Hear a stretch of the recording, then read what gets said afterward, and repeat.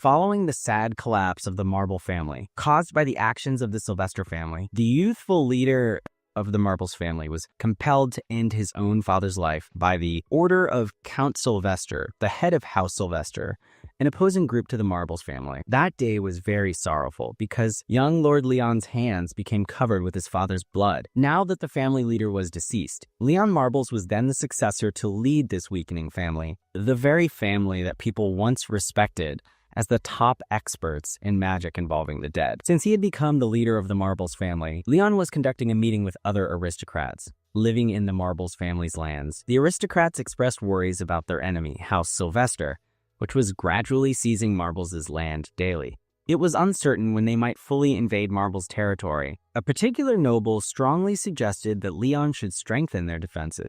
As they kept on insisting with him, Leon kindly stopped them, encouraging them to be patient instead, particularly because choices such as these needed more time for careful thought. However, the aristocrats continued, thinking they did not have much time left. Yet Leon firmly thought that foolish choices could bring misfortune to his respected Marbles family.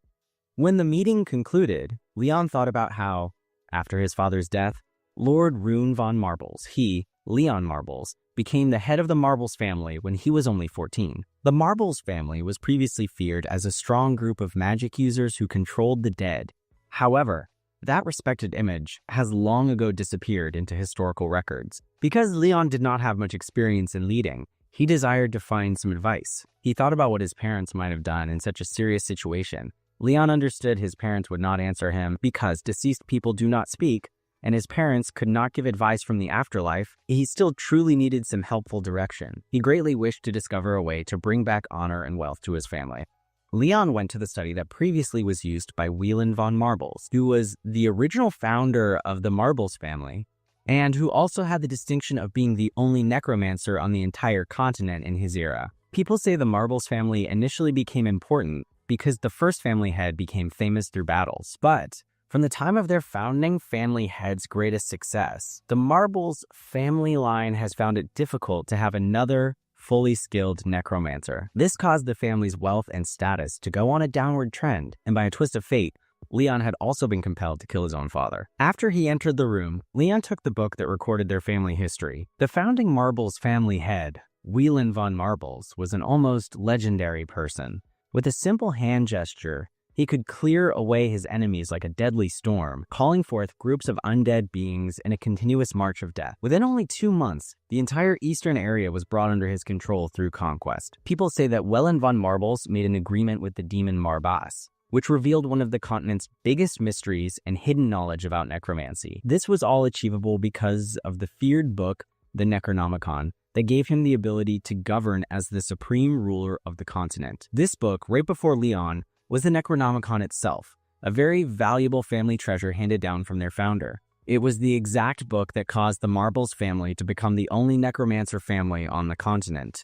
When Leon started to open the book, he perceived an authoritative voice talking directly to him. Surprised, Leon understood this strange voice was communicating through thoughts, but he was confused about how he could hear it, particularly because the family head's office was protected by an old magical barrier. Still, he replied, asking who was speaking.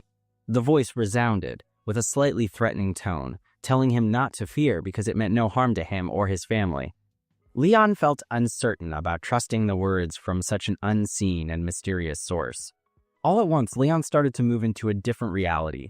At that moment, a huge, legendary lion appeared directly in front of him. The very first question Leon asked this being was about their current location. Hearing this response, Marbas understood that Leon appeared not to know about the existence of powerful black lions, implying his ancestors probably never informed him. Marbas recalled Leon's father, Rune, but also observed that the magical connection binding his father to him had been broken. Growling, Marbas commented that Rune was a very gentle man for a leader of a family known for dark arts, so his death was not entirely unexpected. Marbas then questioned Leon, asking who delivered the deadly strike to his father. Without any pause, Leon stated that he was the one who ended his father's life. This made Marbas roar loudly, with great anger. Yet, before harming Leon, Marbas questioned him again, asking if he truly killed the person Marbas had a sworn agreement with. Leon's answer stayed unchanged. insisting that he was responsible for his father's death. Marbas then entered a state of extreme, uncontrolled rage. A dark red liquid suddenly hit Leon, and through this, Marbas saw past events connected to Leon. Noticing Leon's entirely blank and emotionless face, both before and after killing his father, Marbas understood that Leon's emotions had been suppressed. While Leon's hands released the guillotine's rope, it did not mean he was truly responsible for his father's death. Nevertheless, Leon maintained that he was to blame, and there was no use in rejecting this fact. It was at this moment that Marbas, the Black Lion, detected something deeper in Leon than only sadness. He observed a menacing energy coming from Leon, an energy so powerful that even the mighty Marbas started to shrink back like a small cat. At this point, Marbas was completely certain that Leon would become greater than his forefathers. Marbas then became somewhat modest and began to introduce who he was. He stated he was Marbas, one of the 72 demons from hell. He was the demon who rejected the world of demons and decided to live together with humans as an alternative. His initial very close friend for life was Wieland von Marbles. He also said he was the origin of the necromancy that turned into the special skill of the Marbles family. Upon hearing this, Leon recalled that he had listened to these stories previously. Leon was already aware that when their ancestor established the Marbles family, this very lion, Marbas, had taught him the prohibited skill of necromancy. Marbas agreed with this, also saying he was now tied to the Necronomicon, even though he was a powerful demon before this connection. Leon also remembered how the founding family head frequently told them that necromancy was inherent to Marbas, so Leon could not understand why Marbas, the great lion, eventually left the Marbles family. Marbas quickly detected the hostility Leon felt and asked him about this feeling. Leon voiced his worry that since the era of their founder, the Marbles family had not produced a necromancer as skilled as Wieland. The sole explanation Leon could imagine was that the great lion, Marbas, had deserted them. Marbas clarified one specific point very firmly. The cause for Leon and his relatives being unable to use the real power of a necromancer was their insufficient strength to act as a suitable container. Not one of Wieland's successors could compare to the immense talent that Wieland had. The single factor hindering the Marbles family was the weakening of their family lineage. Following a brief period of thought, Leon was prepared to accept what Marbas was stating.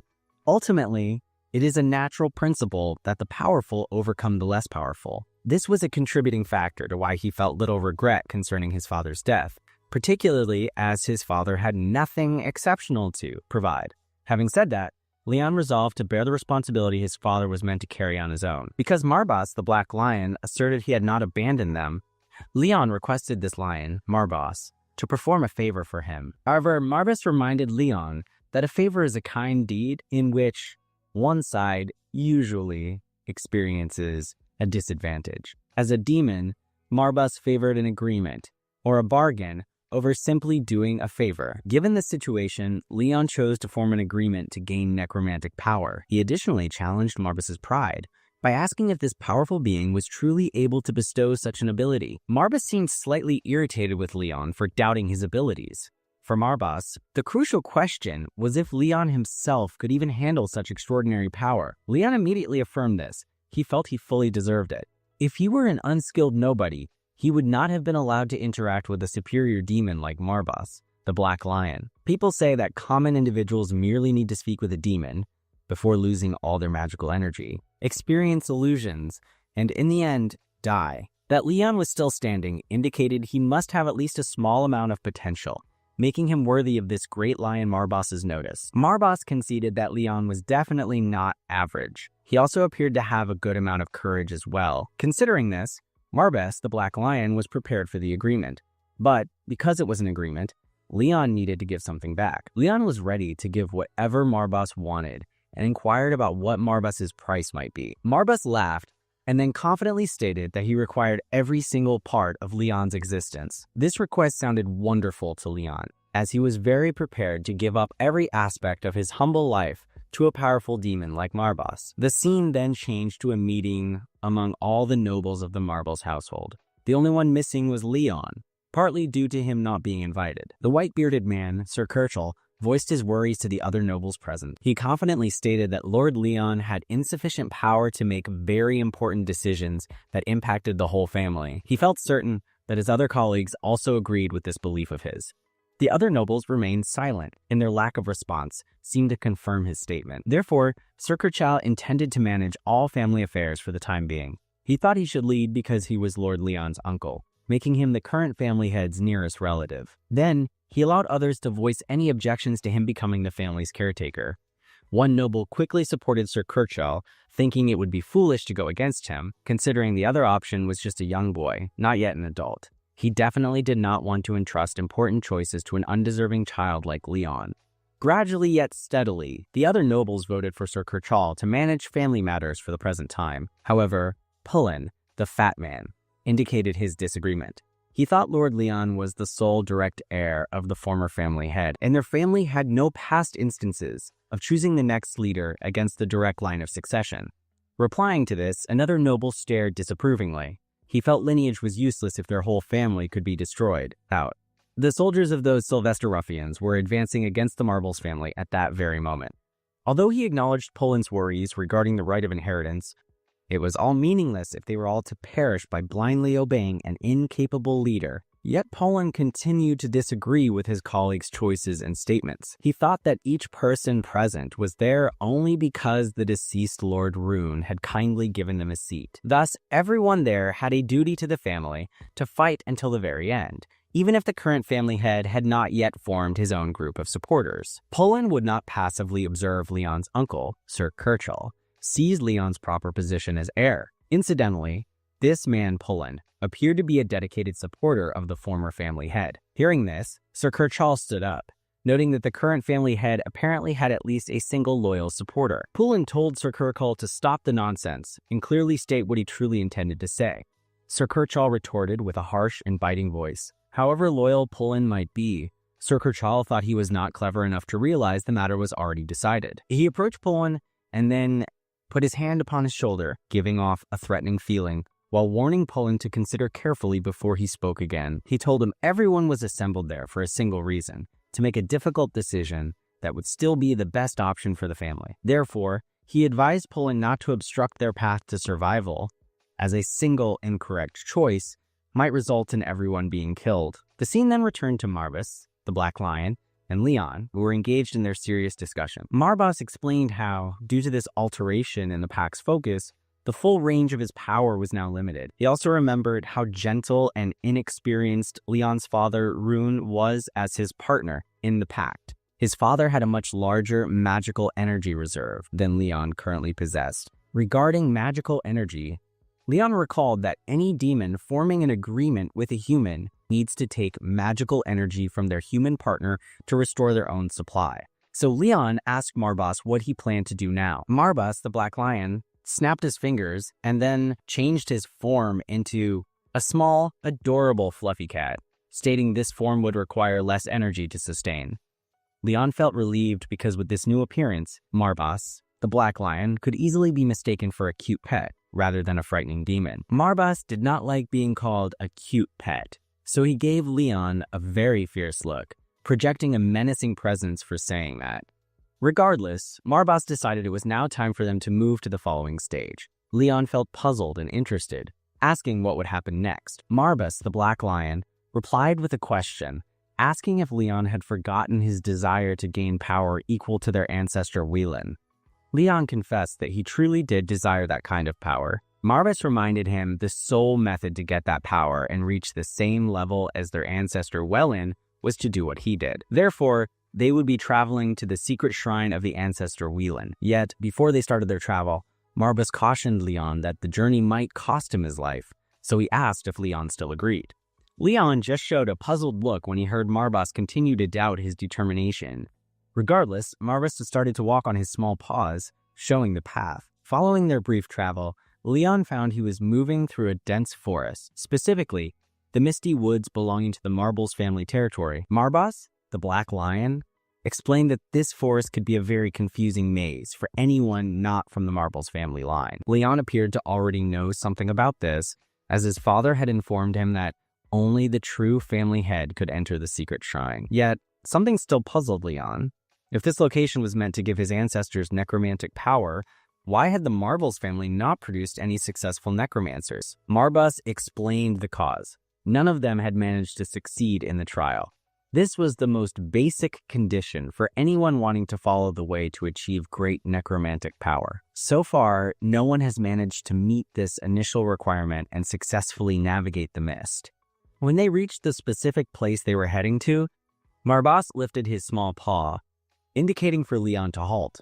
This was the spot where their trial would start. The test was straightforward. Leon needed to go down into the mines. However, before going far into the unknown areas, Marbas stated clearly he could not offer any assistance. This would be a challenge to determine Leon's courage and strength. Marbas offered one final piece of useful guidance. He strongly advised Leon to always obey the Necronomicon's directions, particularly because it contained the secret to the power Leon wanted, the specific power of necromancy.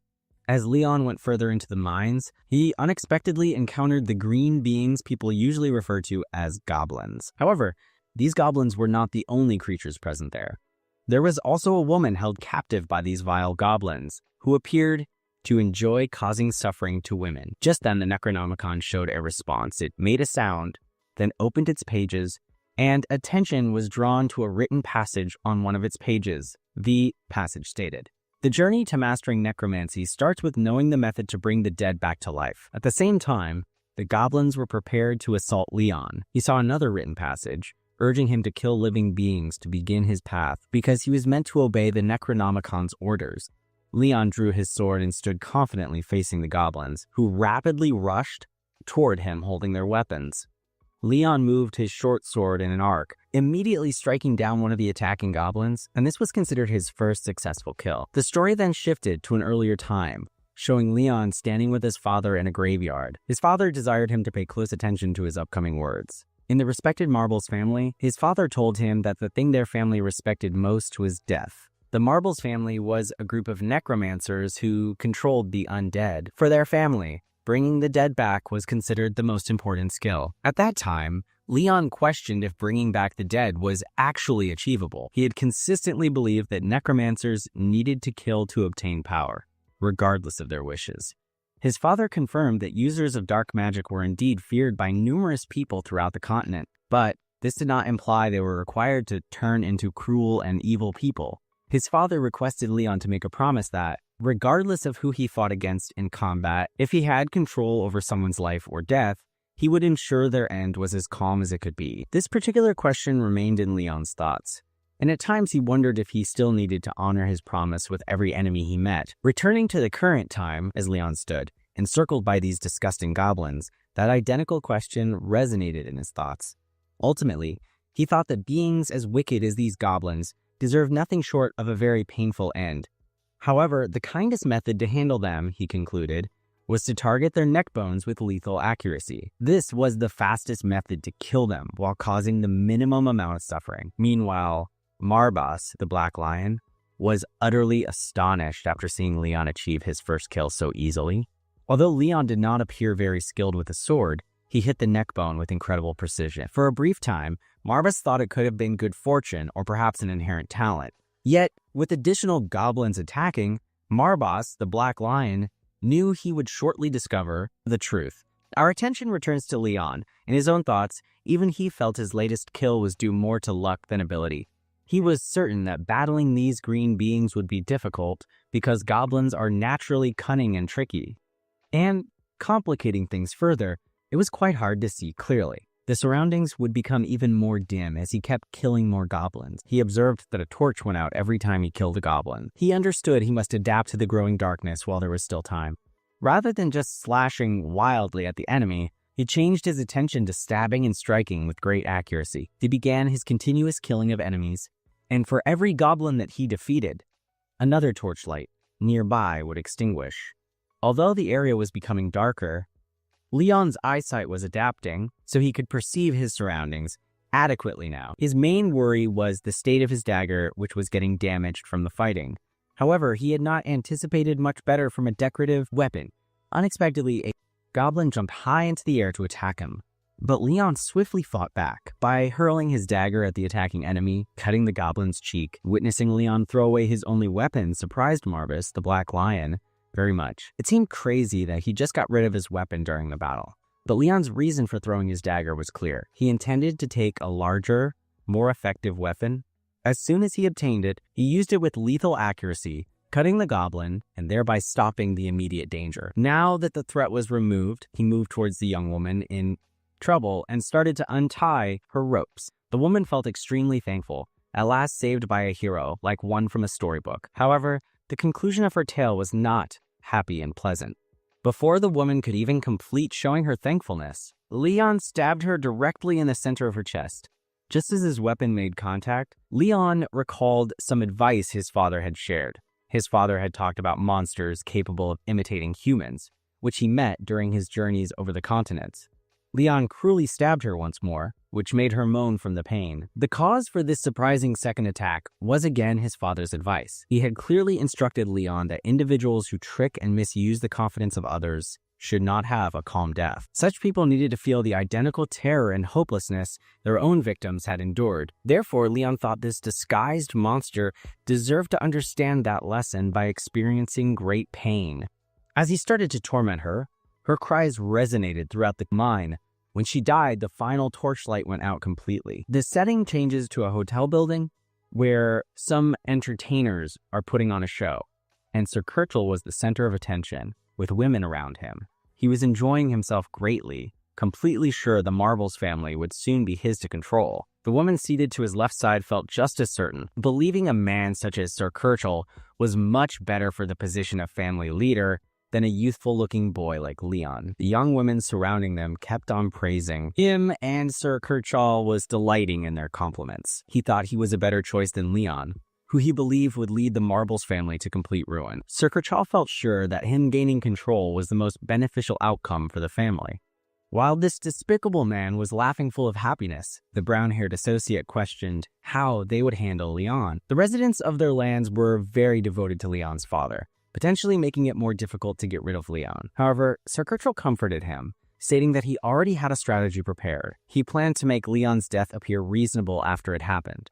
Because dead people cannot speak, accusing Leon with false stories would be simple. The brown-haired associate was pleased to learn this. Ultimately, the last instance of someone hearing from a dead person was many centuries before. At the time, the founding family head, Whelan, used the power of necromancy. Raising their glasses, they honored the victory they thought was approaching soon. Meanwhile, our view shifts to Lord Count Sylvester of House Sylvester. He was asking his soldiers about the advancement of their scheme to conquer the Marbles family. One of his soldiers informed him that Sir Kirtle was basically a tool operating for House Sylvester. Now, they only required formal permission for total war from the royal family. Count Sylvester was greatly pleased with the situation. He thought it was ridiculous that the Marbles family believed their enemy would not attack, especially since the initial fight was not long ago. Count Sylvester's followers gave him much praise, admitting none of this could have happened without their leader's amazing ability to predict events. He also made certain to acknowledge Sir Kirtle, who, in Count Sylvester's opinion, was unknowingly helping his enemies. The idea that the long history of the Marbles family, spanning centuries, would conclude because of a foolish traitor. This thought was extremely amusing to Count Sylvester. He commanded his soldiers to speed up their preparations. Count Sylvester believed he was experiencing a run of good fortune. First, that foolish father, Lord Rune, was beheaded by his own son. Now, the son, Leon, would be the following one. However, he was unaware of something important. The supposedly weak person he mentioned was getting ready to become truly formidable. Back in the mine, Leon had just killed the final monster, and the mine was completely dark as all torches were out. This indicated she was the last monster to defeat. As he stated this, the torches suddenly lit up again. This brought great comfort to Leon. Marbus, the Black Lion, at the same time, was extremely happy to have Leon as his partner. He jumped over Leon's body, making Leon fall into the puddle of blood. Marbus was excited by the power Leon had, which was sufficient to destroy a whole camp of orcs by himself. He was astonished that Leon not only recognized the monster's fake appearance, but also managed to stab its body that appeared impossible to damage.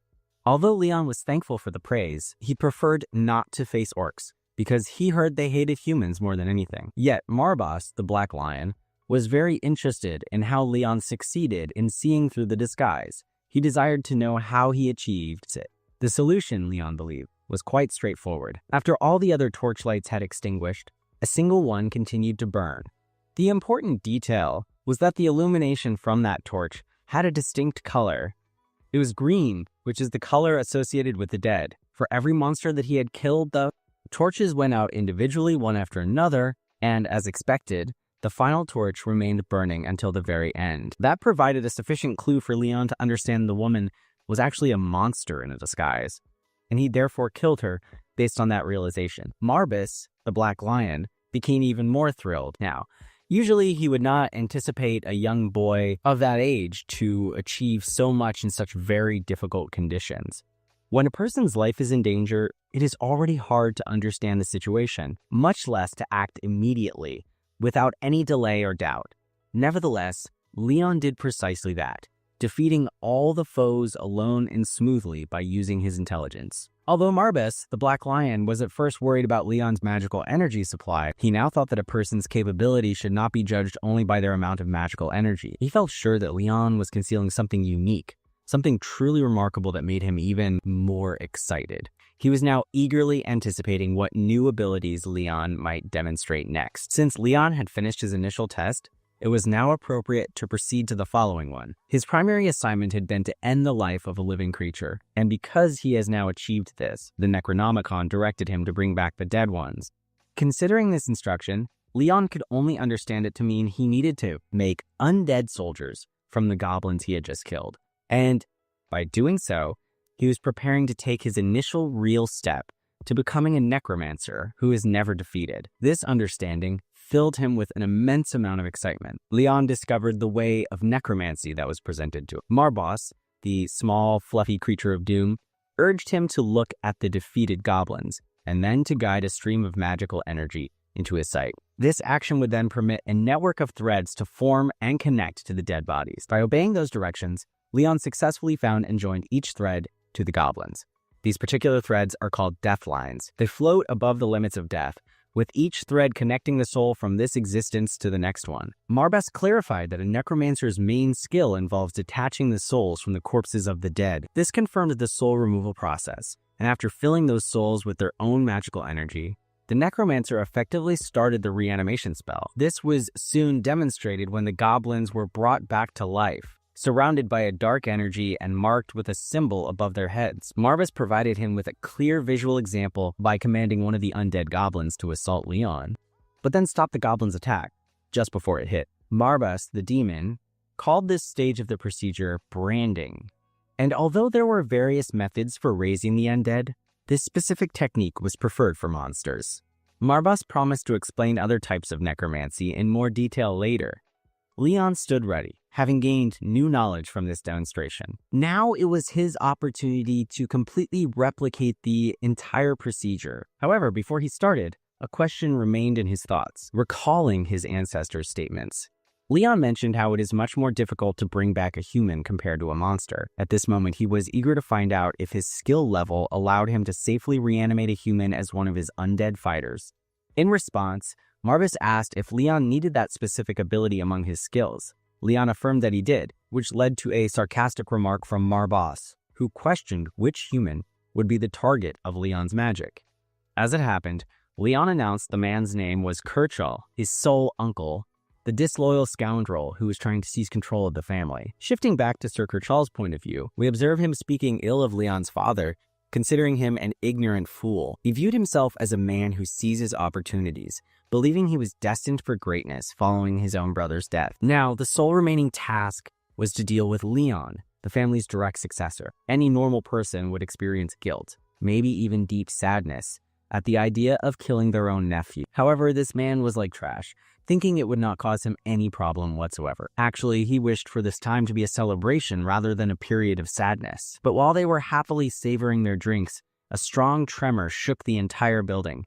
The large ceiling light broke and fell right in the center, shocking everyone present. Sir Kirchall paused to understand what was happening. None of them could accept that the place experienced such a powerful tremor, especially since a magical item protected it. Sir Kirchall's eyes quickly looked around as he signaled to his companions to stay silent. Speaking aloud, he called out to the hidden intruder, ridiculing the person for trying to kill him. Leon's voice replied, teasing his uncle, Sir Kirchall, for having such absurd thoughts. His golden brown eyes looked at the man with coldness from afar. Sir Kirchall viewed Leon as merely an incapable young leader of a ruined family. He signaled to his guards to deal with the young Leon. However, Leon, looking very serious and determined, directly told this older man, Sir Kershaw, to show him respect as the family's leader. Sir Kershaw asked why Leon had come there so late at night. Leon coldly retorted, saying he did not require an appointment to visit one of his followers, and even mocked Sir Kershaw for his arrogance. Sir Kershaw, now visibly annoyed, shouted at Leon for considering himself a deserving family head, able to lead them. He questioned if Leon feared that his valuable position would soon be lost to someone else. The contemptible man, Sir Kershaw, believed it was much too late for Leon to be concerned about those matters because Leon's father was already deceased and no one could offer him protection any longer. Revealing his true thoughts, Leon countered that he fully knew he was the only one who could defend himself. Sir Kershaw laughed at Leon for proudly coming there by himself, confronting his uncle even if it meant risking his life. Leon promptly corrected him. He stated he had never mentioned anything about arriving there alone. Sir Kershaw did not understand the strange things Leon was saying, when all at once the floor below him started to shake violently. Sir Kershaw's body trembled, and he wondered what kind of magic was being employed. He could feel the frightening presence of a dark power. He could not accept the appearance of the undead creatures in front of him. This was clearly necromancy, and he recognized it all too well. The despicable Sir Kershaw whispered his confusion. Even his own brother, the deceased family head, and Leon's father, Rune, could not control such a powerful, death-altering skill. Leon pointed out that the Marbles family had a more significant history with necromancy in earlier times, despite the current circumstances now turning against Sir Kershaw. Sir Kershaw unwisely commanded his guards to immediately overcome the undead goblin creatures. Together, they rushed forward, trying to vanquish the undead goblins. Just as one of their swords was about to touch Leon's face, an undead goblin blocked by striking against the guard's weapon, which surprised the guard very much. With his sword pushed aside, the guard was left completely vulnerable to an attack from another goblin. His life ended when the goblin's blade cut across his stomach, thereby killing him instantly. As his lifeless body fell to the floor, Sir Kershaw's expression was one of pure terror. This man was extremely frightened. The other undead goblins advanced to defeat the guards who were still standing, killing all of them completely. Witnessing this terrible event unfold, the disloyal Sir Kershaw could only believe he was confronting a madman. The goblins ripped Sir Kershaw's guards apart, yet he just stood there, incapable of forming coherent thoughts. This terrible slaughter was unlike anything he had ever witnessed. It was indeed true that Leon was controlling necromancy filled with both anger and terror. Sir Kershaw questioned how this situation could have ever started. As he formed a dark sphere of energy in his hand, he yelled at Leon for disrespecting the genuine abilities of the founding family head, Whelan. In reply, Leon mocked him, asking what was improper about the actual family leader being able to use such magic. Incapable of tolerating his remarks, Sir Kershaw declared Leon's explanation to be nonsense because necromancy had long been thought of as a forgotten skill, something even Leon's father, Rune, could not control. Sir Kershaw's pride could not handle the reality that a child, much younger, was capable of controlling such a strong power. Choosing to give weight to his own statements, Leon moved his hand before cautioning Sir Kershaw that he was committing a serious error. At that instant, he commanded his goblin minions to rush forward and assault Sir Kershaw. This man, Sir Kershaw, was essentially being overwhelmed by multiple attackers simultaneously, and using the small amount of power he possessed, he launched the Dark Sphere, which burned the goblins instantly when it hit them. Sir Kershaw's assault might have appeared to cause some harm, but it had minimal effect on the undead goblin bodies, which simply healed from the damage and continued their relentless assault. The despicable old man was powerless, so he pleaded with his guards for assistance.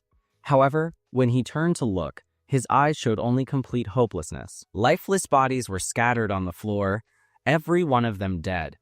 As a final attempt, Sir Kershaw swore quietly and launched several more attacks. Naturally, in these circumstances, his command of magic was merely somewhat better than average. In summary, he was completely ineffective here. Sir Kershaw tried to use persuasion, claiming Leon would face repercussions for betraying him in this manner. Leon ignored his uncle's complaints and simply ordered one of his goblins to stab Sir Kershaw in the chest. The weapon struck accurately, sending a shock of intense pain through Sir Kershaw. His blood poured onto the floor. He tried to resist by using his magical abilities, but his command over them and his foresight rapidly weakened. As his final option, he called Leon a traitor for attacking his own family member. Leon's thoughts wandered to a connected memory he once had with his father about the continent's history. Leon knew that every region has its conquerors and then its defeated, and eventually their positions would inevitably reverse. Sir Kerchal believed Leon was squandering time by lecturing him then, but Leon carried on with his words, stating that although his methods might be unfeeling and harsh, there was one important lesson he had learned from reading a book. According to Leon, forgiveness was a privilege granted exclusively to the winner, and Sir Kerchal had also been that winner previously. Nevertheless, he ultimately betrayed the family head, Rune, to chase his own ambitions for power. But circumstances were different now. The harsh reality struck Sir Kerchal painfully, but Leon kept stating truths and logical points to a man facing imminent death. He offered no goodbye to his disloyal uncle and sincerely wished Sir Kerchal would suffer into his next existence, promising to commemorate this day annually. Leon planned to punish Sir Kerchal by ending his life. Within just a few seconds, the goblins attacked the old man with their weapons. His life concluded painfully, accompanied by a terrible, loud cry of agony. Now that this man was dead, Marbus was somewhat impressed by Leon's ruthless and effective tactics.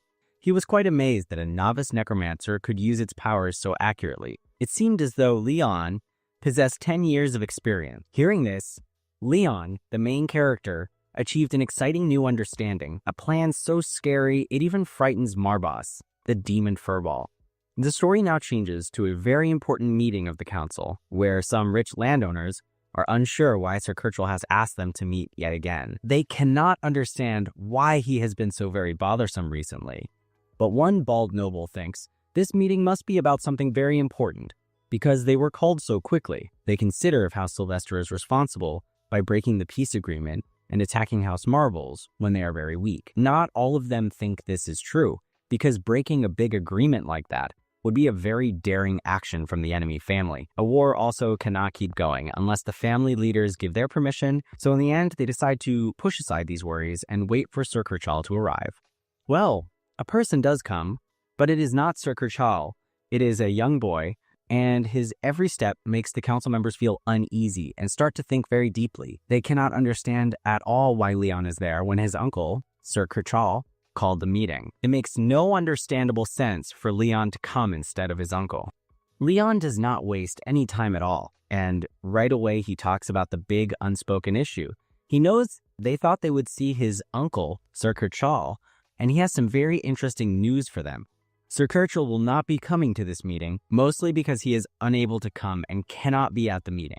Wanting to understand more clearly, one of the council members asks him to please explain. Leon calmly sits down before he announces that Sir Kerchal is dead, which makes everyone in the room feel a sudden chill of fear. He even says very clearly that he was the one who killed his uncle.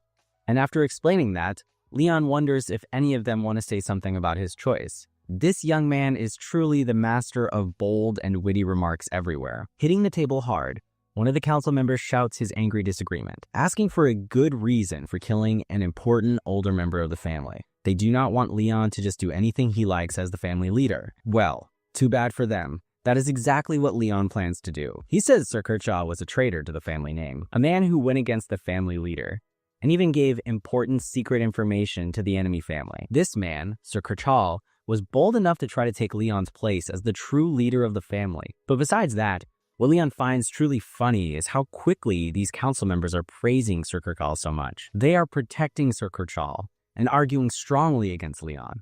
After all, the council members were asked to come by Sir Kerchal, and because he is not there, the only sensible thought is that what Leon said must be true. They find it hard to believe Sir Kerchal was beaten by a young, unimportant boy with no experience. Instead of just feeling sad about Sir Kerchal's defeat, they realize how serious the current situation is.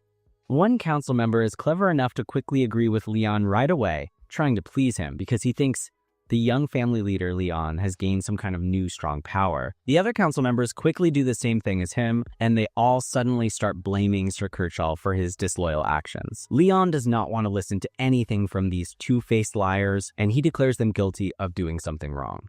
Their crime, he says, is that they did not report a traitor who was hiding among them. The council members are extremely scared and shocked, feeling like this young boy is beating them in every point of the argument. They argued back at Leon, asking for proof to support his punishment for them, as if saying he was accusing them of murder without a good reason. The young family leader, Leon, says that he is already prepared for that question, and he is ready to show them some proof for what he said. He then shows them how Sir Kirchhoff was a traitor. He uses his special magic with the dead to bring out the spirits of bad people, which makes goblin creatures appear from another world. The council members are very confused and extremely shocked to see him using necromancy right in front of them.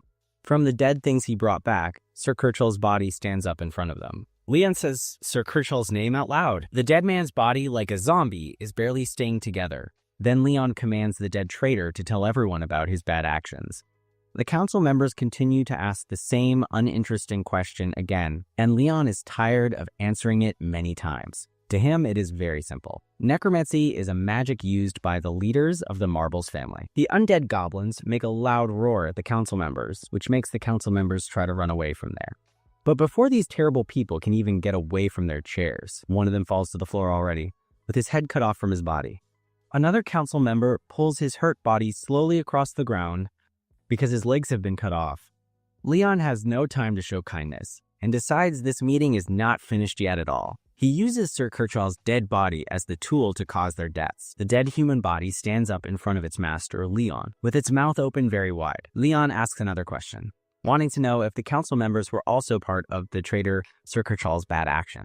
The dried, dead body of Sir Kirchhoff tells them only what is true. Every one of the council members was to blame for trying to remove the family leader. They all knew Sir Kirchhoff was a traitor who gave away secret information.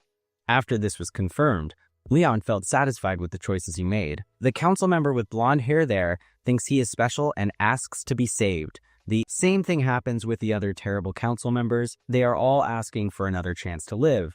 Leon gives them a fitting punishment by having his goblins rip their bodies apart. Now that the entire council was completely destroyed, Leon completely accepts and uses his necromancy powers as the real leader of the Marbles family. Their family's old power, lost for a long time, was finally brought back. Leon stands above the dead bodies of the council members he killed, with his Necronomicon book floating strangely next to him. He looks at what happened because of his actions before he looks at a servant shaking in the dark corners. Without waiting, he strongly asks to know where Poland is located, the servant, who was very scared by all the killing. The servant nervously tells him that Poland is kept in the underground jails because he was accused of trying to cause rebellion. When Leon hears this, he commands the servant to show him the way there. As Leon starts to walk towards the door, he looks at the soldiers who are still there, telling them that they can run away if they want to, but if they decide to stay there, he will not be responsible for what might happen to them next. He goes away, believing they will make the correct choice for themselves. At the Sylvester family's place, a man walks up to Count Sylvester, and he gives him a written letter. Count Sylvester takes the letter and reads it slowly, with a small sign of feeling better now showing in his eyes. The letter says that the Emperor's family has decided to go against House Marbles, which makes him feel excited. The messenger says that this was what they thought would happen, as House Marbles has nothing good to give, and the soldiers they do have are not useful in a fight. Count Sylvester agrees with him and tells his men to continue with their plan, feeling very sure that House Marbles will be defeated in 1 month. He then asks the messenger if he is ready for his job, and the messenger confidently says that he is ready. Still, Count Sylvester makes sure that his soldiers are completely ready for what is going to happen. His main planner, finding Count Sylvester's confidence funny, says as a joke that the only real dangers to their victory would be if a very strong necromancer suddenly appeared, or if House Marbles' founder, who died long ago and possibly came back to life. This joke only makes Count Sylvester feel even more sure of himself. In the underground jails of House Marbles, Leon finds Poland locked in a jail cell. The moment Poland sees him, he starts begging and saying sorry, admitting he let Sir Kirchhoff's bad plans grow, which in the end put Leon in danger, feeling very guilty. Poland insists that he should die because he failed. But Leon thinks about the situation in a different way. Poland was the only person who went against Sir Kirchhoff, which showed he was loyal and made him a good person to have on his side. Because of this, Leon tells him to stand up, saying that there are many things they need to do and that he needs Poland to help him with these things. Poland is very surprised, asking what kind of help Leon could possibly need from a person like him. Leon, seeing the many flies flying around Poland, just tells him to clean himself up and then meet him in his office, and there they will talk more about the plans. Poland happily agrees, promising to be loyal as Leon walks away. When it becomes night, Leon stands near his window, looking outside, while Marbas, in his small cat shape, sits on his shoulder, and Marbas is slowly cleaning his own fur. Marbas, the cat, speaks first, asking what Leon plans to do next. Leon stops for a moment, thinking deeply until Pullen finally comes into the room. To Pullen's great surprise, Leon shows him a very daring plan to pretend to be Sir Kirchhoff to trick House Sylvester. Pullen right away said he was worried, explaining that to pretend to be someone so well would be almost impossible to do. But Leon has different ways to do things. Without stopping to think, he calls out a special creature, a doppelganger, and it changes into the exact look of Sir Kirchhoff right in front of Pullen's eyes. Very shocked, Pullen can barely believe what he is seeing.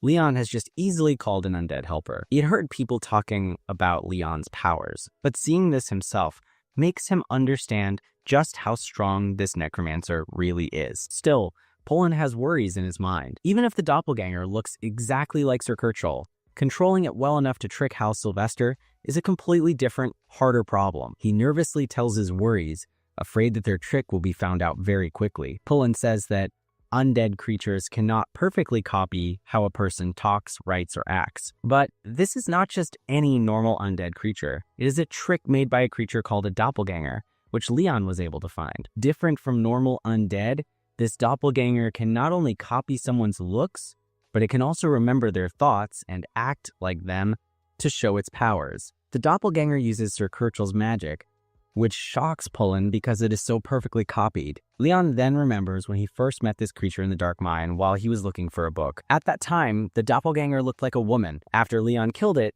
he had asked for its name.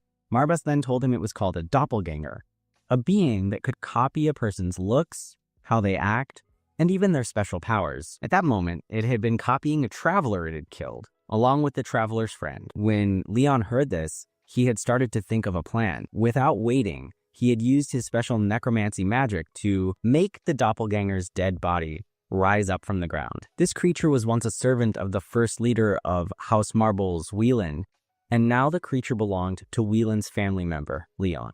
After so many years, it had finally come back to the master it should serve. This other powerful demon-like being seemed very angry about this, while Leon looked at his new servant, Marbas, knowing Marbas liked him more than this other being. Marbas warns Leon that this doppelganger creature can change into any person a necromancer has met. The only rule is it cannot change into someone stronger than the necromancer. Marbas strongly tells Leon that he should act modest because he is still not very strong yet. Even though Leon trapped his uncle Sir Kirchhoff's spirit into his group of undead soldiers, Marbas says that a human spirit will finally disappear completely. That is why Marbas suggested Leon should not get involved with House Marble's problems, because he did not have a way to fix things forever. But Leon disagreed very strongly, saying he would not betray his own family. If he leaves the family, innocent people on their land will be killed by the Sylvester family members. Marbas, the demon furball, asks if Leon cares so much about others that he would risk his own life for them. Even though Leon can be cruel, he is ready to die for his family. Marbas thinks Leon is being too loyal for no good reason. Instead of talking more about that, he talks about the more important problem they have now. A purple ghost-like creature appears in front of them, and Marbas suggests Leon should bring this creature back to life and use it to help him. Leon asks if Marbas knows this creature. It seems this creature was part of the first family leader Whelan's group of undead servants. With Leon's current situation, it will help him a lot, as long as he can handle its bad temper, that is. Without waiting any longer, Leon says the magic words, which makes the ghost-like creature appear in a shape that looks almost like a human. The creature stares angrily at its new master, Leon, before Marbas, the demon furball, roughly pushes it for coming back to its newest master. The creature has just come back to life, and Marbas is already being mean to it. Leon watches their small fight happen. The purple creature Crow thinks for a little while before it decides what to do next. This creature, Crow, actually copies a powerful fire attack using special hand movements before it changes to look exactly like Leon. It also argues back against Marbas, which makes Marbas very surprised at how brave and rude it is. Suddenly, there are two black lions in the room, and they look exactly the same. Having another group meeting, Pullen suggests they could use Crow's copying ability to make a perfect copy of Sir Kirchhoff, even his smallest habits. He feels very sure that this trick will be successful in a secret spying mission against the Sylvester family. It is a very good suggestion, and Leon likes this idea. Pullen asks, to ask one last question to make things clear, talking about how the Sylvester family will try to get help from the Emperor's family. He asks why the family leader, Leon, is so determined to protect House Marbles, even when running away would give him a much better chance to live. It is the same idea that the demon Marbas also gave to him, but Leon thinks he has a very strong duty he must do, which is to protect his family. After hearing this answer, Pullen decides he will serve the family leader, Leon, until he dies. But he is confused about what makes Leon try so hard for his family. It is a good question, because Leon himself had thought about the same thing for some time. While Leon is not really a great hero who fights for what is right, all he truly cares about is becoming a good leader of the family, which is why he must show he deserves to be the leader.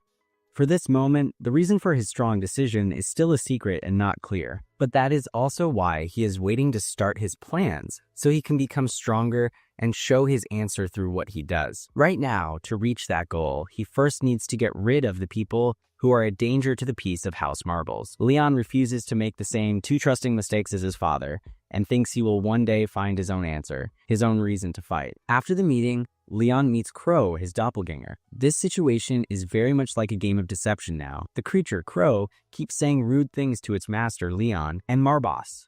Marbas, the demon furball, gets argued against by both Leon and Crow at the same time. Crow is the last special gift left by the first family leader, Whelan, for the person who came after him. Now that Leon has gotten a very strong servant, a killer with very clever skills, he could do many difficult jobs very easily. Crow's best skill is killing, and his second best skill is, of course, saying mean things to Marbas, the demon cat, and Marbas keeps getting angry because of Crow's bad words. Leon says that he very much needs help from Crow's special powers.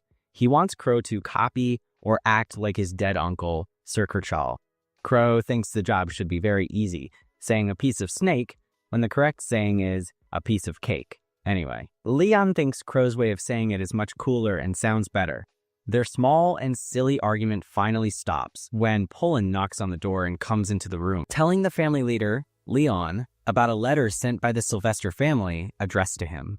Wanting to know what it says, Leon opens the letter and he learns how the Sylvester family is saying bad things about House Marbles for not doing their duties for more than 100 years. Now, to punish House Marbles for hurting its people for fun, the Sylvester family has taken rightful leadership under Count Sylvester's orders. This is a clear statement of war between House Marbles and House Sylvester. They even give a condition to save the people of House Marbles if they choose to give up early. But if these conditions are stated, the Sylvester army will completely destroy the Marbles family's lands in 1 month. The Emperor will be supporting them, and Count Sylvester himself will lead the attack.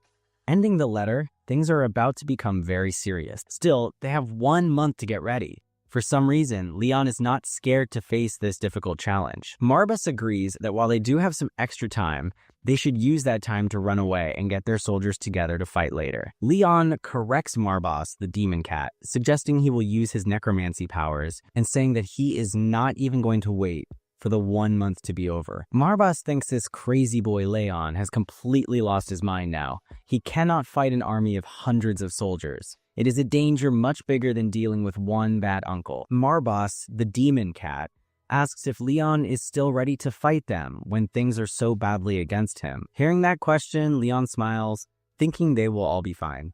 After all, he plans to stop being kind from now on and bring terrible destruction to all his enemies. In the town, stories about Sir Kerchal being missing spread very quickly, with village people whispering it was a bad sign, especially since their old leader, Lord Rune, died just a few months ago. People start to worry more about Leon, as many think he must be very, very sad, because he has now lost his last living family member after his father died. But one of the men tells the others that he trusts Leon and thinks he will handle things well, even with all the problems. The people of the town stay hopeful, not knowing that the Sylvester army is coming closer to them, having already said they will start a war. While they are talking, Pullen stops them, telling them to be careful what they say and to stop spreading untrue stories. When they turn around, they see Leon standing right behind Pullen, which makes them bow down and quickly say sorry, telling him they were just having a casual conversation. They also tell Leon they are sorry for his uncle supposedly being gone, saying it is very sad to lose someone so near. But Leon corrects them, saying his uncle, Sir Kerchal, is still alive,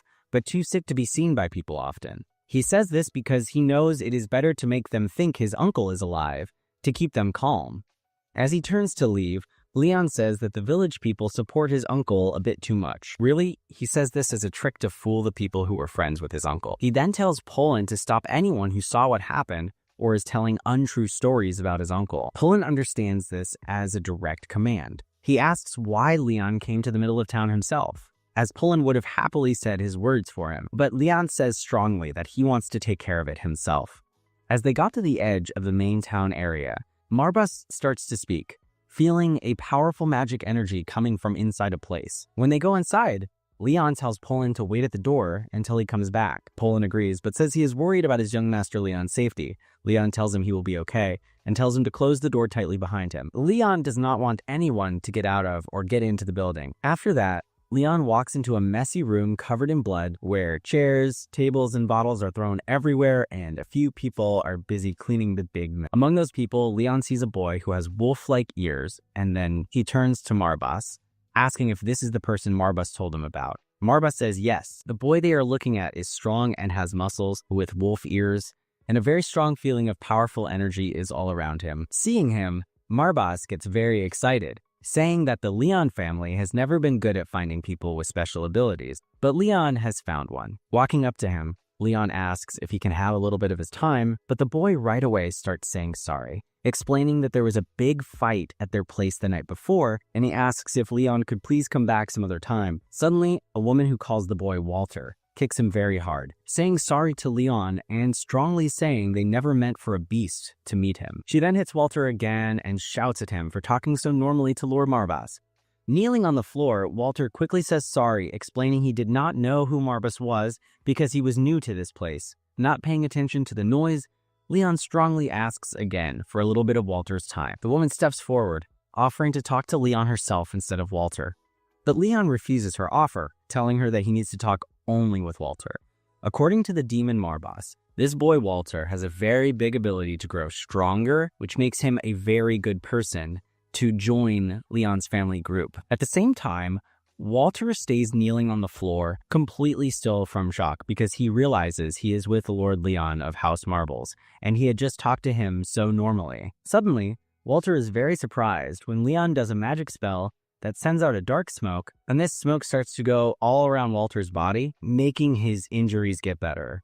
Looking at his body that is now healed, Walter is so surprised he cannot speak, but Leon is losing his patience. One more time, he strongly asks for some of Walter's time. Hearing this, the woman quickly says sorry, telling Leon that Walter is her slave, and if the young Lord Leon wants to talk with him, he must ask for her permission first. Looking at her, Leon thinks that she does not know about what happened to his uncle, Sir Cachal, which means he can speak more freely with her now. With a small smile, he asks her when his family's land started to allow people to have slaves and why she is calling him by the name he had when he was a child. These questions make the woman look clearly uncomfortable, like she is trying to hide a secret. But Leon understands her completely, and he lets out a strong, dark energy. He opens his Necronomicon book, telling her he knows she thinks he is not good enough to be a leader. Marbas is also very excited about getting Walter to join them, and becomes very angry that the woman dares to be rude to his partner Leon, calling his Necronomicon.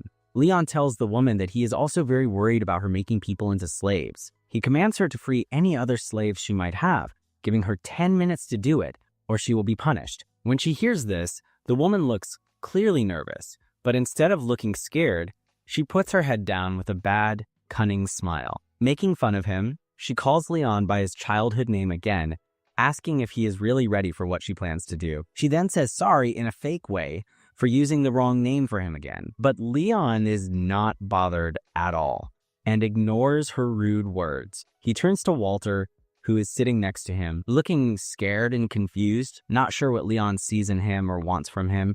All of a sudden, the woman snaps her fingers loudly, and all of her guards quickly surround Leon with their weapons out and ready. With a sure smile, she orders them to attack, saying that if anything goes wrong, Sir Cachal will help them. Leon, however, does not move and seems completely calm and not worried. As the attackers run towards him, he calmly lifts his hand and uses his dark magic powers to call undead troll creatures. As soon as these trolls appear from the magic, the huge, scary creatures start cruelly cutting down everyone in their way without any kindness. Seeing all the killing, the woman cannot believe it and feels more and more scared. In all that fighting, Leon walks to one of his trolls and calmly asks for its sword, saying his own sword is too broken to use well. The troll does what he says and gives him a sword, and then, without waiting, Leon joins the big fight himself, cutting and killing the last few enemies that are still standing. The woman, who is still alive, watches everything in great shock, finding it very hard to understand how Leon has gotten such very strong power. Walter, just as shocked as her, stayed quiet and did not speak, feeling his confusion. Leon turns to him and says clearly that the only reason he let him live is because Walter will be very important for his plans later on. Walter still cannot understand why a man from a rich, important family would be talking to someone like him. He knows he is just a wanderer that people ignore all over the land. Yet Leon seems to want something from him. Since he was a child, Walter had been hurt badly and treated unfairly, like someone who did not belong, because he was part beast. He was seen as a sign of bad luck by the human children in his village who hurt him with beatings all the time, which was something he never really understood. He was just an innocent child, and none of it seemed fair to him. But one day, when he could not take it anymore, something inside him broke and changed. He fought back for himself, letting out a strong energy all around his body. His mind went crazy as he remembered the faces of the children who hurt him, and with a wild, unstoppable feeling of wanting to kill, he killed all of them. When he finally understood what he did and saw the dead bodies all around him, he could not believe what he had done himself. Fear took hold of him, fear of knowing the truth, fear that he had become the terrible monster everyone said he was. Feeling too much, he ran away, trying very hard to believe he was not what they always said he was. Coming back to the present time, Leon walks towards the woman, holding the troll's knife tightly, as she nervously shouts that Sir Kershal will not ignore this if he kills her. Gathering dark energy in his hand, Leon tells her that even though he might not yet be good enough to be called the family leader, soon he will be, and she does not belong on his family's land. With those words, he throws the dark energy at her, killing her right away. As Leon turns to leave, Walter stands behind him, watching everything calmly without much reaction. He has just seen Leon kill someone right in front of him, but strangely, he does not feel any fear when he is near Leon. This understanding makes him feel confused. Leon walks closer with a smile on his face and asks Walter to help him. Before Walter agrees, he wants to ask Leon a question first. Without waiting, Walter changes into his strong, powerful true form, saying he is a young member of the Demon Wolf tribe, the group that is insulted and avoided the most among all beast-like people. With strong feeling in his voice, he asks how long his tribe must keep living with so much shame and bad feelings. Leon looks him in the eyes and tells him that they will not have to suffer that kind of treatment anymore. Even though Leon says he does not know much about Walter's people, he makes one thing very clear. If they have been insulted and treated unfairly, then from now on, he will not allow it to happen. He promises Walter that he will be an important and trusted part of his family group, making this promise with his words. As Leon holds out his hand to Walter, Walter starts to cry and accepts Leon's offer to join him. Leon, seeing that Walter is quiet for a moment, asks if Walter's quietness means he agrees to join. Crying very hard, Walter says yes, telling Leon he will be happy to serve him no matter what happens. At the same time, in the powerful archival empire, Esteban, the emperor of their current time, is sitting on his royal chair while his son Louis stands next to him. Louis speaks to the man kneeling in front of them, asking why he was called to come there. The nervous man says that he has brought a letter from the Sylvester family. This annoys Louis, who thinks being called for something small like a letter is rude to him. He says that his father, Emperor Esteban, will be very angry because of such rudeness. The man quickly says sorry, begging and saying his only wish was to give the message very quickly because Crown Prince Louis is now the most powerful man in their time, and the messenger is clearly scared of making him angry. But Louis's annoyance changes to interest when the man says that House Sylvester has warned about an attack on House Marbles. The messenger suggests that Louis should use this chance to help House Sylvester, making sure their shared enemy, House Marbles, is defeated. Louis thinks about the idea, but says he has some worries. House Marbles has a past of using necromancy, so starting a big war against them is a dangerous plan. The man tells him not to worry, saying that even though House Marbles once had strong necromancy powers, neither the current leader Leon nor the last leader Lord Rune could use such power well. He also says that House Sylvester's army has become much stronger. Hearing this, Louis agrees and tells the man to send an answer, saying the archival empire supports House Sylvester. Getting rid of an enemy at such a time is a chance they must take. The messenger bows politely, agreeing to take the job of delivering the answer, and he quickly leaves the room after that. Louis praises how his father, Esteban, has ruled, saying he made it possible for them to destroy House Marbles so easily. But while Louis is talking, Emperor Esteban stays completely quiet, with his cold face not changing and his wide eyes looking at nothing. Louis then lifts up his father's dead-looking body, smiling in a cunning way, as he says that soon everything will belong to him. At House Marbles, inside Leon's office, Walter stands in front of him, now wearing proper clothes. Pullen steps forward and puts a special necklace around Walter's neck, an item that is very important. Pullen explains that even though Leon and the others see Walter as part of their family, normal people will not accept him so easily. Suddenly, Walter gasps with surprise as his wolf ears disappear. The moment he puts on the necklace, Pullen tells him the special item is meant to hide his beast man look, as it could cause problems for Leon's plans. Though confused, Walter finally agrees, which makes Pullen smile with happiness. Leon, who has been watching all of this,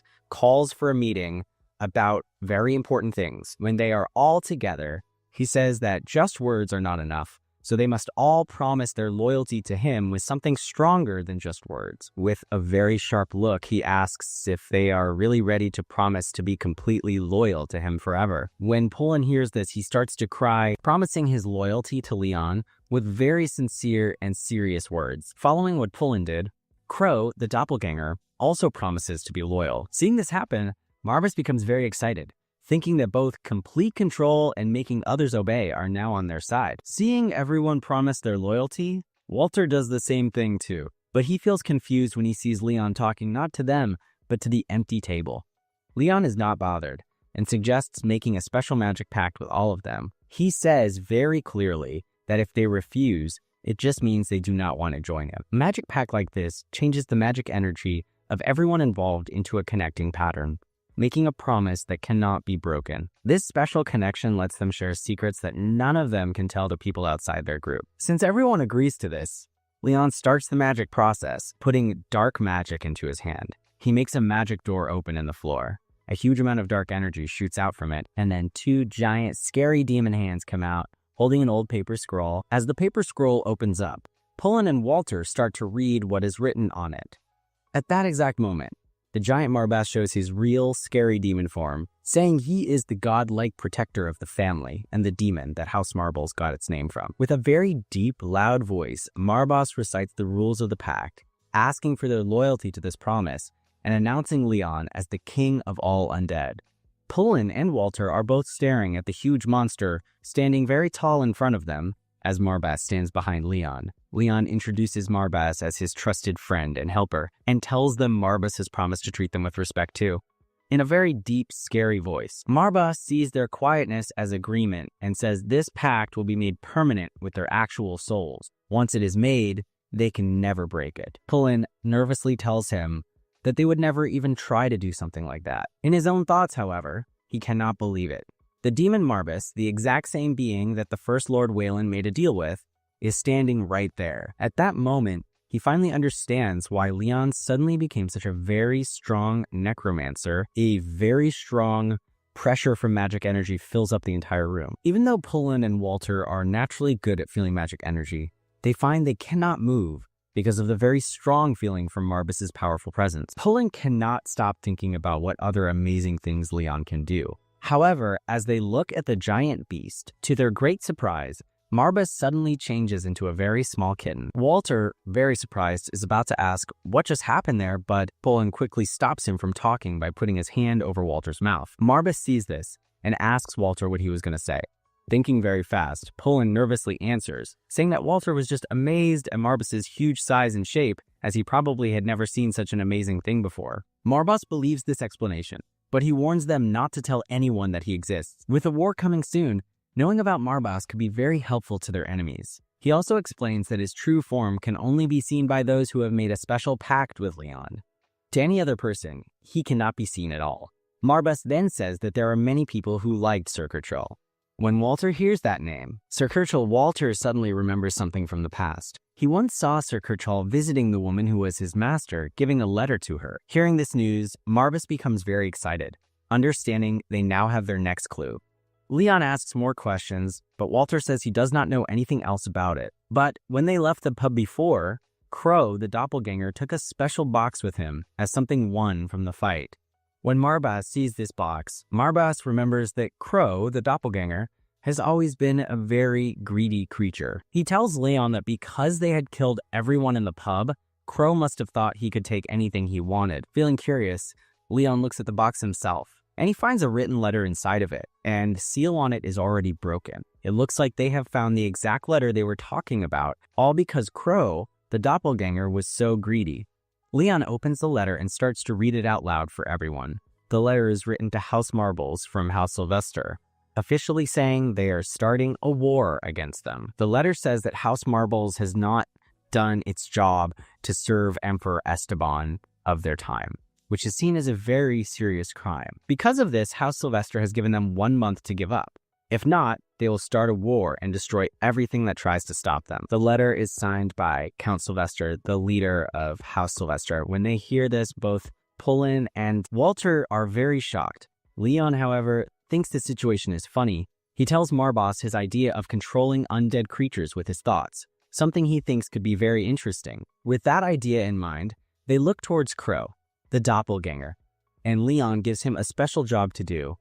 At the Sylvester family's place, a messenger comes back to tell Count Sylvester that he has given the war letter to House Marbles. He also says that Sir Kerchal's face when he saw the letter showed only pure fear. Hearing this, Count Sylvester laughs at the idea of tricking Sir Kerchal, but he tells his men to keep Sir Kerchal alive, thinking he is a stupid person who can still be useful. They think it is better for power to be with Sir Kerchal than with anyone else, so it is best for them if he stays alive. Count Sylvester then asks about Leon, and the messenger says there is no special news about him. He guesses that Leon might have already been killed by Sir Kerchal. Count Sylvester thinks this idea is very funny, which makes the messenger ask why he is so worried about just a 14-year-old boy. In reply, Count Sylvester asks his own question. What does the messenger think is the worst unfair thing people have ever felt? The messenger waits nervously before saying that he does not know the answer. Count Sylvester then tells him the answer. It is facing a very, very strong enemy you cannot escape from, and watching as everything you have is destroyed. According to Count Sylvester, there is no greater pain than feeling that. He then asks the messenger what he would do if he faced such an unfair situation. The messenger stays quiet, so Count Sylvester adds that his worry is about Leon. Leon, who has a special skill that is not easy to see just by looking. The messenger still does not fully believe it, doubting that Leon has any kind of amazing skill. But Count Sylvester ignores his doubts, saying that Leon is from the Marbles family line, and nothing should be surprising when it is about them. The messenger finally agrees with what Count Sylvester says. Back at House Marbles, in Leon's office, Crow, the doppelganger, has completely changed to look exactly like Leon. Every movement, every word, it is all copied perfectly. Watching his copy speak and move so exactly the same, Leon has to be impressed by how amazing the copying is. Getting the praise, Crow, the doppelganger, smiles slyly and looks at Marbas, making fun of him by saying he has much more to give than someone who spends time as just a small kitten. The rude comment is barely finished before Marbas quickly starts to attack Crow. Seeing the sudden fight start between them, Walter looks very confused by what is happening. He moves closer to Pullen and quietly asks if things are always so crazy and disorganized there. But Pullen just tells him to be quiet. We find a dim courtyard with a battered skeleton on the floor, faint purple flames flickering in its hollow eye sockets. Leon stands by, totally calm. He just finished practicing necromancy that left the undead in pieces. Surrounded by splintered crystals and collapsed zombies, Leon, in a plain white shirt, catches his breath. The tall purple doppelganger bows dramatically, asking about the next trial. Meanwhile, Marbas silently approves from the shadows, impressed by Leon's progress. Marbas, looking like a tiny lion, signals Leon to keep going. His red eyes shine with pride and impatience. He's sure Leon's ready for deadlier magic, because apparently raising the fallen is only the opening act in this show. In an ornate hall, Leon now wears black robes. Pullen stands anxiously. The doppelganger stays eerily calm. Marbas's aura seeps across the floor, announcing Leon's next necromantic skill, something so powerful it might change the fate of their looming conflict. Marbas's huge, fiery gaze demands Leon's definition of dark magic. He suspects Leon's basic skeleton raising won't cut it. Those crimson eyes practically shout, "You think this is serious now? Wait till you see the real horrors lurking in advanced necromancy." Leon stands firm in sleek black attire, returning Marbus's stare without flinching. He's calm on the outside, but a flicker in his eyes hints he knows things are about to go from spooky to downright terrifying in record time. Leon admits he studied dark arts with Uncle Kirchel, sounding halfway confident and halfway unsure. He wonders if that training will measure up to whatever monster-tier magic Marbus has planned. Probably not, but you've gotta start somewhere. Marbus dismisses Uncle Kirchel's teachings as cheap illusions. He growls that if Leon wants real power, he must forget those amateur tricks. That's one way to encourage a student: trash everything they've learned and offer no comforting sugarcoat. Leon strokes his chin, recalling how Welland von Marbus once conquered entire continents. Clearly, reanimated skeleton armies alone couldn't explain those lightning-fast victories. Maybe great-grandpa had an even darker bag of tricks up his tattered necromancer sleeve. In his mind, Leon envisions Welland, tall and cloaked, swirling with necromantic mists. He realizes this ancestor wielded magic beyond simple undead troops. The family legacy might be bigger and much creepier than anyone let on. Leon snaps his fingers with renewed determination, the sound echoing through the hall. He's done settling for beginner-level spells. Time to unearth the truth behind Welland's unbeatable power and maybe earn some bragging rights for House Marbus. A small swirl of dark magic dances above Leon's palm. He understands that necromancy is just one sliver of a huge, forbidden domain. Controlling hordes of undead takes massive mana, and he's ready to chase that power. Purple flames crackle in his hand, alive and fierce. It throbs with hidden might, marking a step up from typical death magic.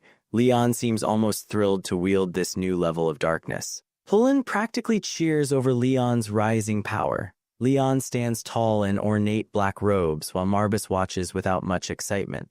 It's the typical House Marbus dynamic: everyone's either starstruck by necromancy or too cool to care. Marbus bristles at being labeled a mere vassal to Welland. His fluffy lion form might seem cute, but he's seriously insulted. He even calls the doppelganger a shape-shifting clown, just to vent his lingering resentment. Leon smirks, reassuring Marbus he's loyal to House Marbus. The cat's ego stays intact.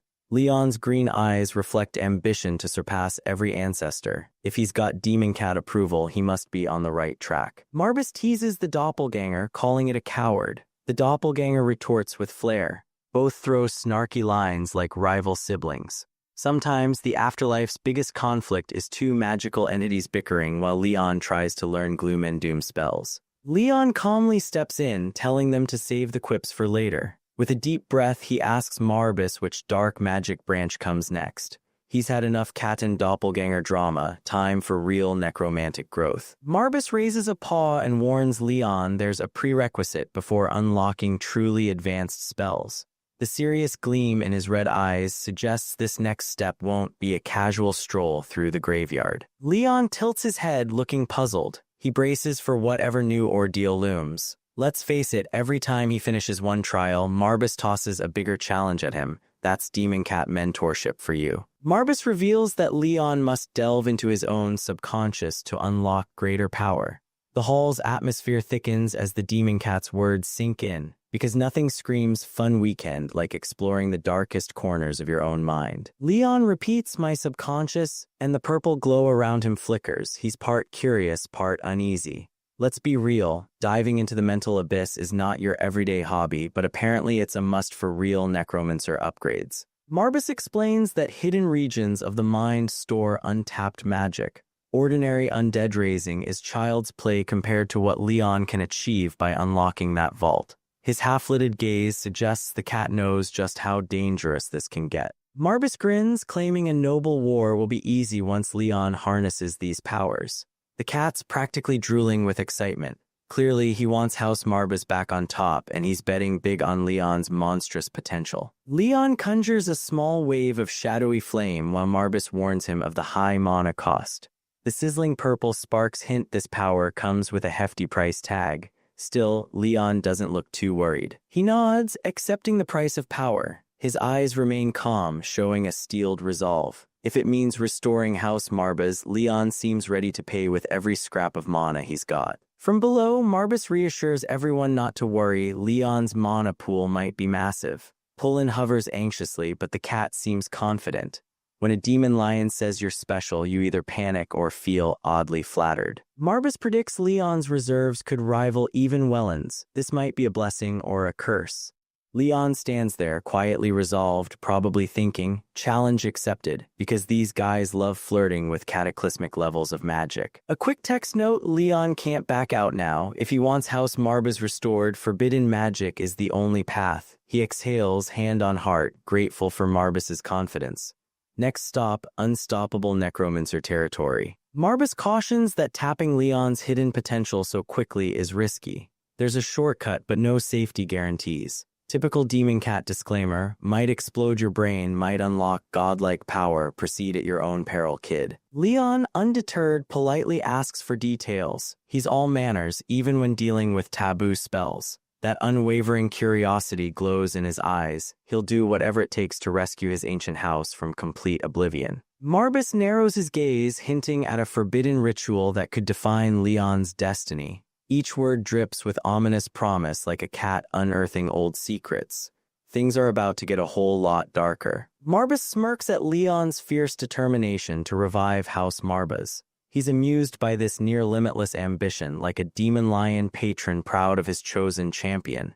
If reckless drive is the key, Leon's got it. Marbus explains the first step. Leon must burn every last drop of mana. Purple energy swirls in a dramatic flourish as Leon's curiosity meets his hunger for power. Time to push that magical engine to its limit. After he's drained, his subconscious will guide him. Leon stands firmly, telling Marbus he's ready to begin. Because if you're not risking permanent coma, are you really showing dedication to a dark, centuries-old family vendetta? Leon unleashes a burst of purple magic, eyes shining gold.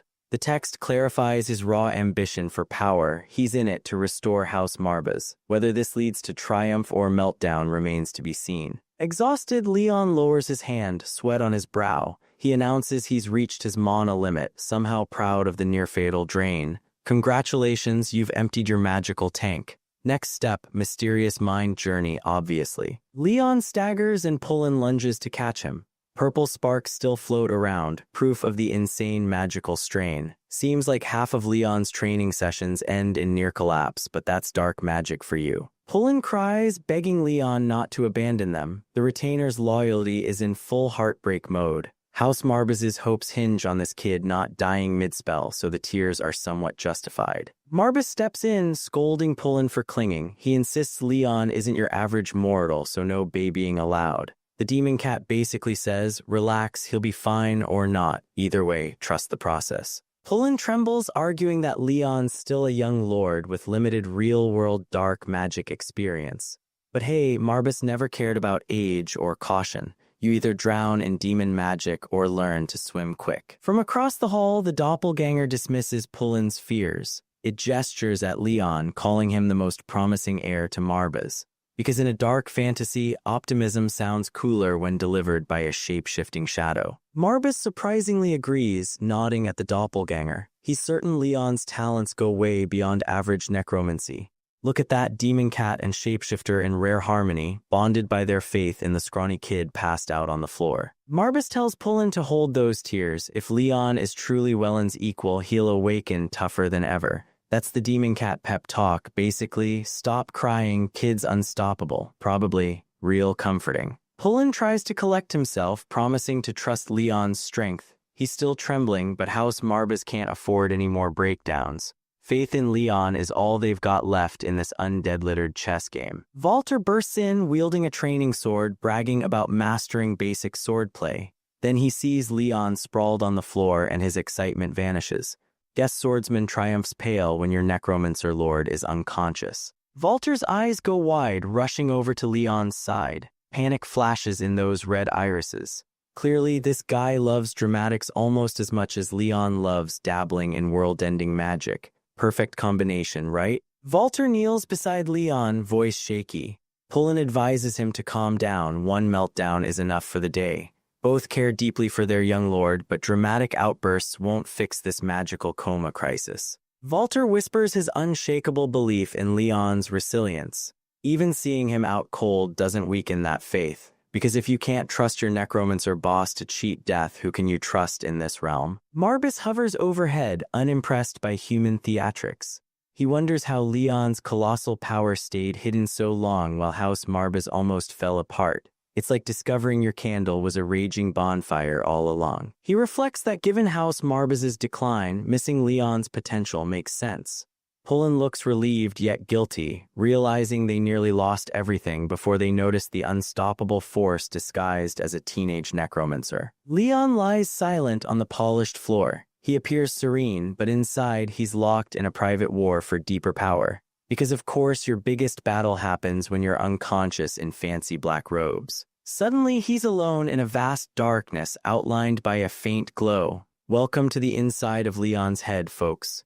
This is where the real nightmares lurk and hopefully a few hidden magic power-ups. His footsteps echo against invisible ground as each step parts the shadows slightly. It feels like a beckoning journey into secrets only he can reveal. If this were a vacation spot, I'd request a refund. Suddenly, the void reshapes into a wrecked courtyard, collapsed walls and tattered banners everywhere. In the debris stands a lone figure, back turned, waiting like it's been expecting Leon's arrival for ages. As Leon steps closer, the figure turns around, older, eerily similar to Leon. He greets him with a knowing smile like, "Finally, you made it."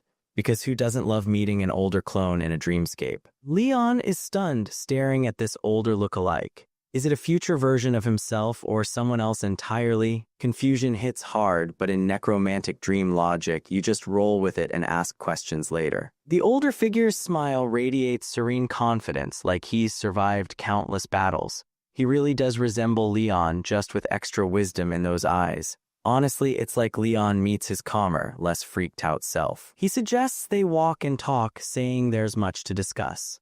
The ruined courtyard feels deserted, but the stranger is totally at ease. Looks like we're about to uncover some buried family secrets in this mental ruin. Leon whispers, "Father," realizing this familiar face might be the dad he once knew. Why he's showing up in Leon's subconscious remains a mystery. But hey, if any place to reunite with Dad, it's inside your own mind. Leon's dropped into a ruined courtyard of shattered towers, pitch black sky overhead. Silence rules, and he feels this isn't reality, just haunted by House Marbus's tragic past. Up ahead, a tall silhouette stands by a stone staircase, totally ignoring Leon. He's torn between dread and hope, sensing hidden truths about his family's lost legacy. Stepping up cracked stairs, Leon recognizes the figure's stance, eerily like his father. The face stays hidden, regrets swirl, but he's determined to uncover whatever waits up there. Leon freezes just before the final step, and the figure also pauses mid-step.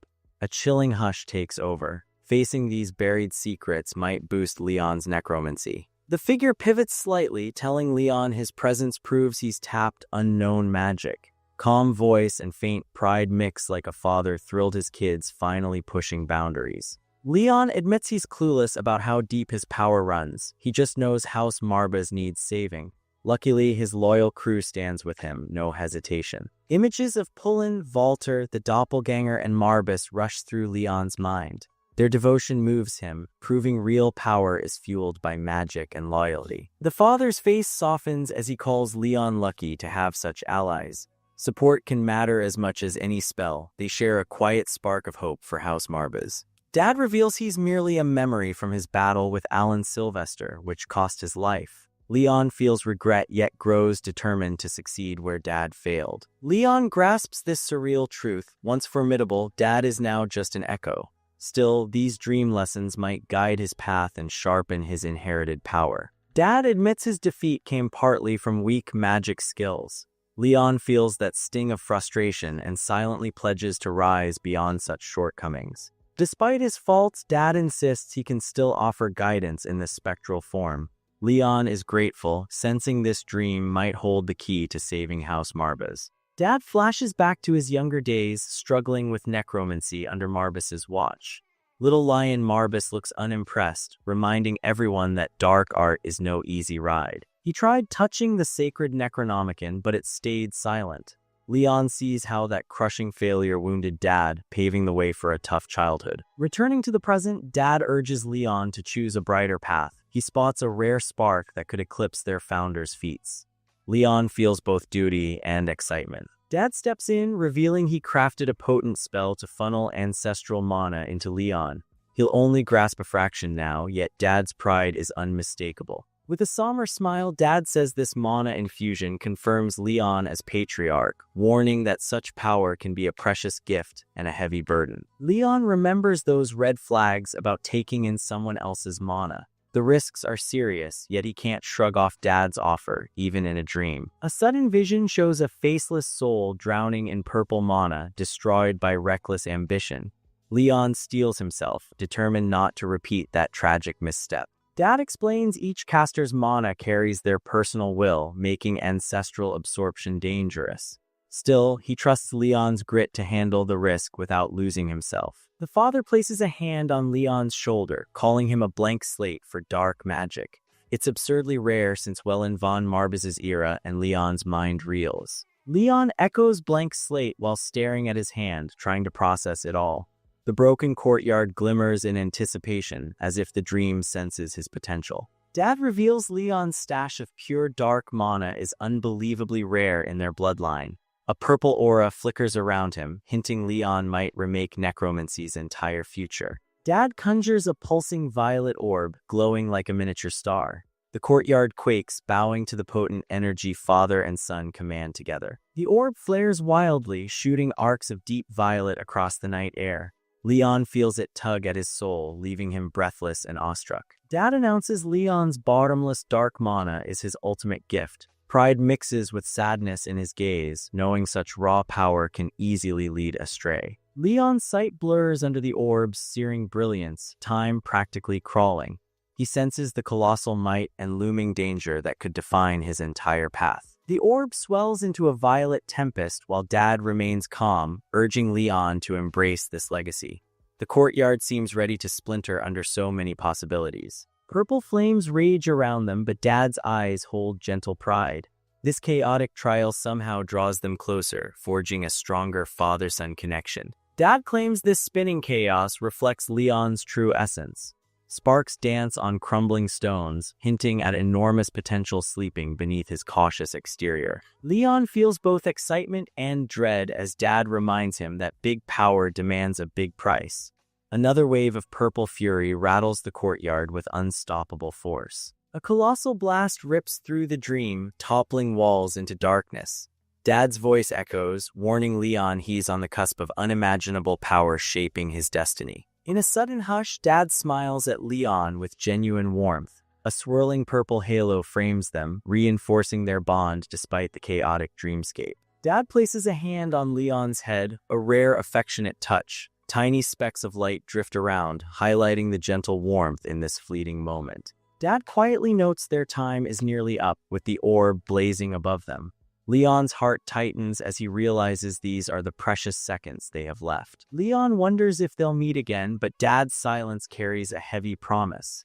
Purple motes whirl around them, suggesting their connection might outlive this dream. Dad offers a gentle smile, saying he has plenty more to show Leon. Though the purple maelstrom intensifies, he stands firm, hinting this is only the beginning. Raising a gloved hand, Dad directs the glowing violet orb toward Leon's chest. A faint hiss accompanies its descent, as if the orb recognizes Leon's budding potential. The orb settles against Leon's chest, shooting purple sparks all around. Leon gasps at the raw power pulsing through him, while Dad remains calmly confident. Leon's thoughts spin wildly under the orb's radiance as the courtyard darkens around them. Dad's unwavering belief hovers nearby while Leon's transformation takes root. Dark shadows coil behind Leon as he bows his head, absorbing the mana. Wisps hover protectively, suggesting his magic and spirit are finally sinking. A soft glow coalesces over Leon's chest, blending into the pendant he wears. A subtle magical hiss hints that the amulet is awakening with fresh possibilities. Dad announces the pendant's true name, Greed. It devours whatever lies beneath Leon's path in pursuit of ambition, a fantastic gift or potential disaster depending on his choices. He lifts the amulet carefully, reminding Leon never to forget its name or purpose. Their eyes meet, both aware this artifact could seal Leon's fate. Leon softly repeats Greed as the courtyard floor suddenly splits with a deafening crack, signaling the dream's end. Anxiety and resignation flicker across his face. Dad smiles gently, assuring Leon they'll meet again if his heart yearns for it. As the ground crumbles, Dad's calm helps Leon keep his footing amid chaos. He hopes they'll reunite soon, his voice laced with optimism. Broken stone chunks float like tiny islands, framing these last precious seconds of fatherly closeness. They share one final look before the world crumbles away. Dad disappears, yet an unseen thread still binds them, leaving Leon with renewed resolve. Elsewhere, Dad stands on a lone floating slab, peering into darkness. He yearns for Leon to surpass every predecessor, with violet flecks swirling as hope and nostalgia merge. He envisions Leon becoming the brightest star on the continent, banishing past failures. Though Dad can't steer events directly, his unwavering faith echoes in the silence. He admits this colossal dark mana might either save Leon or doom him. Dad's expression flickers between pride and anxiety, a conflicted father knowing the stakes. With a faint violet shimmer, Dad fades completely as the dream collapses. The emptiness signals not an ending, but a new beginning Leon must forge alone. A last whisper of Dad's voice surfaces, confessing he fears Leon's power might one day lead to ruin. Purple script swirls, hinting that this worry will linger. Back in reality, Walter, the doppelganger, Marbus in his cat-lion form, and Pullen huddle around Leon's unmoving body. Their eyes anxiously wait for any sign of life. Leon glistens with sweat, his breath shallow. Marbus perches close, worried yet snarky, while Walter and the doppelganger stand guard as Pullen fidgets nervously. Pullen trembles, wondering if Leon will ever awaken. Despite his fear, everyone silently agrees they're not leaving his side no matter how long it takes. A burst of purple mana erupts from Leon's body. Pullen jumps back, the doppelganger slips into defense mode, and Walter braces for whatever might come next. Marbus, ever the smug demon lion, watches calmly. He declares this confirms Leon's transformation, a magical upgrade that was long overdue, and nothing surprises him. Walter carefully brushes a tendril of mana, startled by its density. He glances at Marbus, who smirks as Leon's newfound strength speaks loud and clear. The doppelganger assures Pullen there's no need to worry. Everyone senses that this prolonged slumber might be a crucial step toward House Marbus's revival. Marbus orders everyone to give Leon some space while the dark mana intensifies. Purple mist swirls around like a living force, testing everyone's composure. Settling near Leon, Marbus explains that his newly unleashed power needs time to integrate. The demon lion's eyes spark with excitement at Leon's rapid evolution. Walter tests the floating magic, seeking clarity from Marbus.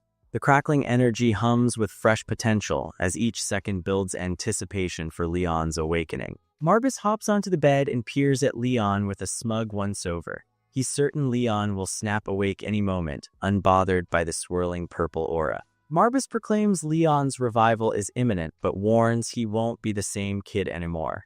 The purple energy thickens, fueling excitement and uncertainty among them. He tells everyone to brace themselves because Leon's new power might blow their minds. Pulling gulps, Walter squares up and the doppelganger stands vigilant. Suddenly, Leon's eyes snap open, shining bright yellow. A surge of magic ripples through the room, causing Pullen to stumble as Leon's gaze sharpens. Leon slowly sits up, locking eyes with his relieved friends. Pullen nearly cries while Walter and the doppelganger lean in and Marbus grins slyly. Marbus then flops onto Leon's chest, refusing to budge despite Leon's polite request. This playful standoff shows that even with power, some things never change. Meanwhile, Walter trains fiercely in an open courtyard, preparing for war with House Sylvester. Each swing of his wooden sword shatters dummies as loyalty fuels his strikes. Leon arrives, conjuring a glowing violet orb to guide Walter in refining his bluish aura. Their teamwork speaks volumes of their trust in House Marbus's future. In a grand hall, Leon addresses newly gathered retainers with House Marbus banners behind him. Soldiers kneel, sensing his upgraded presence as he vows to resist House Sylvester. Meanwhile, dawn bathes House Sylvester's polished castle. Towers gleam, gardens sparkle, and an announcement declares only 4 days remain until war begins. In a training yard, rows of armored knights raise shields marked with bold crosses. Black banners snap overhead as they form a disciplined force ready to crush opposition. Count Alan Sylvester lounges on a lavish throne, draped in purple and gold. His regal air reassures his courtiers that defeating House Marbas will be effortless. Standing tall, Count Alan declares it's time to eradicate Leon's legacy for good. His knights roar, convinced House Marbas is too frail to resist. A herald booms the order from a high balcony. Soldiers pound their spears in unison, thirsting for battle and believing their campaign is unstoppable. Alan's advisors sneer at House Marbas, calling them ancient necromantic fossils. They hype the soldiers with scornful taunts, blind to Kirchel, who is actually Leon's doppelganger undercover. Count Alan paces dramatically, promising to rewrite history by obliterating Leon's name. The knights cheer fanatically, unaware of Kirchel's secret infiltration. Cries of glory to House Sylvester thunder through the fortress. Kirchel raises a fist, fueling the fervor while secretly working for Leon behind enemy lines. As the rally peaks, a subtle violet glow flickers around Kirchel's eyes. Unnoticed by the troops, this hint of dark magic sets the stage for a decisive clash. In the fog-shrouded graveyard, a black crow with fiery red eyes perches on an iron fence, glaring like it's daring intruders. Trust me, you'll feel its chill. Count Alan Sylvester, decked in regal purple, leads armored riders among battered tombstones. He's sure House Marbas left an open back door. Spoiler, overconfidence rarely ends well. Kirchel, actually Leon's disguised double, points out every Marba's weak spot. Count Alan beams, thrilled he's got a defector. Meanwhile, Kirchel quietly enjoys steering Alan into Leon's plot. Impressed by Sir Kirchel, Alan showers him with praise, unaware the real Kirchel is dead. The imposter bows, hiding a grin that hints at Leon's grand plan. The silver-haired fake thanks Alan for his trust, nailing the polite act. He effortlessly blends in, secretly fueling Leon's ambush with each carefully chosen word. Alan halts near a forgotten headstone, remarking how lightly guarded the Marba's graves seem. He assumes its weakness and dismisses the possibility of danger. Big mistake. Kirchel slyly suggests House Marbas obsesses over necromancy, not strategy, feeding Alan's confidence. The Count practically salivates at the thought of a cakewalk victory. Alan calls Marbas a decaying relic. He vows to crush whatever pride remains, seeing them as relics clinging to glory they tossed away long ago. Kirchel hesitates just enough sweat to hint tension, then reassures Alan. Inside, he's delighted, nudging the unsuspecting Count further into Leon's awaiting trap. Alan senses the pause, demanding answers. Fog thickens, matching the standoff vibe. It's as if the graveyard itself leans in to hear the conflict. Kirchel denies any doubt, addressing Alan respectfully. Despite the pressure, his facade remains flawless while discreetly guiding Alan toward Leon's setup. Satisfied, Alan orders his men forward. Silhouettes dissolve into the mist, clueless they're marching into a carefully baited trap on Marba's soil. Alan suddenly stiffens, spotting something ominous in the haze. His earlier bravado wobbles, sensing this graveyard might not be as empty as he presumed. He sees House Marba's soldiers marching in close formation. Their spears glint under moonlight, sending a chill through Alan's cavalry. Surprise, the tombstones aren't deserted. Leading them are Leon and Walter, radiating an eerie aura. Each heartbeat throbs with tension, reminding everyone that House Marbas is no pushover. Both forces freeze mere steps from colliding. Silence crushes the air. Nobody speaks, but the impending clash could alter the entire war's balance. Leon greets Alan with a calm, slightly mocking smile, like he planned this rendezvous. Civil words aside, he's essentially saying, "Welcome to my spiderweb." Alan's face darkens. He expected a skeleton crew, not a full battalion. Feeling tricked, he seethes at being outmaneuvered. Tip, always double-check intel before barging in. Alan grips his sword hilt under the moonlight, poised to strike at the slightest trigger. Tension hums like electricity about to spark. Consumed by suspicion, Alan attacks Kirchel, accusing betrayal. His blade rips through the gloom, demanding to know if this defector deceived him from the start. Dark purple energy flares around Kirchel, shrieking like restless spirits. The ground vibrates with necromantic might, rattling anyone who believed this was a normal fight. Kirchel's form ripples in that purple haze. Even injured, he looks disturbingly smug, as if pain barely registers. Clearly, he's no ordinary mortal. His eyes blaze, declaring only Leon may strike him down.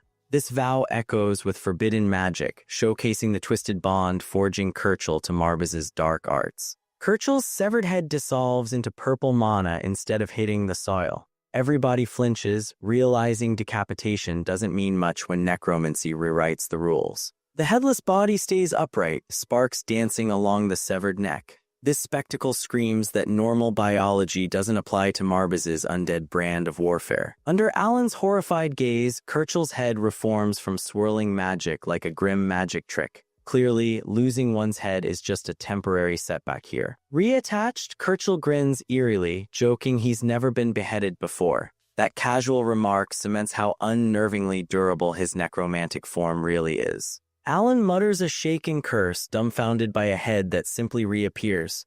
This glimpse of Marbaz's power cracks his once steadfast pride. Leon and Walter advance with their army, Marbaz banners flapping through the haze. They're here to defend their house, bolstered by the undead's unstoppable fury. Alan, livid, vows to punish Leon. He loathes being outsmarted by a teenager, letting his pride fuel a dangerously aggressive response. He gestures at his larger force, calling Leon arrogant. In Alan's mind, numbers always rule, but he's forgetting House Marbaz's unlimited skeleton supply perk. Leon calmly says he doesn't need equal numbers. He hints a secret weapon, prompting everyone else to suspect it's more bone-chilling necromancy. With a smirk, Leon dismisses Alan's arrival as trivial. Insulted, Alan simmers while Leon stands like a grandmaster controlling each move. Alan's rage boils over. He hates being belittled by this necromancer princeling. Suddenly, the battlefield feels very personal, pride overshadowing tactics.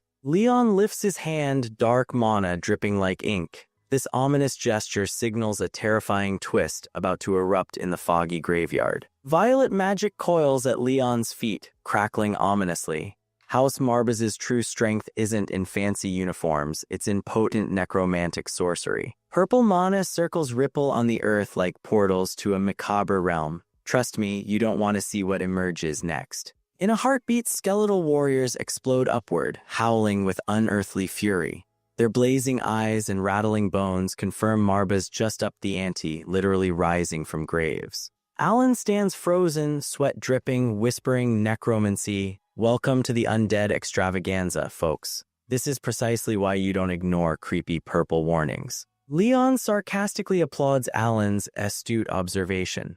Meanwhile, monstrous undead rampage across the field. Beneath that politeness, House Marbaz has fully unleashed its forbidden power. Leon addresses Alan's shock over necromancers leading undead hordes. Then grotesque creatures swarm Sylvester troops, rattling shields and nerves alike. Alan tries to maintain composure as vile abominations close in. Dark mana crackles, shattering the confidence he flaunted just moments earlier. He flashes back to old nightmares of an unstoppable foe. That dreaded scenario now breathes down his neck, living up to his worst fears. Alan recalls faceless specters towering over him in helpless visions. Reality mirrors those terrors, overshadowing any flicker of hope he once had. Elsewhere, his knights scream as undead batter their lines. Steel clashes with bone, magic thrums, and the horror crescendo proves Marbaz's might is no fairy tale. Alan mulls how innate talent obliterates fairness. He remembers gifted rivals overshadowing him. Now Leon's raw power cements that same merciless truth. Cut to Leon serenely confirming Alan's darkest suspicion, unstoppable genius. Layer that with necromancy and you get a nightmare formula. Marbaz's undead crush Sylvester lines. Arrows hardly faze them, ramping up the soldiers' panic. This unstoppable wave is exactly what Alan once dreaded. One bold Sylvester knight fells two skeletons triumphantly. The victory vanishes in seconds, more undead surge forward, unafraid of a second death. He eyes Leon and his robed necromancers conducting this chaos. Figuring he must sever the puppet strings, he decides Leon's downfall is the key. Steeling himself, the knight thinks Leon's just a teen, hoping a single thrust can break that smug facade. Desperate times, desperate logic, right? He charges, sword raised, ignoring skeletal claws. If he can just pierce Leon's defenses, maybe this horrifying necromantic carnival finally ends. Walter intercepts at the last second, blades clashing in sparks. The knight realizes Leon's no sitting duck, there's lethal backup defending him. Walter's red eyes lock onto the knight as their swords grind. Fear nips at the knight's courage, but he won't back down. Walter pivots, slamming a punishing blow. The knight staggers, clutching his weapon. Pain gnaws at him, but he won't abandon his target, Leon. He roars, "Who dares bar my way?" The question echoes, revealing he's battered but unwavering. Nothing will stop him from reaching Leon. Walter politely apologizes, stating his sworn duty is to protect Leon. Translation: step aside or face a swift end. Your choice, pal. He smiles calmly, radiating utter confidence. That unshakable resolve rattles the knight, who realizes Walter forms an immovable shield in front of Leon. Meanwhile, fresh undead waves engulf Sylvester's lines. Bone crackles, screams echo, and the fog roils with twisted magic. Nightmarish chaos reigns. Alan, seeing catastrophe brewing, commands his mages to strike. Lightning crackles overhead, aiming to incinerate these reanimated fiends before they shatter Sylvester's ranks completely. Sylvester's robed sorcerers form up, blue sparks leaping between their hands. The tension builds like a thundercloud ready to release raw electric fury. They unleash a blinding storm of electricity, forcing both allies and enemies to shield their eyes. The deafening crackle overshadows even the skeleton's piercing shrieks. A thunderous boom scatters skeletal troops into fragments. Some vaporize instantly, others crash in a jumbled heap. Sparks dance across the ravaged battlefield. Alan remains stony, summoning his elite knights of the vanguard. The roar of magic still echoes, but he's already planning his next all-out assault. He leads the charge, sword held high. Hooves thunder, armor rattles, and desperation fuels their push to breach Marbaz's front lines. Battle explodes in brutal chaos. Steel smashes bone, sparks fly, and undead shriek. Both sides fight like victory hinges on a single blow. From just behind the action, Leon watches calmly. Neither sparks nor swirling mana faze him, implying he's plotting a decisive countermove. Alan, astride his horse, rallies his troops to break through and reach Leon. Their battle cries pierce the fog as they press forward. Blood smears Alan's face. He admits he's always been a scaredy cat at heart, locked in a swirl of violence that exposes the self-doubt he's long concealed. Galloping through carnage, Alan reveals he hated his elder siblings.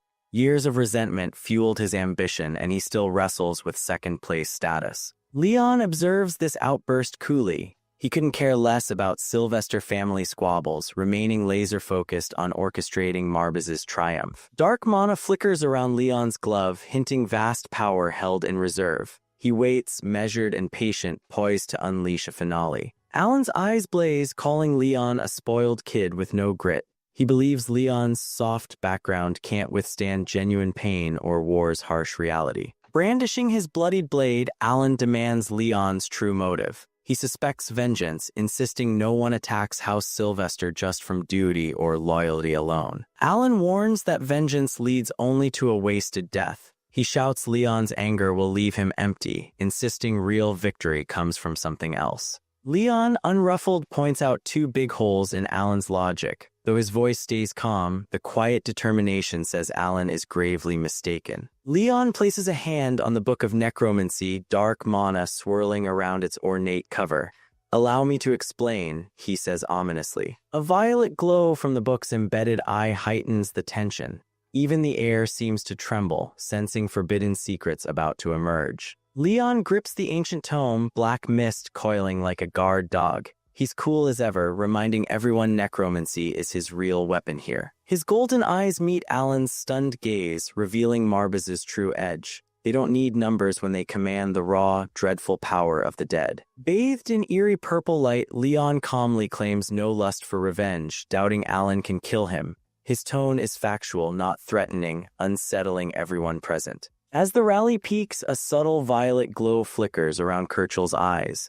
Unnoticed by the troops, this hint of dark magic sets the stage for a decisive clash. A few days ago, the Marbaz camp was busy. Tents stood under banners, and soldiers prepared for the coming fight in the hilly green landscape. Inside, Leon, Walter, the doppelganger, and grumpy Marbaz gathered around a map. It looked like a very serious planning session indeed. Marbaz grumbled that he'd seen worse plans in his time, maybe. But he insisted Leon's idea was way too risky, practically asking for trouble. Leon calmly faced the little lion demon. He agreed the spot was good, but confidently stated his plan was definitely the best they had. Leon looked completely sure of himself. He felt playing it safe would be silly when the perfect, bold solution was right there for the taking. The spooky doppelganger chimed in quietly, showing its support. It declared it had complete faith in whatever Master Leon had cooked up. The doppelganger then muttered, wondering why they should listen to the silly lion cub. Poor Walter jumped, looking nervous about disrespecting the ancient demon. Walter quickly agreed with Leon, saying he'd follow the plan too. He nervously added he still respected Master Marbus's great wisdom, of course. Marbus flopped onto the map like a dramatic house cat. Annoyed, he asked if Leon would just ignore him, then sighed, telling him to do whatever he wanted. Loyal Pullen puffed up his chest. He declared he'd gather all their soldiers, promising on his honor Leon wouldn't face the war alone. Leon stood up, ready to go. He announced that with everything settled, it was time for them gentlemen to make their move. As they prepared to leave, Walter stopped Marbus. He mentioned he had one quick question he'd been meaning to ask the little demon. Leon held up that interesting amulet he wore. He asked Marbus seriously, what exactly happens if someone actually uses this thing? The amulet shone a golden cross shape with a red gem wrapped by something dark and twisty. It certainly looked important, maybe dangerous. Marbus shrugged, guessing using it probably meant death. The doppelganger shivered with annoyance nearby, muttering how rude the little lion was being. Marbus got serious, warning Leon his father might have held back some details. He explained the amulet was like poison, far too powerful for Leon now. Leon pointed out Marbus still gave it to him, so there must be a reason. Marbus admitted that, but insisted the time wasn't right yet. Dark energy flowed around Leon as Marbus spoke. Marbus assured him he was strong enough for now, having a gift far beyond normal people. But Marbus added with a stern look, Leon's power wasn't fully grown yet, like waiting for a tasty fruit to get perfectly ripe. Leon listened quietly, his face serious. He seemed to be carefully thinking over Marbus's words about his power and the amulet's danger. Marbus continued his lecture, reminding Leon his followers were only human and could mess up. As a mortal, Leon should understand their hidden feelings. Marbus warned that humans could turn traitor easily, maybe like some did to Leon's father. He questioned why Leon thought these mortals were worth such a huge gamble. Leon just looked calm, taking in all the doom and gloom warnings from the ancient demon without showing any reaction. Back to the present, Leon stood strong on the battlefield, Necronomicon open, purple energy swirling intensely around him as he worked his magic. Leon's eyes glowed a fierce amber color. He looked totally focused, channeling immense dark power from the ancient book he held. Count Allen, bloody but furious, yelled at Leon. He arrogantly demanded if that little shit thought he couldn't just kill him right now. Leon didn't answer with words. He just stared back, his glowing eyes radiating pure, cold power, a terrifying silent challenge to Allen's stupid threat. Allen froze, completely stunned by the sheer force in Leon's gaze. His anger vanished, replaced by sudden shock and a flicker of fear. Spooky dark energy tendrils spread across the ground, surrounding Allen and his knights. The air felt heavy, pressing in with terrifying power. Allen's face twisted in horror. He finally realized the insane amount of dark mana pouring off Leon. How the fuck is this possible? He thought, terrified. Allen gaped, realizing Leon wasn't just strong, but incredibly precise. He was using magic perfectly. How did this kid get such insane control? Leon's eyes burned brightly as he spoke, his voice echoing with power. He called out, commanding all loyal Marbus servants from the underworld to listen. Raw panic hit Allen. His gut screamed that something truly terrible was about to happen, a deep, instinctive warning of disaster. Allen gripped his sword tightly, steeling himself. Whatever messed up show was about to start, he had to try and stop it. Stop him, stop that boy from casting his spell. Allen shrieked desperately, ordering his soldiers forward against the overwhelming dark power. Leon's eyes narrowed, full of command. He announced that the true heir of House Marbus was officially calling them all to fight. The ground trembled violently as Leon finished his spell, calling his forces. Dark shapes began clawing their way up from the disturbed earth. Skeletal warriors in dark armor emerged from the ground. Their eyes glowed red as they stood ready with swords, answering their master's summons. More nightmares appeared, creepy monsters and undead archers, all rising from the dirt surrounded by swirling purple magic. An army of horrors. Allen stared, completely dumbfounded. His eyes were wide with pure terror as he watched Leon unleash true necromancy. What fresh hell is this? The undead army stood ready, skeletons, monsters, dark archers, all glowing eerily. They formed a terrifying wall facing Allen's doomed knights. Marbus watched from a nearby rock as the undead rose and distant screams echoed. Looked like things were getting interesting from his perspective. Marbus sighed, muttering under his breath. He thought Leon was just as stubborn and disobedient as his famous ancestor Wellen, like grandfather, like grandson. A bright purple light flashed from the undead ranks. It was the signal the horrifying assault was about to begin. The undead monsters let out awful roars. Their red eyes blazed as they got ready to charge Alan's terrified soldiers.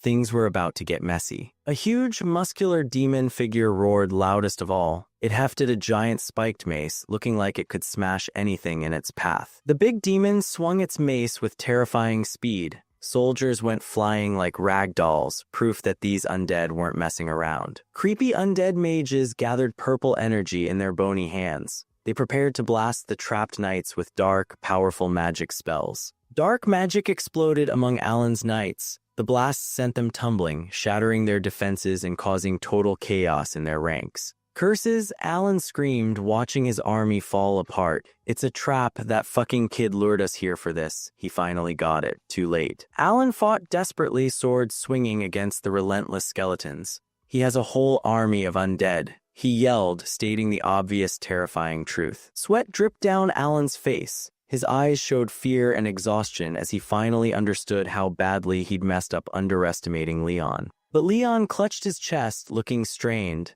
The powerful purple energy around him flickered. Commanding this spooky army was clearly hard work. Suddenly, Leon coughed, spitting blood. Using the Necronomicon's dark magic was definitely taking a serious toll on his body. Ouch. Seeing Leon stumble gave Alan a crazy idea. Stop this now or you'll die. He yelled, then quickly added, damn you, fine, I promise you and your people will be safe. Stop this nonsense now, Alan demanded, but Leon turned slightly, saying weakly, sorry to disappoint, my lord.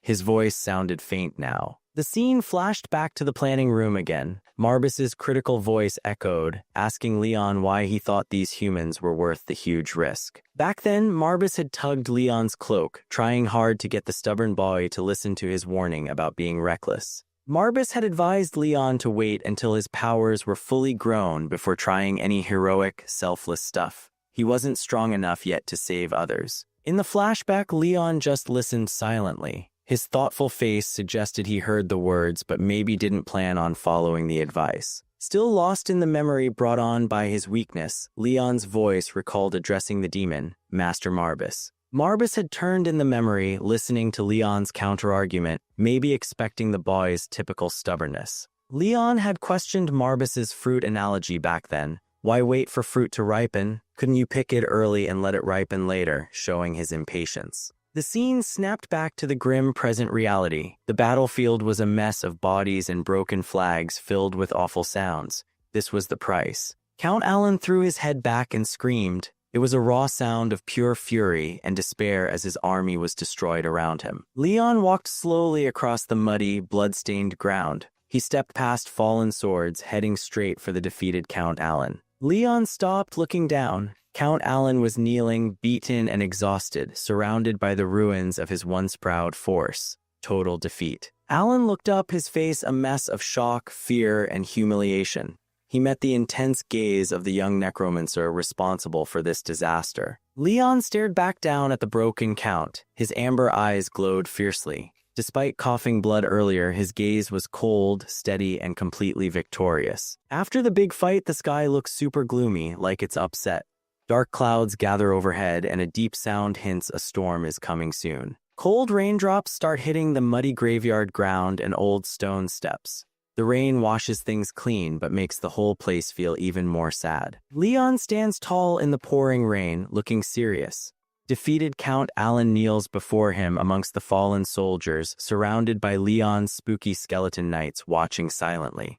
Count Alan, looking totally worn out, asks Leon with desperate eyes if he truly didn't do all this just to get back at him. Leon looks down, a little blood on his lip, showing the fight was tough. He quietly agrees that simple revenge wasn't his only reason for fighting. Alan sees a tiny bit of hope and starts begging Leon, gesturing weakly with his hand while kneeling in the mud and rain. Bowing his head low, Alan pleads for his life. He admits he totally doesn't deserve mercy after trying to wipe out Leon's family before. Looking up frantically, Alan promises he'll never bother House Marbaz again. He also swears he won't tell a soul about Leon's scary magic powers. Leon just listens quietly for a moment, his face hidden by the rain. The defeated Count nervously waits for an answer to his desperate pleas. Leon's expression gets sharp and cold. He asks Alan why he'd think they were ever friends enough for him to expect such big favors now. Alan stutters, trying a different tactic. He nervously argues that taking revenge will just start a never-ending cycle where their families keep fighting forever. Leon just stares back with his intense green eyes, totally unimpressed by Alan's warning. The blood mark reminds everyone how serious this fight was. Oh, Alan sees the cold look in Leon's eyes and pure terror washes over his face. The rainy graveyard suddenly feels extra spooky now. Alan shouts in panic that he didn't want to attack. He begs Leon to understand, saying that leading a noble house forces you into tough choices. He grabs his chest dramatically, insisting that lords have to do whatever it takes, even bad things, to help their family succeed. It's their duty. Leon pauses, tapping his chin like he's thinking. He sort of agrees that being the boss is tough, a heavy job for both of them. Alan jumps on this tiny agreement, eagerly saying the weight of his title made him do awful things. He hopes Leon gets it now. But Leon's face gets cold again. He says okay, being boss is hard, but why should that make Leon decide to show him mercy? Alan just freezes, his eyes wide with pure shock. That little bit of hope he had is totally gone. A tear rolls down his cheek. Leon explains calmly while a sword glints nearby that this isn't personal. It's just logic. Keeping Alan alive doesn't help House Marbaz at all. Leon's eyes glow slightly yellow, showing his power. He looks right at Alan and says a very formal, very chilling goodbye to the Count. Alan clenches his teeth hard, making a pained noise. A tear of anger or sadness slips out as he realizes this is really the end. Finding his voice one last time, Alan yells that Leon is an arrogant kid. He warns Leon that he'll regret this big time later on. Too late, Leon moves super fast and his blade flashes through the rain.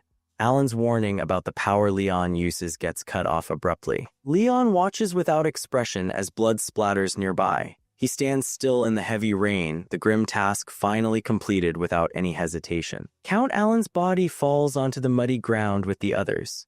Leon stands over the messy battlefield, his weapon lowered, surrounded by his quiet undead army. The spooky dark energy around Leon's skeleton knights starts fading away.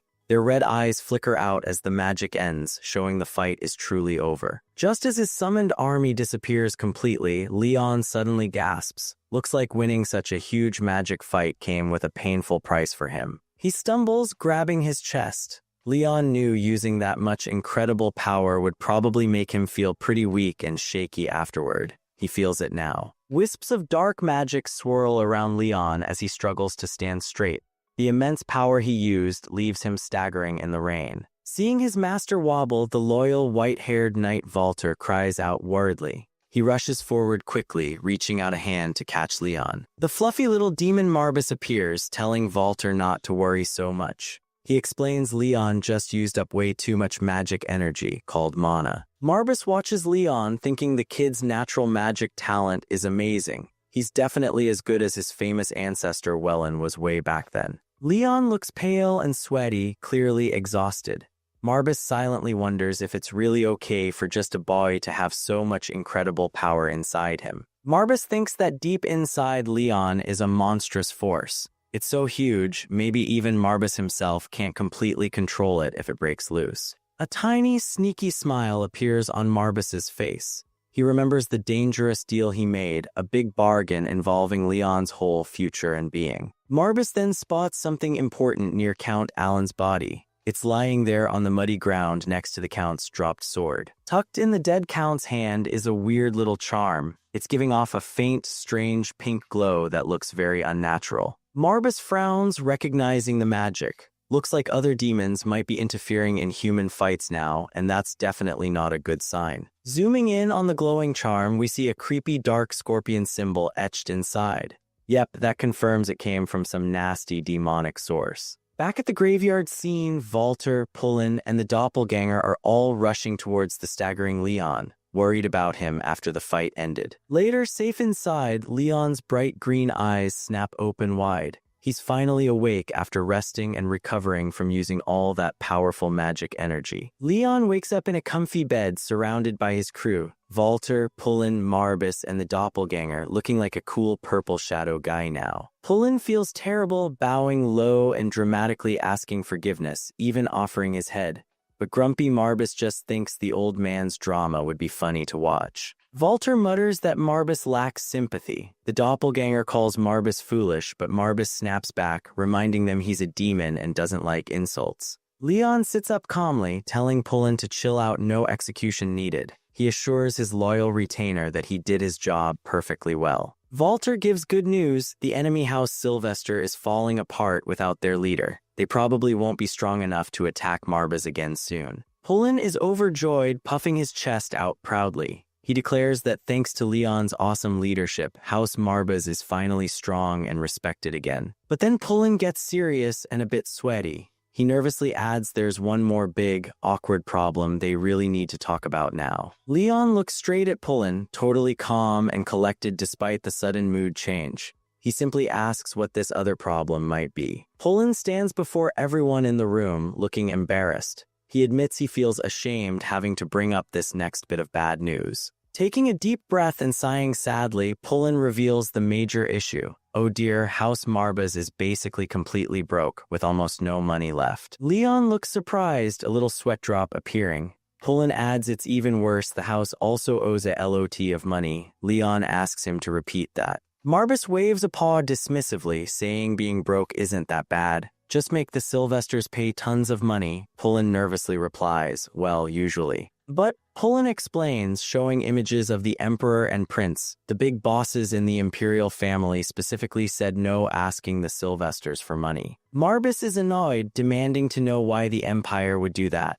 Poor Pullen looks super stressed, caught between his lord and the Emperor's orders. Pullen reminds Leon that the Empire keeps a close watch on the 3 demonic bloodline families, including theirs. They don't want them getting too powerful. Leon gets it now. The Empire blocked the money to deliberately slow House Marbus down and stop them from becoming too strong after winning the battle. Marbus thinks the whole money mess is awful, thumping his paw. Leon, staying cool despite the bad news, calmly asks Pullen just how big the debt is. Pullen shuts his eyes tight and holds up his hand, like he's bracing himself to say a really, really big and scary number out loud. Leon tries guessing, looking a bit worried now. Is it maybe 50 million gold? He asks, hoping it's not too much worse than that. Pullen just keeps his eyes squeezed shut and stays quiet. That means Leon's guess wasn't even close to the real, much bigger number. Yikes. Leon tries again, sounding more stressed and sweating a bit.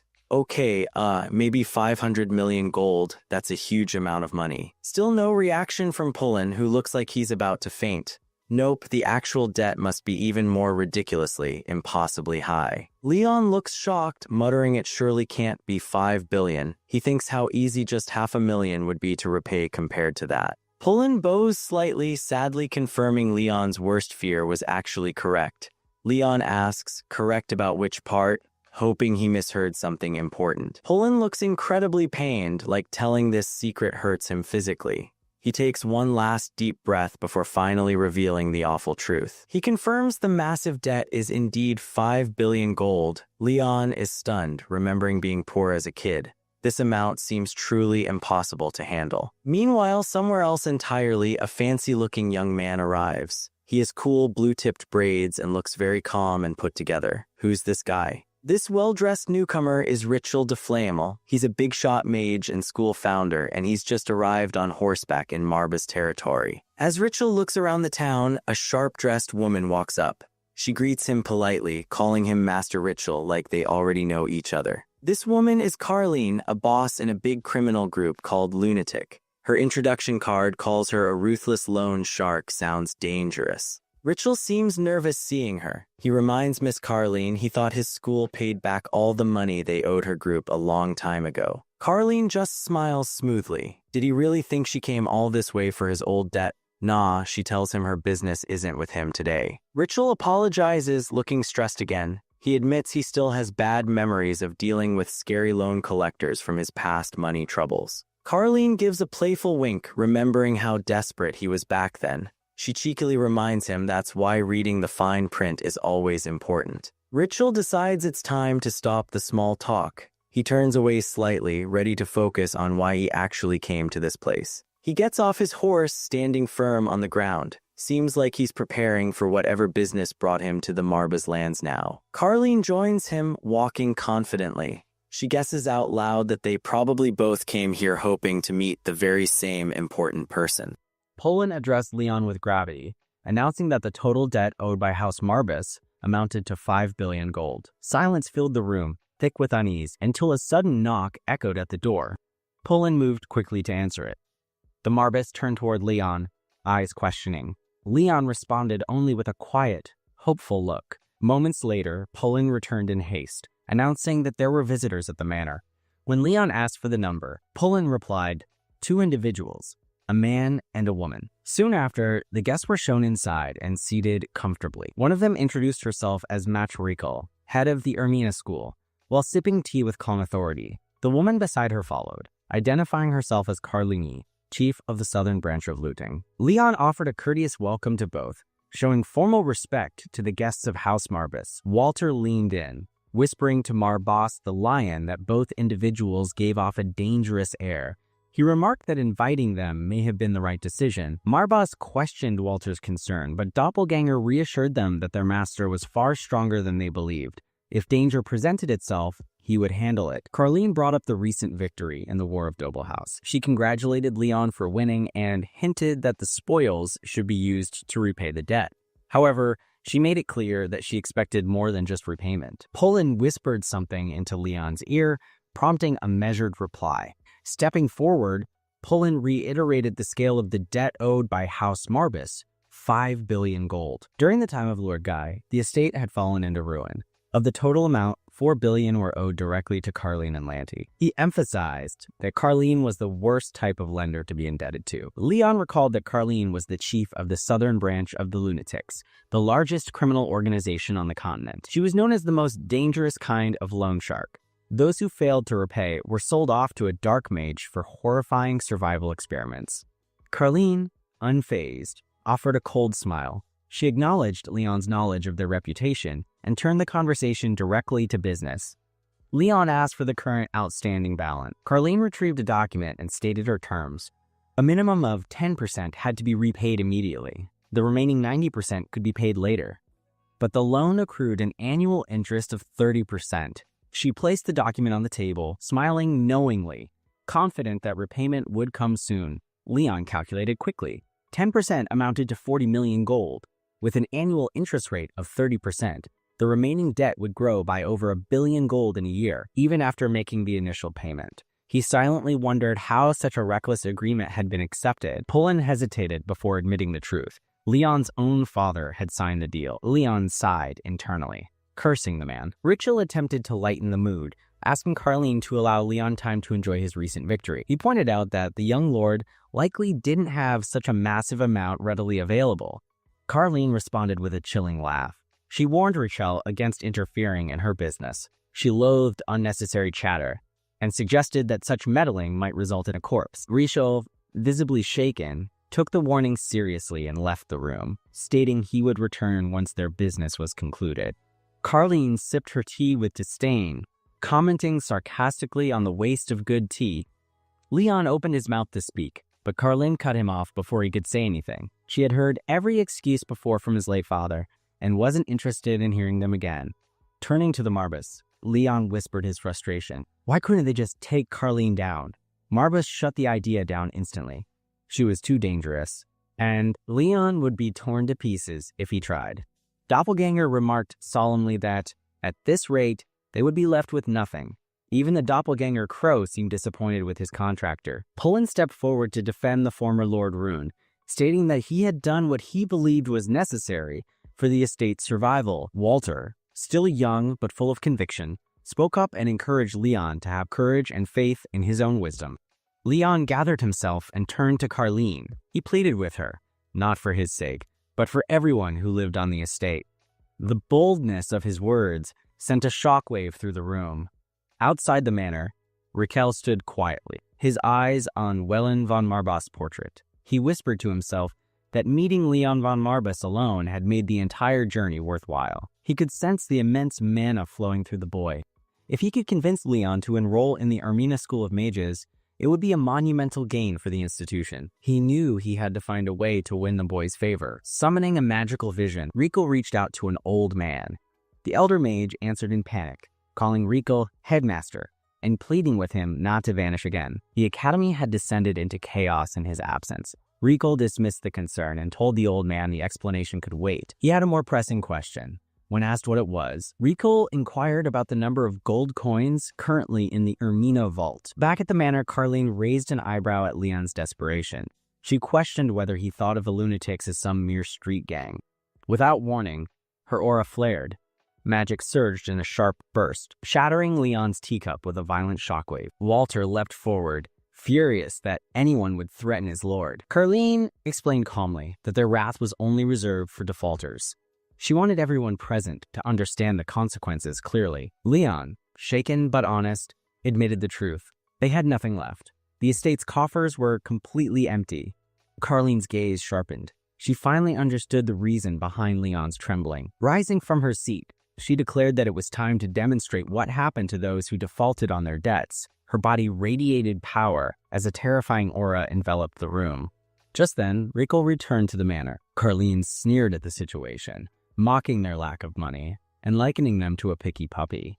The atmosphere in the room grew tense, but Raquel stepped forward with authority. Raising her voice, she demanded that everyone calm down.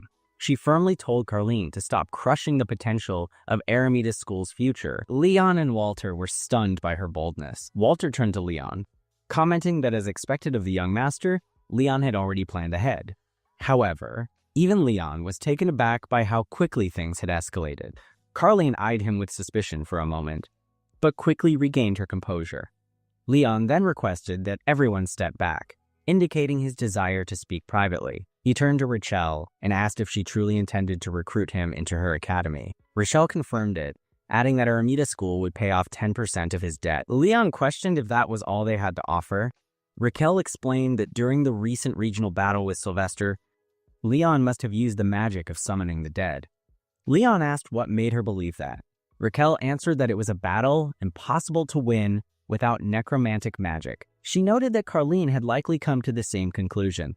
Carlene sipped her tea, agreeing calmly with Raquel. That was indeed the reason she had come, to investigate, for the head of House Marbus seemed to have regained his original power. Leon, however, questioned Carlene's previous claim that she had only come to collect the debt.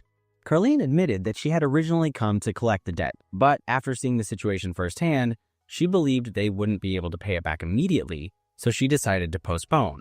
Marbus silently observed, thinking that this had probably been their plan from the start. Leon then said that if Raquel wanted to recruit him and pay 10% of his debt, that was fine, but he didn't understand where their confidence came from. He asked whether he truly had the power to command the undead, or if he had simply sought help from another house or hired mercenaries.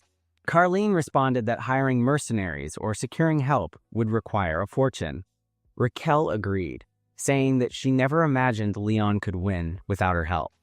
Her first suspicion was that House Marbus had awakened the ancient power of necromancy. Carlene added that even a trace of First Aid Wieland's level of power was enough to justify investigating the current head's unique talent. Leon acknowledged that, but reminded them that the debt still needed to be paid. In response, Carlene pulled out a gleaming object and declared that she was not someone who would ignore unpaid debts. From her possession, she drew a gun and aimed it directly at Leon, stating that she could now explain her real reason for coming. But Raquel quickly interrupted, asking Carlene for a private moment. She insisted that Leon was a valuable talent, whom Aramita School wished to recruit. Carlene lowered her gun and agreed, but she made it clear that Raquel would have to recover the debt first, as that remained her top priority. With that, Carlene turned and walked away. As she left, Raquel sighed in relief, muttering that they had narrowly avoided a major problem. However, Marbus remained wary, still eyeing Raquel with suspicion. He told her she was not someone he could trust. Raquel responded that the same applied to him, since he was one of the 72 demons. Marbus was surprised. A match capable of seeing him even without his permission was rare. He transformed into his original form, demanding to know who Raquel truly was. In turn, Raquel also transformed, revealing her demonic form with distinct horns and a tail. Marbus was shocked. A dragon. He had thought they had all perished during the anti-magic war. Leon, confused, asked if it was really a dragon. Marbus confirmed it, pointing out the unmistakable horns and tail.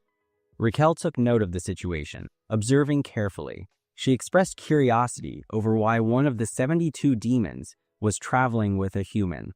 She didn't know the exact reason, but believed it must be connected to the first head. Leon reassured everyone that Lord Marbus stood with humanity and was different from other demons. Marbus agreed, saying that although he was a demon, he didn't share the destructive desires of his kind. The air thickened with unspoken understanding as the two glanced at one another. Raquel acknowledged that if Marbus truly felt that way, then his involvement in human affairs made sense. Her eyes narrowed with a hint of suspicion as she studied him further, sensing there was more to his allegiance than mere coincidence. Leon then asked why Rochelle joined Aramida School and what responsibilities he would be tasked with. Raquel explained that Aramida School was a generally reclusive institution, and Leon would be responsible for managing joint commission work while raising his status as a match. She also mentioned that the Academy's elite system was designed to groom him for far more than just academic achievement. Leon asked if that was all. Marbus interrupted, claiming that wasn't the full truth. Raquel sighed, admitting that they were all quite sharp and promised to speak frankly. She then laid down a serious condition. Leon must not join any other school. Marbus asked if it was simply to prevent Leon from strengthening a rival. Raquel agreed that was one reason, but she added that there was a far more significant reason. She then brought out an object, the same one Sylvester once had. Raquel explained that, apart from Aramida School, there were 2 other prestigious magic academies, and at least one of them worshipped demons, like herself. Hearing this, Marbus's expression darkened. He realized the gravity of the situation. He cursed under his breath, regretting not awakening sooner. Then, he warned everyone that their enemies had finally started making their move, and he questioned what their true goal was. With a final glance at Raquel, Leon nodded. He understood the delicate balance they were all now part of, but he knew that the stakes had just become far higher than they had anticipated. Ritual spoke of the anti-demonic war, the first great clash between humanity and demonkind. The war ended in tragedy with the death of the human sovereign, King Solomon, who used his final breath to seal away the demon Baal. But the seal, though once powerful, had begun to erode with time. The demon could now break free at any moment. Leon recalled unsettling whispers about the Emperor's declining judgment. Once hailed as a wise ruler, he had earned the title of the Witless Emperor. He questioned whether this decline was tied to the demon Raquel had mentioned. Rachel acknowledged Leon's insight, noting that demons were quick to exploit even the smallest weaknesses. She pointed out that Leon should know better than anyone, considering the demon traveling at his side. In his thoughts, Leon remembered that the anti-demonic war had been just as brutal for dragonkind and other species as it was for humans. Rachel affirmed that no demon could claim innocence. Leon then asked whether the real reason Rachel wished to recruit him to her school was because a rival academy had been found in possession of a demonic mark. Rachel confirmed his suspicion and invited him to join the Aramida school, promising not only the unfiltered truth, but access to a vast reserve of knowledge. The Marbus, standing by, dryly remarked that a supply of funds would be preferable. Rachel giggled, expressing regret that they could not assist in that area. Leon, undeterred, asked if there were any leads for earning a steady income. With a hint of excitement, Rachel proposed a solution, the Adventurers Guild. She explained that the guildmaster was a close friend of Carlene. By completing enough contracts, Leon could earn a gold crest and potentially secure jobs paying 10 million gold. Leon was stunned. 10 million at a time? He repeated Rachel's suggestion to the Marbus, again mentioning the Adventurers Guild and the Guildmaster's connection to Carlene. She had advised pursuing enough contracts to earn a gold crest and eventually reach high-paying missions. The Marbus mocked the idea, and the doppelganger nearby warned him not to insult their liege lord. He pointed out that one must first have currency to make currency. The Marbus sarcastically asked where he had learned such wisdom, and the doppelganger replied it was the old man butler. Meanwhile, Rachel noticed Carlene eavesdropping outside. He called out to her, saying there was no need for shyness.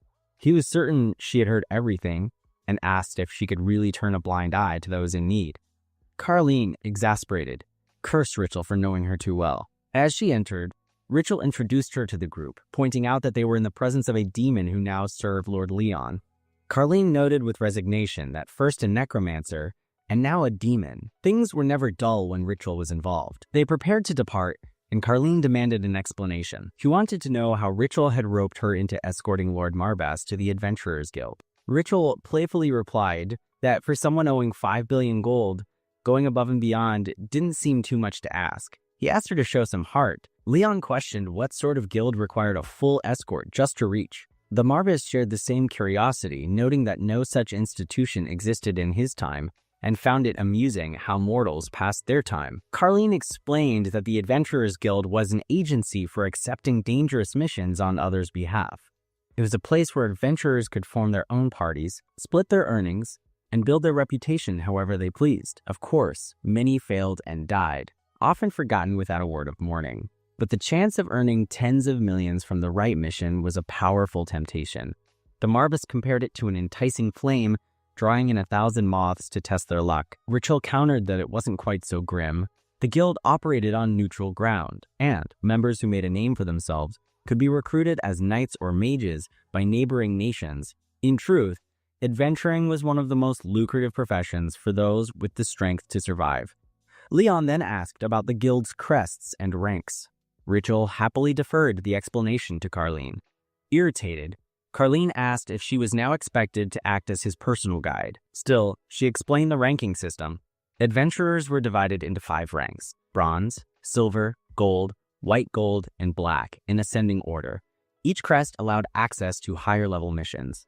Leon concluded that reaching Black Crest status must offer the highest earnings. Rachel agreed, but warned that it was nearly impossible to achieve. Fewer than 10 Black Crest adventurers existed on the entire continent, and each mission at that level cost at least 100 million gold to initiate. Such wealthy clients were rare. Carleen advised Leon to first see if he even qualified for a Bronze Crest. Imperial law made it difficult for someone his age to register as an adventurer. Rachel lightly scolded Carleen for dampening Leon's excitement and suggested they start with signing him up for the entrance process. As they arrived, Leon observed the guild's grand structure.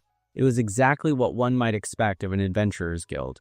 A white-haired youth inside took note of the newcomers. Sensing something unusual, he remarked that trouble might be on the horizon. As Leon entered, the sound of busy chatter and the clinking of weapons echoed through the guild's hall. Various adventurers, some in rough, battle-worn armor and others dressed in more polished attire, were exchanging stories of their latest missions. We then see Leon and his mates purposefully entering into the main guild, where many people were enjoying their drinking and idle gossiping. Clarence slowly looks around the area. The people nearby get quite alert, wondering why she's intently looking around like that.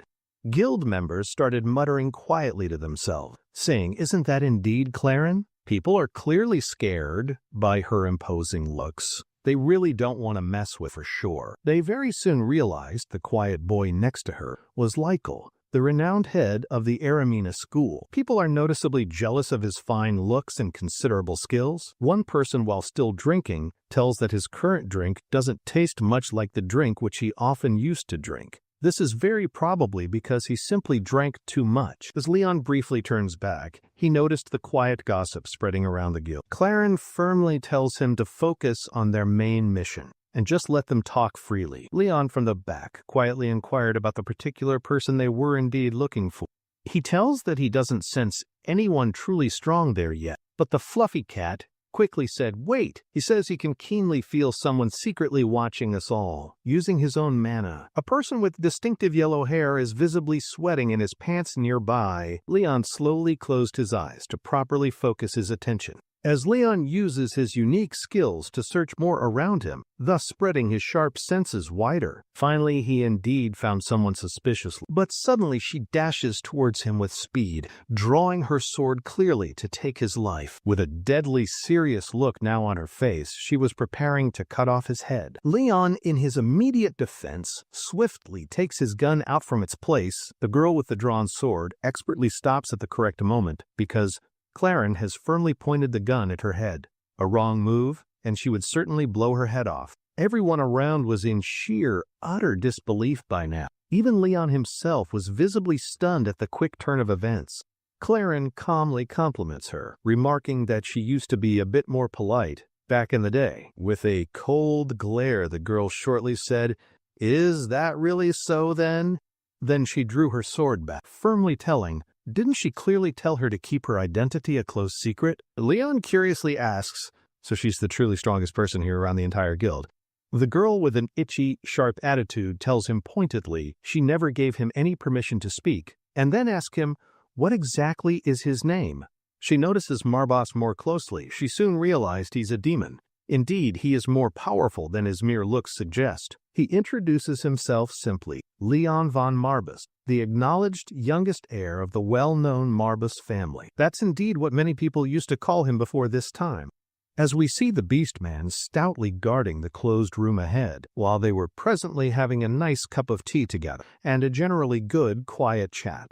Now as I notice she's actually more beautiful than Claren is, she then tells him that the great house of Marbas has somewhat changed, but she truly never expected that the heir would be a such remarkably small young kid. Claren tells her confidently that his magical skills and clear talent are very admirable to see. The girl pointedly questioned, but why should any noble come to a rather lowly adventurers guild? Claren just tells her, they had some specific work there.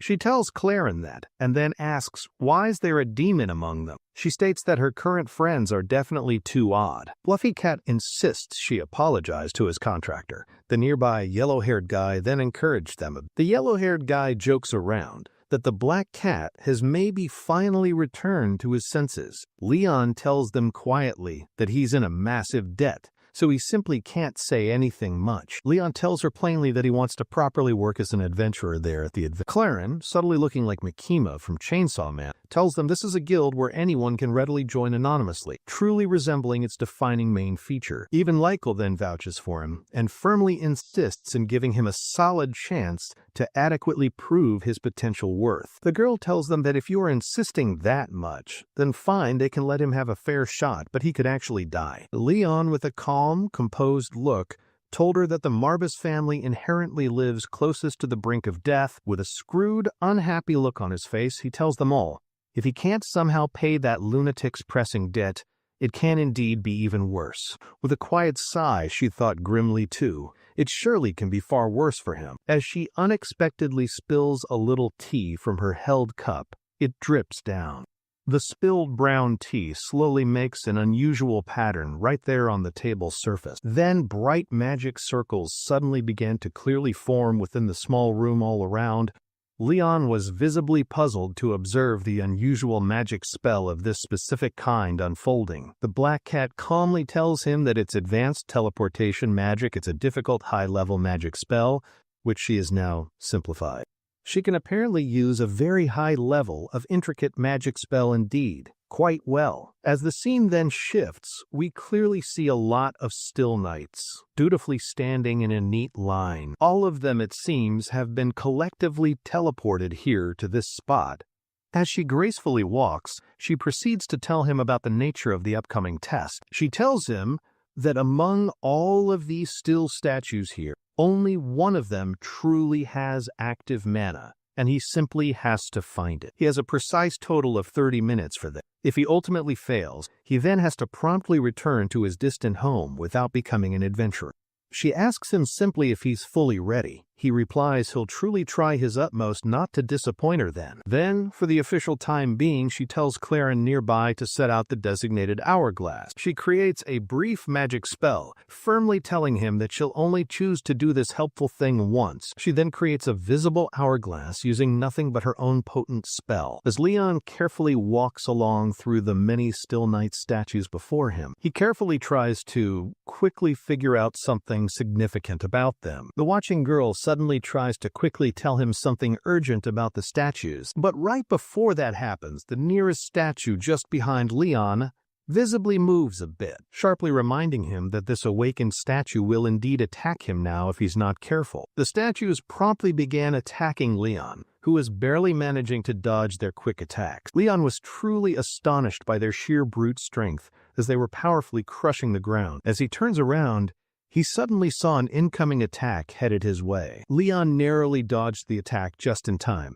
and he didn't really have the time to counterattack effectively. Claren then clicks her tongue audibly, as if she was quite dissatisfied with the situation. Lykel tells them the statues are now noticeably more powerful than they once were, so even an intermediate mage would find it rather difficult to fight well in these current situations. He tells them Leon might be talented, yes, but he's still only a kid with very little practical fighting experience. Claren tells them that the lady certainly knows that basic fact. The younger you are by age, the more easily you do tend to break. She tells them that all they can do is simply watch now, and Leon really has almost no significant chance of actually winning this. The fluffy cat keenly notices that the individual powers of each statue aren't the biggest problem here, but to locate the specific magic golem is almost impossible, mainly because of the continuous, relentless assault. As they also noticed, the ambient concentration of mana is indeed fairly low, making it considerably more difficult to find its source. The yellow-haired brat snidely tells them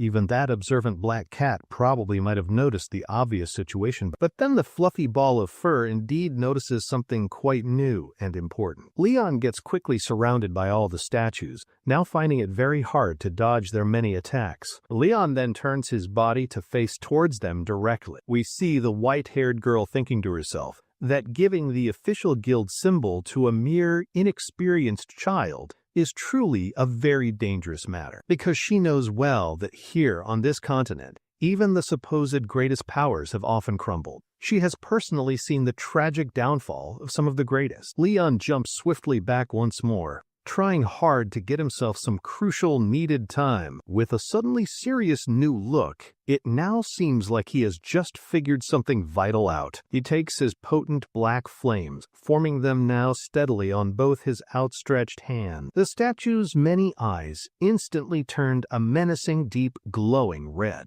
Leon powerfully emits black, swirling flames all around his immediate person. The statues abruptly stopped their attacks on him, freezing quite suddenly in their place. Leon thought with some confidence, well, this is certainly the most efficient way to proceed now. Everyone there was truly quite baffled and surprised by this sudden turn. Even the knowledgeable furry cat, for a moment, privately thought he was actually quite crazy. Leon tells them that he learned elements of Lord Marbus's unique magic spell, effectively creating a supernova-like condensed magic ball. He summoned quite a lot of powerful magical spears, held ready to attack at any precise moment as he then orders. He named it his Dark Spears, an attack looking alarmingly somewhat like Kim Jong-un proudly displaying a nuke. Every single one of them was utterly stunned and amazed by the display. Lykel commented aloud, questioning if these were truly the same black spears that they previously knew or remembered.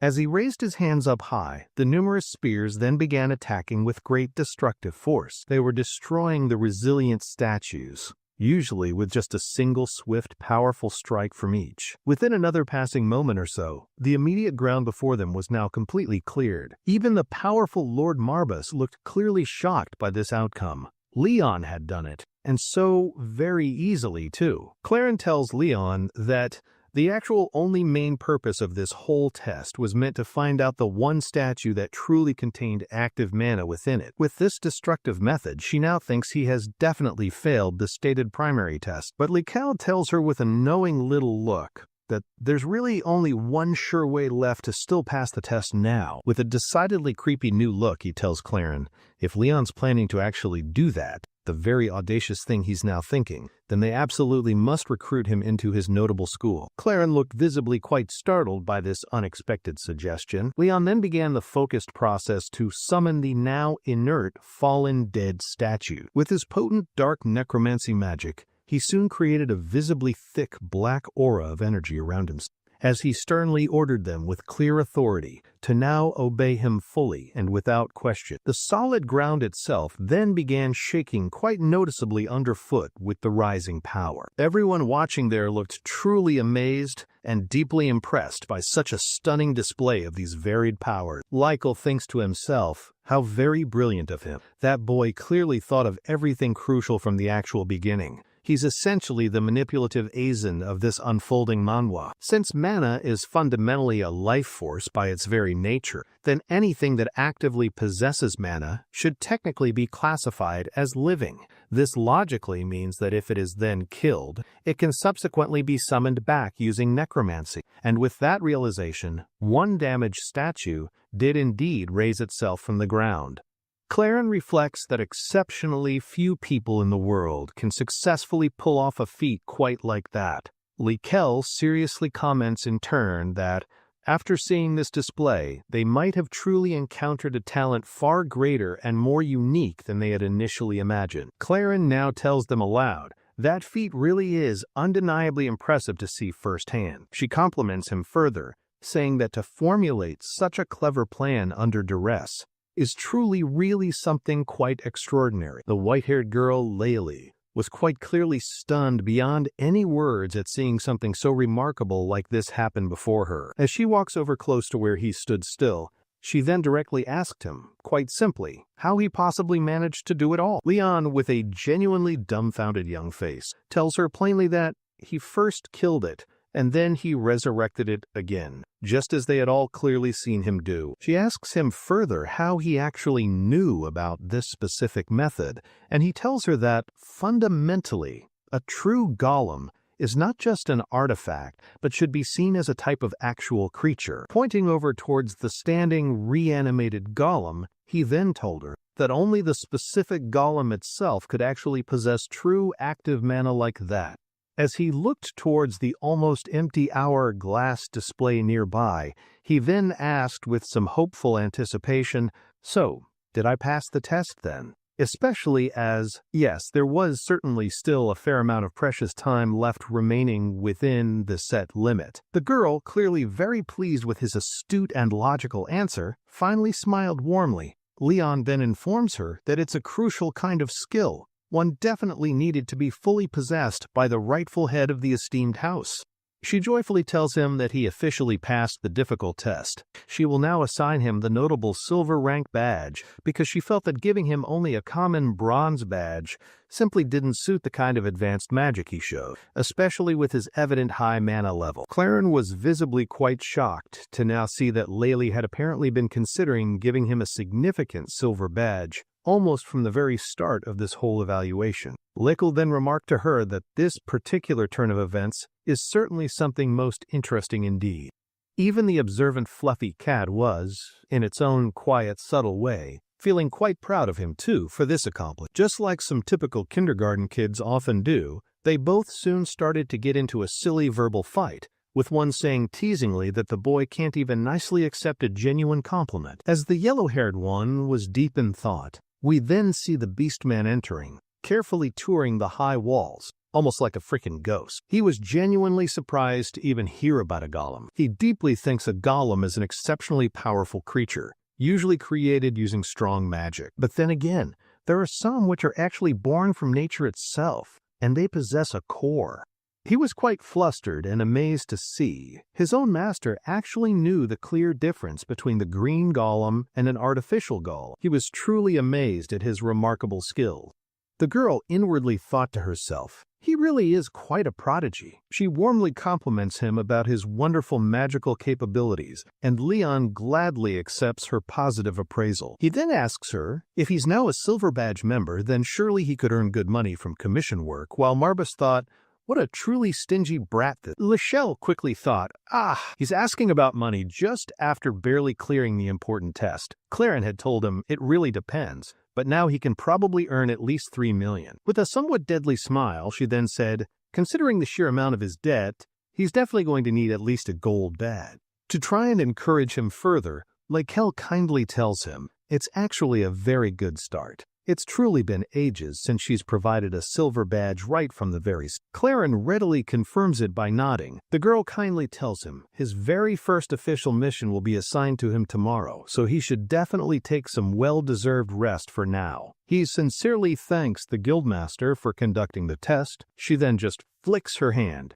And just like that, everything returns precisely as it was in the very beginning. The observant Beastman was utterly amazed at seeing such incredibly powerful magic. Just a simple flick of her wrist is all she apparently needed to make everything return to normal. It was not only the vast amount of mana involved, but also the incredibly precise control demonstrated. He honestly expects nothing less than that from a true guildmaster. Likel, now with a gentle smile, kindly tells him, "Let's go ahead and head back now." As the current scene then shifts, we next see the guildmaster herself, quietly sitting in a comfortable chair. She then quietly starts thinking to herself, "My, what a truly amazing young boy Leon is." Just as he had probably thought, she indeed acted somewhat weirdly, yet he still managed to pass the test. He could easily tell the golem, infused with mana, was actually just a piece of cake for him to handle. But then, why exactly did he choose not to say anything about it? She seriously thought, was he perhaps deliberately hiding his true strength? As she slowly stands up from the nearby chair, she vividly recalls the desperate family of Marbas standing right on the very edge of life and death. But really what concerned her even more so is that very specific look in his young eyes, seemingly ready to sacrifice absolutely anything. Standing out there on her private balcony, deeply thinking about Leon's powerful vision, it certainly looks like she's becoming quite interested in him. The very next morning, they all gathered once again in the very same place. She then clearly tells him, now with his new silver badge, this here is his very first official mission. She carefully hands him the necessary mission document. As he begins to read the provided information, it seems there's a particular church in Arden. He now has to thoroughly investigate the rumors about the alleged corruption. She calmly tells him, yes, that's perfectly correct. There's indeed a notable city in the Selishi region. There is a persistent rumor going around that the head priest there had been secretly committing serious corruption. He now has to solve this tricky matter, and if successful, he could possibly get 1 million. Claren worriedly tells her, ma'am, that isn't this perhaps a bit too much for a very first mission? Both of them then briefly exchanged sharp glares. She confidently thinks to herself that, really, it's almost nothing, and he should certainly be able to handle this particular matter. Likel also thinks it's probably nothing much, especially if it's genuinely helping him to rank him up that much more quickly. Leon, meanwhile, thinks he will definitely give it a good shot. She then practically blackmails him, saying if he foolishly gave up this important mission, he would unfortunately have to start all over from copper rank. He reluctantly accepts the mission. She firmly tells them both to help him out. Likel grumbles and tells her, it really is quite a hassle. Does he truly, absolutely need to help him? Likel then tells her, well, he's actually been quite curious about Leon's unique kind of skills. Claren interjects and pointedly tells him, and so what exactly about his own opinion on it? He respectfully bows, sincerely thanking them both. He then tells them his own dear father always taught him that when being helped by others, he should always properly thank them. Claren is visibly quite shocked at such a sudden, marked change in the usual behavior of Leon. The observant, yellow-haired guy genuinely compliments his cunning master, telling him he really, truly knows how to expertly handle different people. Marbas, the one with black fur, retorts, well, of course, a powerful demon must naturally know how to skillfully handle the fickle heart of any human. The loyal beast man quickly interrupts them, firmly saying, but the young master is actually human. Marbas immediately looks back at him with a truly deadly, cold glare. The poor beast man was instantly scared as all hell. Just then, as Leon calmly speaks up, confidently saying that they will surely succeed in this, mainly because he really needed a whole huge lot of money. The entire scene then smoothly shifts over to the aforementioned church. There, inside, we can clearly see 2 devout priests fervently praying. We then also see a tall man with striking white hair standing nearby. As he finally speaks up, he simply just said, sorry. We then see clear water held within a plain bowl. We then see something mysteriously written forming in the still water. The truly miraculous saint who fully inherits the sacred blessings of the great goddess of creation and all her divine power will definitely be one of the 2 chosen daughters. Indeed, one chosen daughter shall gloriously rise. and the unfortunate other one will surely face utter downfall. Ultimately, the two of them destined should somehow become as one, and as both of them intently watch the prophetic writing form there in the water, and tragically one of them now has to first die for them to truly become one. Upon seeing this, both of them immediately knelt reverently down. We then see another man slowly emerging, a strikingly beautiful young man with vibrant green hair, and then yet another mysterious man appears with a faint blue mystical aura subtly surrounding him. We notice a heavy magical chain tightly binding one of his legs. Now, both of these men were grimly facing each other directly. The first mentioned character slowly walks over toward him, carefully holding that same small bowl in his steady hand. We then gradually came to realize that we're actually in an ancient old age. We see a certain man looking quite visibly displeased. He then simply hands the aforementioned bowl over to him.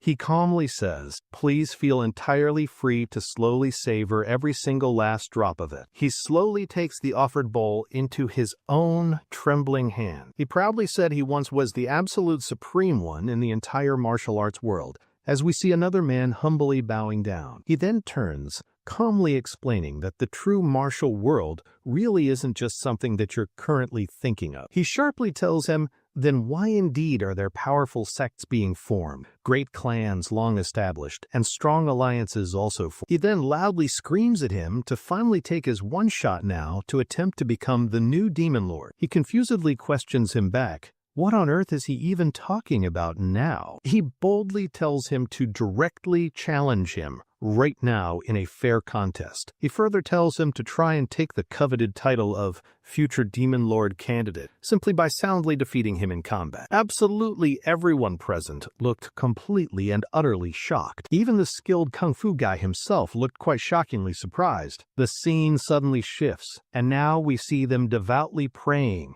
right in front of the statue. The other group worships the entity Baal, and also 72 other powerful demons. There are, surprisingly, even actual demon restoration cults in existence. They are indeed human. They customarily worship at the established Church of Arden, and the individuals who are specially chosen by the sacred divine power are widely called forth from all across the entire continent. They are known as the revered saints.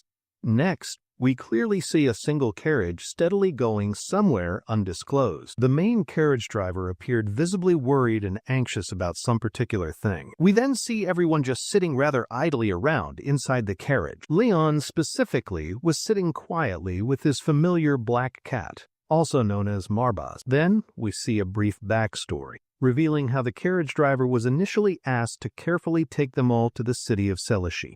Almost everyone present was intently looking directly towards them with curiosity. He regretfully tells them that Selishi is currently in a very weak and fragile condition, especially after the devastating religious war. Even the usual tourists have completely stopped visiting. As he cautiously asks them for their specific reason for going, Lykel simply tells them it's quite hard to properly explain. He then tells Claren to explain it instead to the driver, and she quietly nods in agreement. She calmly places a heavy bag, evidently full of gold coins, onto the table. She then tells him, at this particular point, they really don't need to ask why. She frankly tells him if he truly didn't want to undertake the journey, they'll just find someone else to help, as the guild certainly has other carriages available as well. He then tells them that if his personal safety is absolutely guaranteed for the journey ahead, then he will most definitely take them all the way to Selishi. He silently thinks to himself, he certainly came here for the offered money, but is this whole situation really okay? He vividly recalls the grim image of Selishi in his mind, a once great city now utterly destroyed by the terrible and prolonged religious war. A new, hopeful cardinal was supposed to take the important place of the head priest, but ultimately, in the very end, the entire city just collapsed into ruin. He quietly swears under his breath, deeply thinking and brooding about the mysterious divine power. This is mainly because a new, much-needed saint of miracles still hasn't yet appeared among them. At this current troubling rate, the entire continent will very soon lose Arden's precious grace of divine power. Leon then asks them directly if their specific mission is truly only to expose the widespread corruption existing within the church. The observant beastman actively uses his brain, rightly saying something feels quite fishy here. Marbas interjects that in this current matter they're just considered small fries after all. The cat, Marbas, tells him reassuringly that there really shouldn't be any significant difficulty at all with his present skill level. Lykel confirms to him that it's indeed true. Human nations have substantially grown much stronger over many long centuries, particularly since Latte Marbas was securely sealed away. He seriously tells them all to prepare themselves very carefully for what's clearly ahead. Claren further tells him that they absolutely have to be extremely careful, because this delicate matter directly involves influential members of the church, and truly no human on the entire continent is completely free when acting under the revered name of Arden. And furthermore, no new, genuine saint of miracles truly blessed with observable divine power had yet appeared. Lykel then tells them that the main problem really is that the foretold saint of miracles is always a direct descendant of the church's sacred bloodline, and this ancient tradition is fully expected to continue on forward. He gravely tells them there is indeed a very serious and pressing issue at hand. Leon explains to them that 2 daughters were unexpectedly born, when tradition dictates only one single heir should have been born. That unprecedented event caused a huge uproar right within the church. With a very serious and solemn face, he firmly tells them only one single one of them could possibly inherit the sacred and unique power. The beast man then speaks up incredulous, saying that it's surely quite impossible for both of them to equally receive the exact same divine power. Marbas calmly tells them that, traditionally, such power passed down directly through bloodlines is invariably given to only one chosen individual. Tragically, one of them now has to inevitably die. Leon just stays completely silent and still upon hearing this. Lykel then tells them thoughtfully, it's all very strange and peculiar indeed, while pointedly looking directly towards Leon himself as he spoke. Just then, the carriage driver informs them all clearly that they finally arrived at their intended destination. They've arrived at the continent's very greatest and most historically religious city, known as Seleshi. As the current scene promptly shifts once more, we then see a lone man purposefully walking down a long, quiet hallway. He carefully opens the specifically designated large door before him. Respectfully addressing Your Highness, he formally announces, those individuals who requested the special mission have now finally arrived. The important man inside speaks, curiously saying, are they truly the right and capable ones for this task? The same man then says, is it actually true that they can effectively avoid the royal family's constant and vigilant surveillance? The attendant informs him, yes, Your Highness. It is indeed quite possible for them, and they absolutely have to hide this sensitive information very carefully from everyone. He's doing all of this simply and desperately to save his own precious daughter from terrible harm. And so, as they had finally arrived there at the grand estate, the formal head butler courteously welcomes them inside the main entrance, and then tells them his name is Glazer. Lykel politely tells him that he's the one who submitted the formal written request concerning the alleged ongoing corruption. He admits he truly hadn't at all expected the esteemed head of the Aramina school to actually carry out this dangerous mission so personally. Lykel clarifies to him that he isn't the one personally carrying out the active mission. The butler then asks, well, who is it then, if not you? Leon then quietly tells him that it would actually be him, Leon, undertaking. He immediately seems quite worried and concerned about Leon taking charge, mainly because he appears far too young for such a task, and they critically need to keep the entire mission a complete secret. Leon then calmly and confidently shows him the distinct silver badge he carries with him. The butler immediately recognized the special silver badge from the renowned Adventurers Guild. Before proceeding further, Leon asks him some pointed and direct questions first. Leon directly asks about the 2 specific women who recently disappeared. Are they to be considered the enemies in this situation? The usually composed butler is completely and visibly dumbfounded by this direct question. Suddenly, we see someone else unexpectedly standing just behind the surprised and momentarily speechless butler. They are, in fact, the very priests belonging to the local and influential church. The butler quickly tells them, let's please go to some more different private location nearby, because It seems they'll have quite a long and detailed conversation ahead of them. As the scene then shifted, we can see all of them just sitting together in a room, and as the butler then speaks, carefully watching Leon now, he inwardly thinks even the renowned strength of Celashi has indeed weakened, so there's simply no way such a very young magician could possibly help them out. But truly little did he actually know about our special boy. Leon then speaks. He's admittedly not entirely sure, but it's certainly best not to show any outward emotional changes just yet.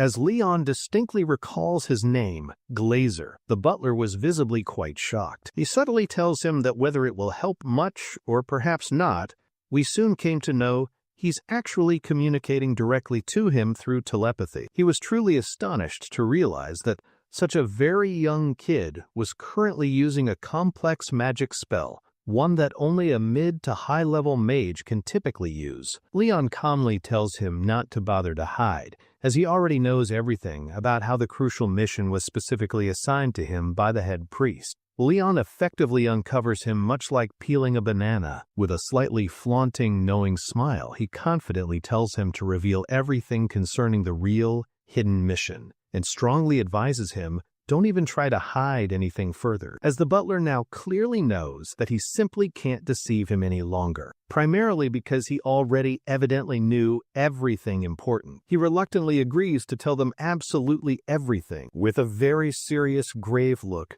the butler then tells them he will now explain precisely what the actual real mission is. Everyone immediately looks towards him in surprise. A real mission? What exactly is he talking about now? As the dramatic scene shifts once more, we then see the esteemed head priest of the Arden Church, intently watching the two shadowy figures reflected in the ceremonial bowl of water. The prophesied saint of miracle, the one who inherits the creature's sacred belting and profound divine power, will truly be manifested in one of those two particular daughters. One of them will surely rise glorious as the sun and greatly help all humanity, but alas, the other one shall inevitably face utter destruction. They shall indeed become one. The two attending priests were watching this all in utter astonishment. And so, one of them must necessarily die for the two distinct destinies to manifest.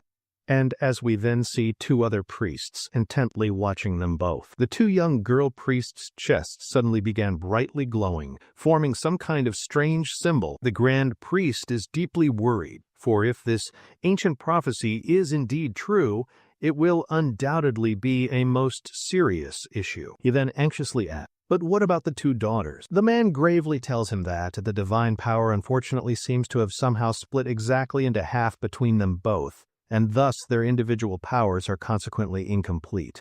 And for that immense power to become truly complete, one of them must therefore die. He furiously shouts out in pure rage, is he completely out of his mind? The man humbly apologies, but insists this is truly the only one way. Then suddenly, the large main door to the church creaks open, and we then see three imposing people purposefully entering into the church. He formally introduces himself by name as Caliban, the stern commander of the renowned Imperial Knights. By the direct and solemn order of His Majesty the Emperor, he has specifically brought a sealed letter, addressed to the concerned people of this church. Speaking in the great name of Esteban, the glorious sun of the entire empire, there simply cannot be two shining suns under the very same sky, and you surely believe he also believes this fundamental truth as well. One of them has to live on and dutifully serve her divine purpose as the true saint of miracle, and consequently the other one unfortunately has to die in order to fully complete the chosen saint's immense power. She will then have to tragically die in front of absolutely everyone, burned at the stake under the terrible name of a fallen saint. He desperately tries to argue back, vehemently saying, this is nothing short of clear, cold-blooded murder. He coldly tells him to simply think of it all merely as a necessary, small sacrifice for the greater. Then they all turned and returned back from whence they came. The grand priest was terribly afraid now and deeply troubled, utterly fallen down to his very knees in despair. He wretchedly thinks, why, oh why is he the one chosen to bear such terrible, heartbreaking trials, especially as he has tragically already lost his much-beloved younger sibling and now faces losing his precious daughter. He finally cries out in utter, profound helplessness. They all patiently listened intently to his sorrowful, heartbreaking story. But young Leon was still quietly thinking hard about everything. Lycan then tells them that, in very short terms, the true Saint of Miracles has actually not properly appeared for several long decades now. And this time, the prophesied saint born were actually identical twins, so consequently, the divine power was unfortunately divided somewhat between them. The butler gravely nods his head in solemn yes. He earnestly seeks for their invaluable help, desperately asking them all to please help in this dire, critical situation. He further tells them that even now, he's consciously going directly against the powerful, ruling empire by asking this of them. Leon then tells them that, this particular time he actually wants to ask for the opinion of someone else for a change. Instead of just Glazer, he politely asks for their excuse for a brief moment of his time. He calmly walks directly towards the two young lady priests.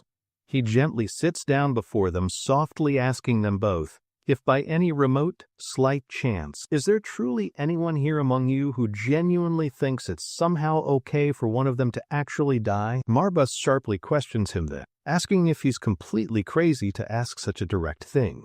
Leon calmly tells him it's simply the most direct and efficient way to quickly get the honest, true answer. They sorrowfully replied, one certainly can try to escape, but truly, it's quite impossible to ever evade His Majesty's watchful, pervasive eyes. Ultimately, only one of them really has to die. Everyone present was utterly shocked and dismayed by this grim reply. But this very next time he pointedly asks again, so then, is there actually anyone here who genuinely doesn't want to die? Both of them immediately look up with clear, understandable suspicion in their eyes. Leon watches their subsequent reactions very carefully and indeed intently.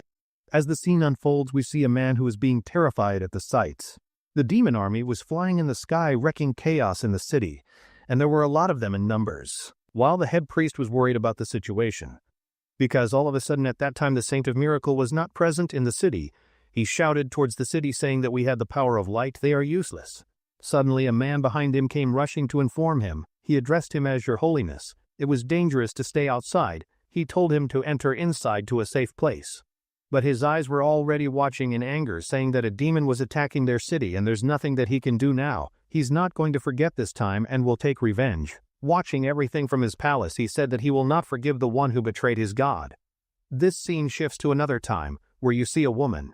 Holding her stomach, she said that their child can become the new Saint of Miracles and help them fight against the demon and evilness. But the old man was worried, saying that every role comes with a burden.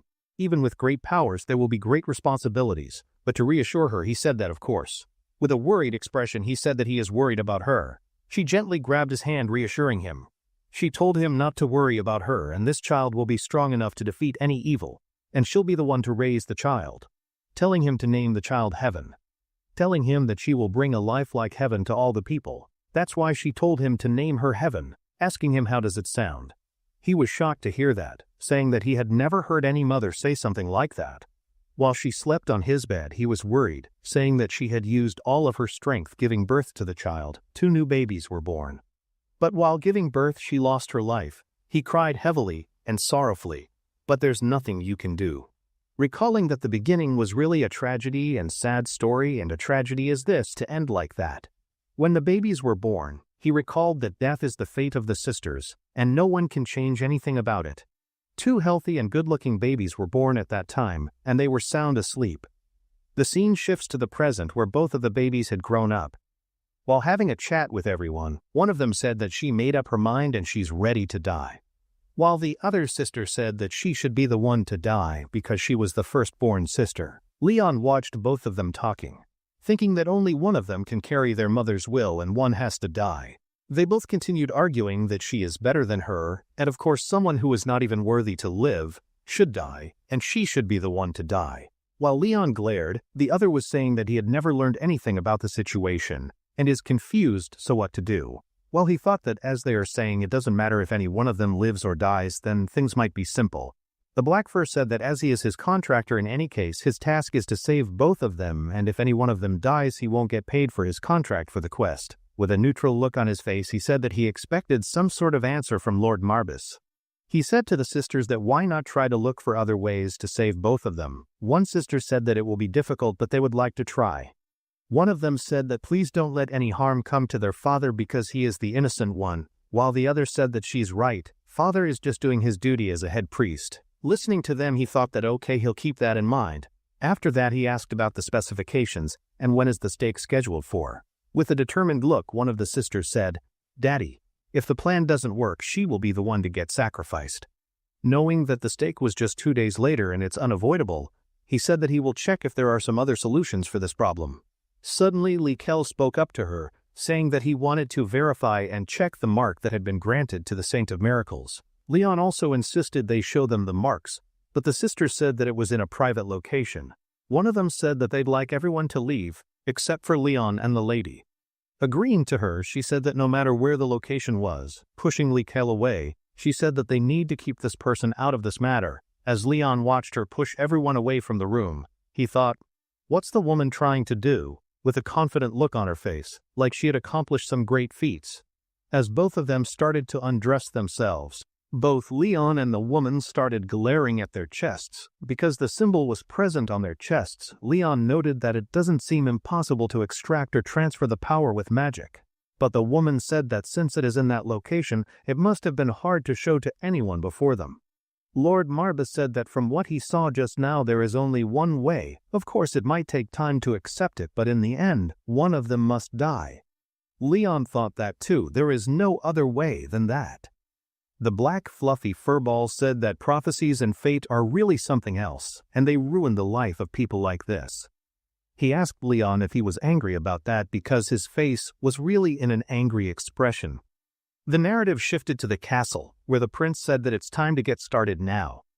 Moreover, the Saint of Miracle is being born. It's been more than a decade, and everyone will finally be happy. The man beside him said that one of them must be a witch and had to be burnt at a stake. Leon was watching both of them talking from the side. As they spoke that in the first place, why were they born as twins? They had to wait all this long for them to grow up. Thinking that, Leon noticed it really was right to say one wants to live and the other wants to die. Confused, Lord Marbus asked him what he is thinking about. As he thought that one is a good spirit and the other might be an evil one out of both of the twins. Creating black magic in his hand, maybe he is the only one who is death, and could really feel it, as the burning stake was already ready for another day. He was really confused whom to save and whom to let die. The Black Fur said that if he is going to decide that on the day, or has he already decided it, he just stayed silent because he hadn't thought about it yet. As the prince greeted everyone, saying that he is Louis von Archheim, declaring himself as the new emperor, and to witness the birth of the new Saint of Miracle with him. As the people were shocked, he ordered them to calm down. Just with that, he said that tonight the darkest night will come before them and it will be past soon, because a new ruler and a new Saint of Miracle will be born that day. Everyone in the crowd was puzzled, thinking that, did he just self-declare that he was the new emperor? The stake has already been ready to burn down the witch. The man beside him spoke that just as two suns cannot exist under the same sky, the same goes for the Saint of Miracles. One of them must die, so that the Saint of Miracle could be born. But since the children were a twin, they disrupted the continent's order that had been passed down through generations, thinking that it was some kind of tragedy. Throughout the process, the emperor will be in the name of royalty in front of everyone. With a deadly look in his eyes, he asked if there is any objection among the crowd. Everyone was silent, nobody could speak against him. Suddenly both the twins arrived with the head priest and Leon. As Louis went to meet the twins, remarking that it would be such a waste of beauty that one must die. With a look of a pervert, he said that if she hadn't been born as a witch, she would be worth keeping as a concubine. The word made the head priest angry, but he just ignored him and left from there.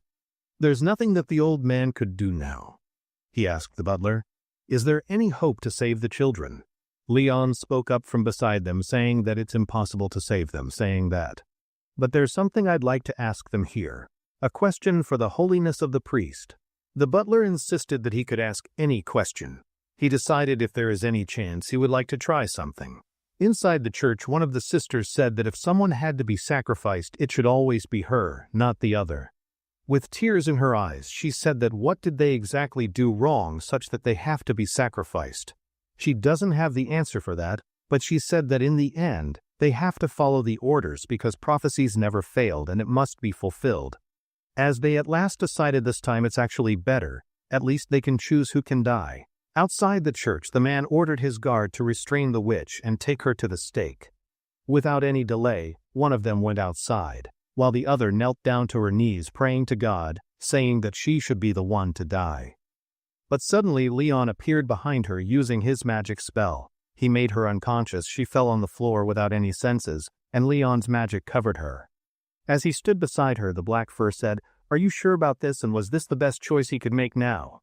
He nodded, saying that yes, though the word best doesn't fit here, this is the least he could do for now, as there are no other choices because one of them had been marked as a witch, and as the prophecies say, it never failed. Outside, the sister was tied to the stake. The crowd watched her and cheered, "Burn her alive." As the man put the flame to the wooden stake, it burned rapidly, covering up the entire stage, while Louis was laughing, saying that finally the moment has arrived, and the Saint of Miracle will be born along with the new emperor, and with this act, it should silence enemies who had been doubting him and his powers. His bodyguard spoke, saying that now no one would doubt the first prince and the emperor, he's the Almighty One. And with a menacing glare, he said that those who do not intend to follow his majesty, they will be sentenced to death. As the scream of pain was clearly visible from her mouth, while the fire was burning at full flames. Everyone watched them burn, standing silently. There's nothing that they could do. Clary said, "Daddy, it was brutal to use such a method these days, and are you sure that he is the young lord now?" Lykel thought that this is neither a way of success nor a failure of the quest.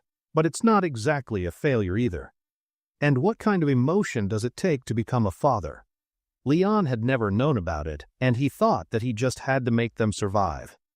As the screams of burning were heard across the town, but he didn't know everything about the holiness. Still, he wanted his daughter to survive and make the head priest happy, but even if it means dying, she can die before his eyes, and that alone would be enough. We haven't known about it yet, but if someday he'll understand the necessary emotions and weights carried on the heart, it seems very unpleasant. Leon thought that he must have recognized it, that she's the person, it's okay either way, and he's relieved that only she was being punished, not both of them. While burning, she was still crying that unlike her sister she wasn't good at all, and she was really afraid of dying, but still, she chose to die for her. With that, she tried to lean on the kind words of her sister. As the prince ordered to pour more oil onto the stake, the fire started to burn more rapidly and heavily. Pain could be seen on her face, and she screamed and said she is sorry for her sister. He recalled a memory from 2 days ago, inside the Church of Kiden's office. Questioned that. Do you wish to save his daughter who wants to live, or do you wish to save the one who is prepared to die? Asking his choice. What was he prepared to do? Caden replied, "Can such a thing ever be distinguished?" But Leon remarked that, "It's really hard to explain clearly, but I think he really has understood what he was trying to say." The old man said that if you truly have the eyes to see it, then he can save both of them. He said that then save the child he wished to give life to. It's his decision now. While his sister watched her burning, she cried, covering her mouth. Lykel and Clary watched silently from the side of the carriage. Inside the carriage, Leon said, asking them, "Who do you think was the one burnt just now?" Questioning that why did His Holiness try to see the other daughter was prepared to die, but not to save the one who was ready to live. Lord Marbus said that he is asking something obvious. He spoke further, saying that because he wanted them to feel the weight of life. Leon thought, what's the meaning of weight of life? Lord Marbus said that because the one who survives always has to live for those who didn't, and when the moment of choice arrives, the one who decided to die knows how valuable that choice is, meaning that they are in someone else's place and they have to get out of it. Leon, watching silently, thought that, but the one who wanted to live will never truly understand that. While he was scared, a fellow soul member once said gratitude easily fades, but at some point it became expected that the continued kindness turned into exploitation. Lykel, with a feared expression, thought that if this keeps happening, where should our anger be directed, and what exactly did they do wrong? Was it a mistake to be born as a twin, or to be blessed with such powers? Leon said that it was unavoidable, and it was written in their fate. Furthermore, the continent needs the Saint of Miracle, and it doesn't matter how capable they were, it's impossible to go against the royal family and defy their orders, or else they would be the target for the rest of their lives. Clary thought that all eyes were on Chelish for the Saint of Miracle, saying that since her power is the Saint of Miracle, it must have been completed. But suddenly Leon and Liko were surprised to hear that, saying that but the power isn't completed yet, because the one who died had the power which was required, because she was the one possessing the holy magic and she was burnt down. Outside, the head priest was surprised to see the other daughter, saying that, how is this possible? She should be the one dying, but she was there. But their conversation was heard by Louis. He was enraged by that, saying that it's getting out of his hand, and now he was furious.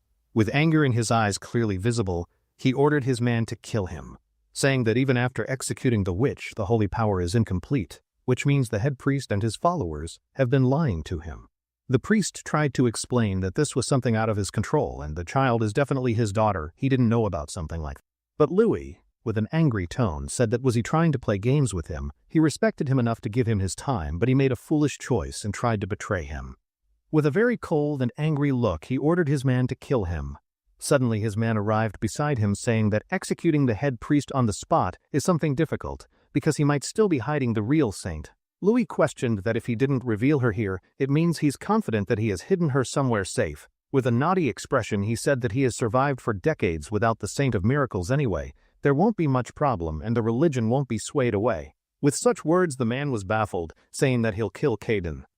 Drawing his sword, he said that he doesn't hold a grudge against him, but this was His Majesty's order, so he had to follow it. Caden tried to explain that she really was his daughter and he isn't playing any tricks with him. Fear could be seen in his eyes as he thought that he was really going to die. As he was about to swing his sword, he stated that if he was really saying the truth, then the crest would have been completed by now. But as he swung his sword, his other daughter took the strike, slashing through her body, ripping and drenching blood from her body.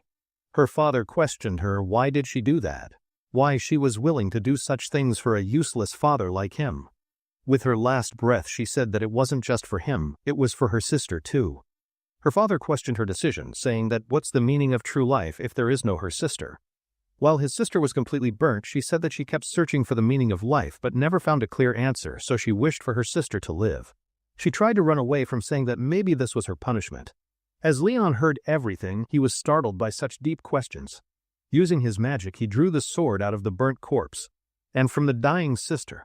Using his necromancy, he said that the person who should have died was the wrong one. As her father said that what was she talking about? Which punishment is she talking about? She's no different from her sister, she is his daughter, and he was the one who should be punished. But she said that to His Holiness they were never his daughters, they were just to maintain powers, they were just used as tools. Tears enveloping her eyes, she turned toward him, saying that they should just admit it now to each other to find peace in the end. With such a statement, he was moved. As the lifeless body fell to the floor, saying that this is the only punishment she can give him, and maybe it's just that she could give him. Holding her lifeless body, he screamed her name, but her magical powers were mixing with the atmosphere. Golden light began emitting from her body like particles of gold.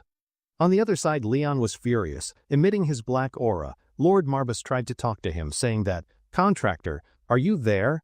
He opened his grimoire, speaking that the two that had been dead just now, who had lost their lives in the kingdom, listened to his words. Clary was confused at what was he talking to. Leon closed his eyes, ordering the souls around him, saying that, "I solemnly declare your duty is not over yet. As a rightful heir of the House of Marbus, I make this deal." With purple magic releasing from his body and grimoire, it surrounded the space. Clary was shocked that he is using an advanced level of necromancy. Two different types of souls began to flow in the air. As he watched toward it, saying that the dead ones respond to his calls as he was Leon von Marbus. Even as undead do they wish to continue their life.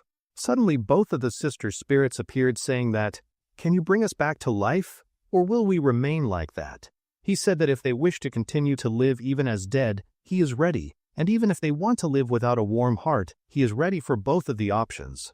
Raising his hand, he ordered both of them to follow his command. Binding both of them with spiritual chains, they didn't even resist his chains. Leon said that this might be shameless, but he ordered both of them to work for him. But they were satisfied with his command, saying that it's fair, and if he asked nothing from them, then they would be more suspicious about his thoughts. Closing his eyes, agreeing to the agreement, he commanded them to bind both of their souls into the Marbus family and be prepared to swear their loyalty towards him. Smilingly, they both agreed to his demands. With binding magic, he completed the contract. He closed his grimoire, saying that at the end of the contract he truly hopes that they find the life they longed for and the things they were searching for. Recalling the past event, he said that in the end their values rest in his hands. Sincerely, he wished for it. As their father watched everything, lying beside his dead daughter, the man thought that he sensed a powerful magic force nearby, thinking what was really going on was the activation of the magic powers. Looking towards the Emperor, he said, "Other than Prince Louis, is there anyone capable of such feats?" As Leon walked away from the scene, Lord Marbus said that using his subjugation without consulting him, he should be prepared for the consequences when he returns. Returning to his carriage, he acted nonchalantly, saying that since things turned out this way, he saved both of them, saying that he'll get compensation. Laquelle complimented him, saying that he was truly amazing. But Clarice said that in another way, recalling that to raise those without intellect like a beast or as an undead requires a process called branding. It's a very difficult procedure, and it's truly most efficient when they have perfect control over it, or else the demons might get enraged. Leon thought then, how does subjugation begin? Was it with intelligence or just the soul? Lord Marbus said that he should persuade lingering souls with regret in the world to obey. Leon questioned, to make them obey, does that mean he will be the ruler? The Black Furball said that a soul with regret can't pass through to the afterlife without resolving it. The Necromancer helps them to resolve their regrets from life and borrow their power until they solve it. And this whole process is called subjugation. Leon began thinking that so this is all about resolving the regret of those who are still clinging to their life even after death. The Black Fur said that the stronger the regret, the greater the power to gain. He told him to remember that the Necromancers are not just the people who exploit it for profit, there's something more than that. After a while, as the heir of the Marbus family, he opened his grimoire, commanding, "Heaven, Helen, answer my call." Suddenly 2 spirits came out of the book. After fusing with each other, a girl appeared before him. Leon questioned why only one of them arrived when both of them were revived. The Black Ball said it's obvious because they weren't fit to be born in a body, so they fused with each other. Even after that, they can become one. Clarice said that it makes sense. While Laquelle thought that doesn't it make the mood feel strangely different, or some different thoughts arising in a single body? Leon questioned, Heaven or Helen, which one is standing in front of me now? The girl said that right now she is Heaven, astonished by his answer. Leon asked the dead, can she switch any time? She replied that she can do anything like switching, making multiple bodies. She said that though, there is one problem. They have to serve their master, which was something that won't be easy for them. Laquelle said that the personality had changed. Maybe it's the hidden ego inside Helen that just came out now. She told Laquelle to shut his mouth as they were talking with the master. Leon questioned then what are both of them good at. He tried to open his grimoire, saying that he made them undead. But if they are useless, he'll have to send them back to the afterlife. The number of subjugated undead he can register in this necromancy is limited, so he has to use it to its full potential. She was scared to hear something like that, saying that he spoke something scary so casually. While leaning towards him, she said that it's fine, she can do plenty of things to satisfy her master. Looking into his eyes, she said that there are a lot of things that she could be doing for her master. As the scene shifted, the guild master is shown saying that the job's done. While they arrived at a guild, she said that she didn't think that it would be handled so easily like this. Clarice said that anyway. His Holiness agreed to it and said that they will get paid for the job. Laquelle, saying that he was really amazing in many ways. Pointing towards Heaven, said that he is still raising his daughter as an undead in front of her father. Heaven, with an egoistic voice, said that where was he looking at and she belonged to her master and not to her father. With that answer, he was shut down. Lord Marbus said that if she really were dead and he brought her back to life, and yet her attitude was something different, but Leon said that he was completely fine with it. The Beast Man greeted them awkwardly, saying that he didn't know much about it, but the things have gone well and he's still alive. But he is not sure if the word alive is correct or not, because he doesn't seem that way. While the master was worried, thinking that she will acknowledge that for now and for the official recognition of the silver badge. She said that she will send the payment to their household, but Leon said that it wasn't the end. She said that she will contact them if she found a new job for them. Clarice told her that she is very strict with her time, so she should be informed earlier. But with a happy and pleading face, She said that their house says as long as they keep the payments, they are fine with everything. Likel, who was not satisfied with her acting, said that she was acting for no reason, but she pointed a gun toward him, frightening him. Lord Marbus said that they should be moving and check the powers that Heaven and Helen had been granted. With a happy face, Clary asked for more favors from the guild master. Spilling her tea on the table, she said, "Fine, she'll do it for this time." The scene shifted to the royal palace. The person was reporting to the king, saying that the head priest has refused to eat and drink, and is reportedly in a state of madness because of his health. The new emperor said that the shock of losing both of his daughters might be too great and he can't have just more children because he is such a weakling. Looking toward the dead emperor, he said that it's such a disgrace to show his majesty we have lost the chance to claim the Saint of Miracle. But who knows when the next prophecy will come? The man said that if he grants him another chance, he will devote himself to the empire and work for them with all his loyalty. He said that he better do that or else he will be killed.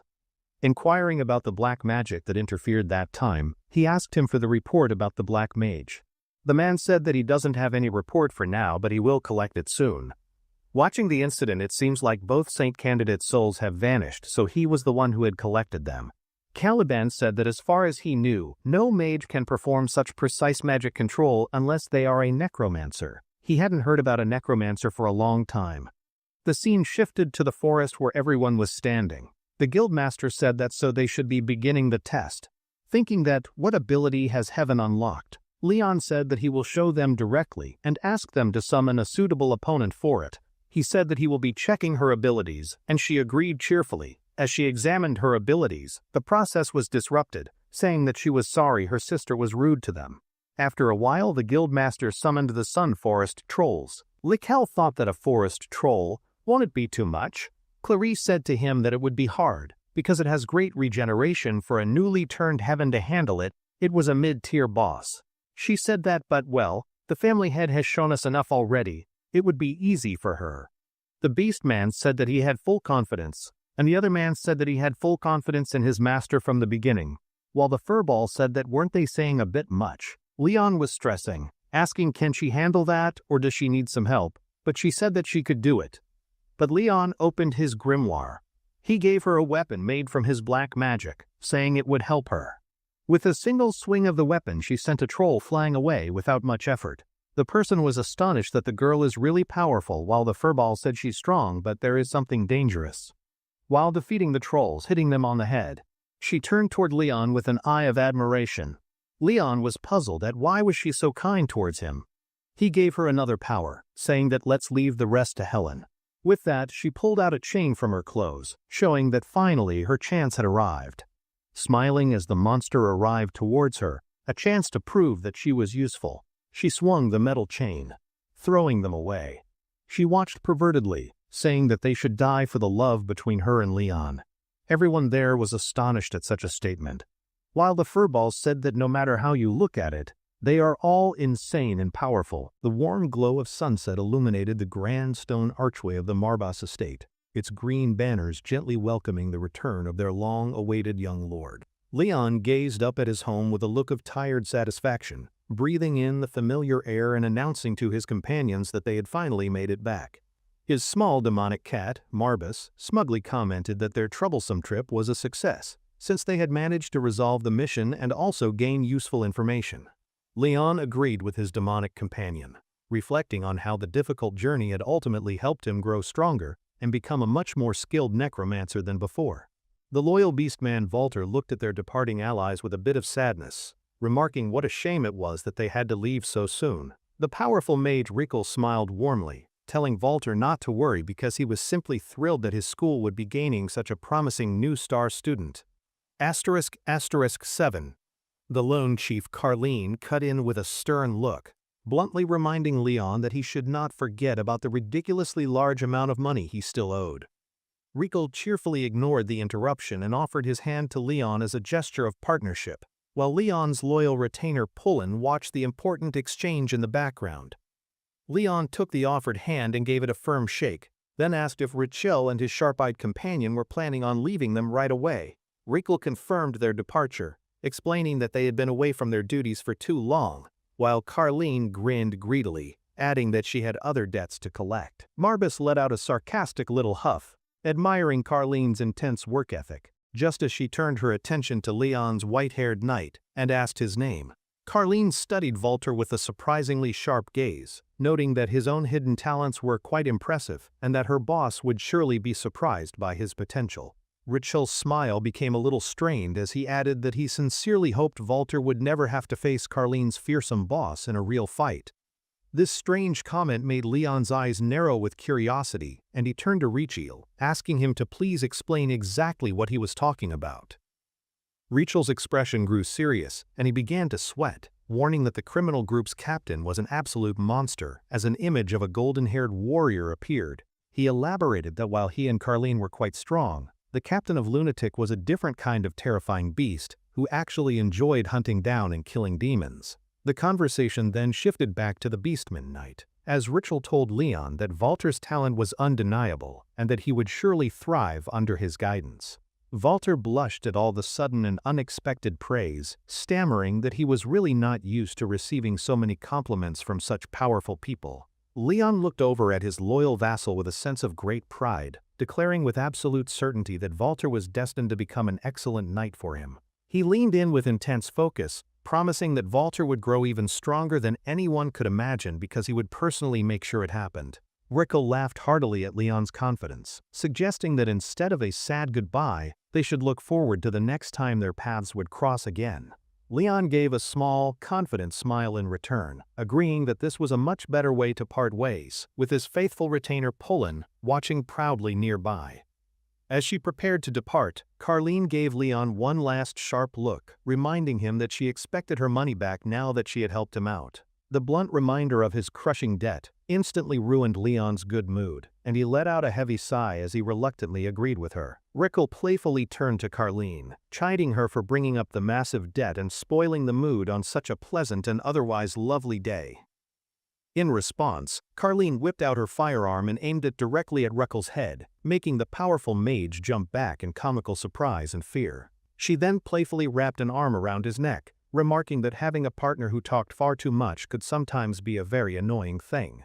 With her business concluded, she turned her golden eyes back to Leon and gave him a small smile, hoping he would be even stronger when they met again. Leon met her challenging gaze with a firm and resolute expression, giving her a single, silent nod to show that he accepted her dare. He then watched quietly as the two powerful figures, Richel and Carlene, turned and walked away down a forest path, finally leaving him and his followers alone.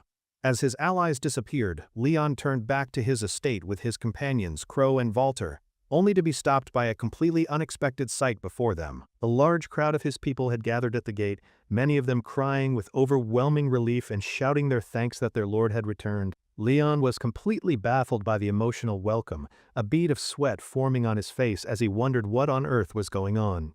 Suddenly, his retainer Pullen broke from the crowd and began running towards him with arms outstretched, wailing dramatically and calling out for his young master. Leon stared blankly at the bizarre scene, completely confused by his retainer's extremely over-the-top and tearful display of emotion as he drew closer to him. Before he could fully process the situation, a mysterious purple-haired woman appeared from nowhere and delivered a surprisingly firm disciplinary blow right on top of his head. Towering over him with a furious expression, the woman began to scold him, demanding to know what he was thinking by abandoning his duties as lord. Leon stumbled backward from the unexpected strike, holding his head in pain and looking up at his attacker with an expression of pure, unadulterated shock. He finally recognized the imposing woman standing with her hands on her hips, and he uttered her name with a tone of complete and utter disbelief. His loyal followers, Walter and Pullen, immediately rushed to his side, with Walter asking if he was hurt, while Pullen just kept sobbing and clinging to his leg. To escape the chaos, Leon suggested they all head inside, while Marbus quietly concluded that Leon's ruthless decision to create his new undead servant had been the right one. Later, seated inside, Marbus processed the new arrival, confirming that this woman, Diana, was not only Leon's childhood friend, but also the heir to a noble family. The entire group gathered around a large table in the meeting room, with Leon at its head and his followers seated on either side of him. Leon confirmed to his demonic servants that Diana was indeed a very powerful elementalist who had helped him out of trouble many times in the past.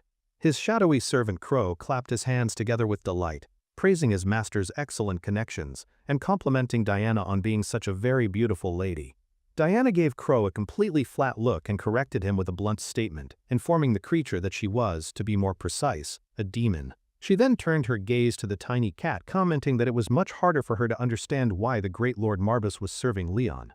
The comment caused instant reactions around the table, with Marbus looking smug, Pullen puffing his chest out proudly, and Crow's eyes twinkling with fresh understanding.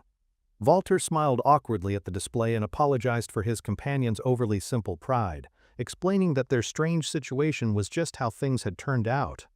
Diana let out a long sigh and shook her head, remarking that Leon somehow always managed to find himself in the most bizarre and complicated situations. Her expression suddenly turned serious as she got back to her original point, demanding to know why he had abandoned his home to go off alone. Leon looked genuinely apologetic, explaining that his absence had caused a panic. He sincerely thanked Diana for taking over his duties while he had been gone. Diana's cheeks flushed as she looked away, admitting that she felt bad for the anxious retainer and had been waiting, certain that he would eventually return. Leon's demeanor shifted back to that of a serious lord, and he asked her directly if she had come to him with some specific business to discuss. At his question, Diana's own expression grew serious in return, all of her previous lightheartedness completely vanishing as she prepared to speak her mind. She lowered her gaze for a moment, her long purple hair shadowing her eyes as she gathered her thoughts before delivering some extremely grave and important news.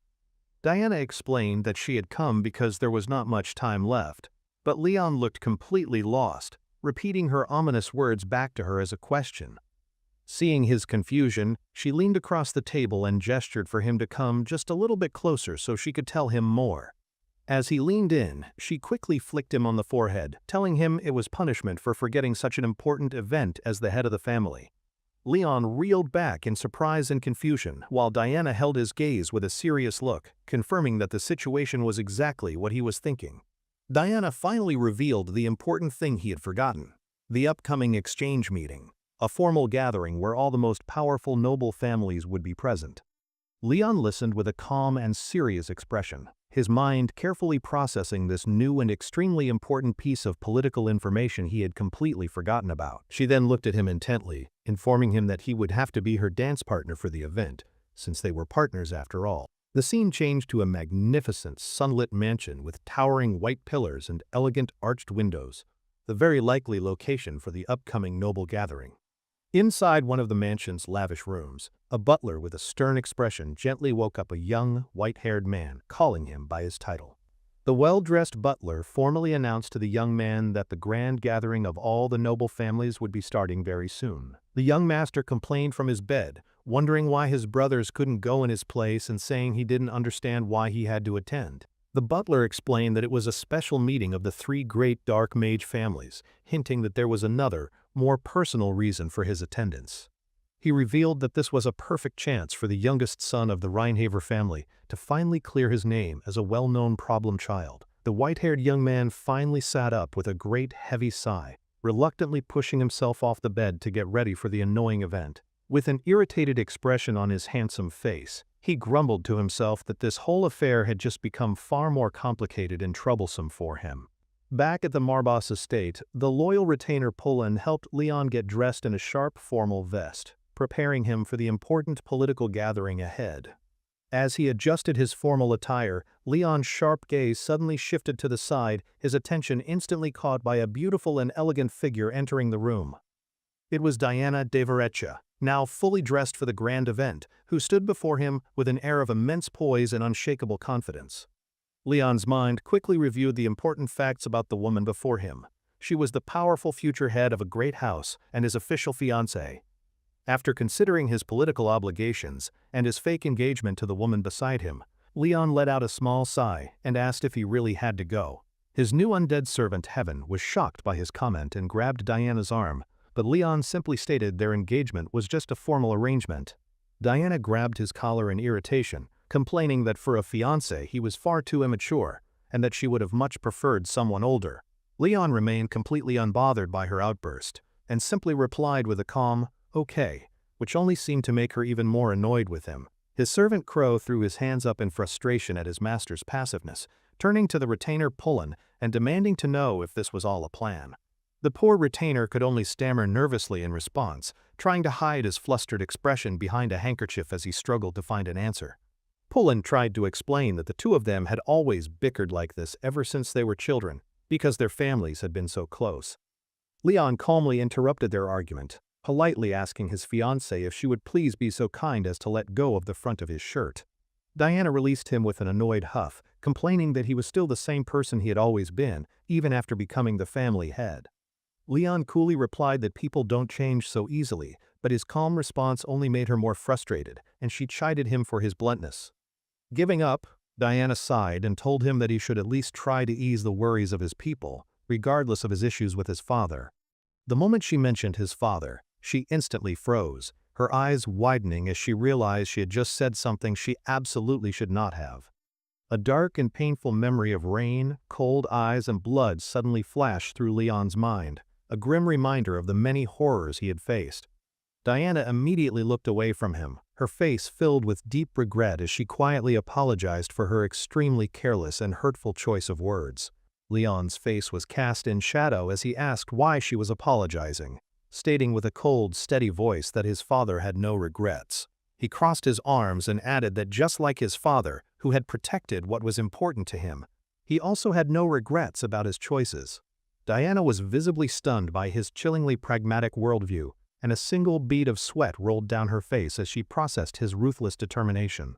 She quickly changed the subject back to the meeting, reminding him that it was an event they simply could not miss, even though she hated such things. Her words hung over a brutal image of their victory, reminding Leon that he had to attend such events to re-establish their family's high ducal status. Leon quietly acknowledged that she was right, adding that he knew the other noble families were watching them closely, while Pullen beamed with pride beside him. His green eyes gleamed with fresh resolve, as he declared that if attending this annoying meeting was necessary to protect his family, then he would do it. His followers were thrilled by his decision. The formally dressed Walter clenched a fist in excitement, while his companion Crow agreed that it was an excellent judgment. With his mind finally made up and his purpose clear, Leon stood tall and announced with a firm, steady voice that he would attend the exchange meeting. The scene shifted to a magnificent grand hall, glittering with light and filled with elegantly dressed nobles who mingled and chattered amongst the lavish decorations. The view panned across the room, showing groups of gossiping nobles who laughed and shared drinks, their polite smiles hiding their harsh judgments and political ambitions. A handsome, golden-haired young man sat confidently at a table, enjoying being the center of attention as he casually sipped a glass of fine wine. At a nearby table, one noble leaned in to whisper to his friend, asking if the rumors about House Sylvester's defeat were actually true. A blonde-haired noble looked up from his meal with great interest, asking his friend who their opponent could have possibly been to achieve such a victory. The first noble nervously whispered the answer he had heard, his eyes wide with a mixture of disbelief and fear as he named the Marbas family. A third, gray-haired noble scoffed at the news, dismissing it as a baseless rumor and questioning how a failing house could suddenly become so powerful. The first noble suddenly stopped speaking and pointed a trembling finger toward the grand entrance, directing his skeptical friend's attention to the new arrivals. Leon and Diana had just entered the hall, and the first noble sarcastically suggested that his friend should just go ask the new family head himself. Leon scanned the glittering, crowded hall with a grim expression, thinking to himself that these kinds of fancy, formal places really did not suit him at all. Seeking a bit of support in the uncomfortable situation, Leon reached out and took Diana's hand, holding it firmly and making the surprised young woman blush. She hid her flustered reaction with a scoff, but then admitted she also disliked such events and that handling them was part of a leader's duty. Leon was pleasantly surprised that they had something in common and gave her a small, genuine smile before sincerely thanking her for the much-needed support. Diana reflected on the boy she had known her whole life, shocked by his recent changes but thinking that his new decisiveness was probably a good thing. Leon glanced over his shoulder at his followers and quietly asked Diana if she thought the others would be okay on their own in such a place. He admitted that his followers were still quite inexperienced, just as Walter and Crow were seen awkwardly trying to fit in with a salute and a thumbs up. Diana laughed softly at his concern and teased him, saying that to everyone else he already appeared to be a fully developed talent, not a kid. Leon reminded her that as the head of the family, he was her superior here, which made Diana puff her cheeks in frustration at his comeback. Suddenly, the same gray-haired noble who had been mocking him, Rive, stepped up behind them and asked if he was the head of the Marbas family. Rev continued to smile at them with a smug and deeply unpleasant expression, his eyes full of cunning as he sized up the young lord. Leon turned to face him with a sharp, wary look, calmly confirming his identity and asking if the man had some business with him. Reeve claimed he had no real business with him, but his inner thoughts revealed his arrogant plan to see if this boy truly defeated the great Count Alan. The noble, Reeve, laughed condescendingly and said the rumors must be exaggerated, because he had heard that Leon was the one who had defeated Alan. Leon met his mocking gaze with unshakable calm, his voice perfectly flat and steady as he simply confirmed that the rumors about his victory were true. Reeve was so surprised by the blunt confession that he was stunned into silence, his smug expression finally faltering as he processed the unbelievable claim. Diana watched the interaction with a hard expression, thinking that Reeve was a coward for trying to undermine Leon in front of a woman. Reeve quickly recovered his composure and let out a dismissive laugh, saying that he honestly could not even begin to imagine how that would be possible. As he mockingly asked how he won, Leon looked up with a chilling expression and gave a one-word answer that stunned the entire room. He died. Reeve's smug grin instantly vanished, his eyes widening in shock as a dark energy began to crackle in the air around him. "What?" he demanded.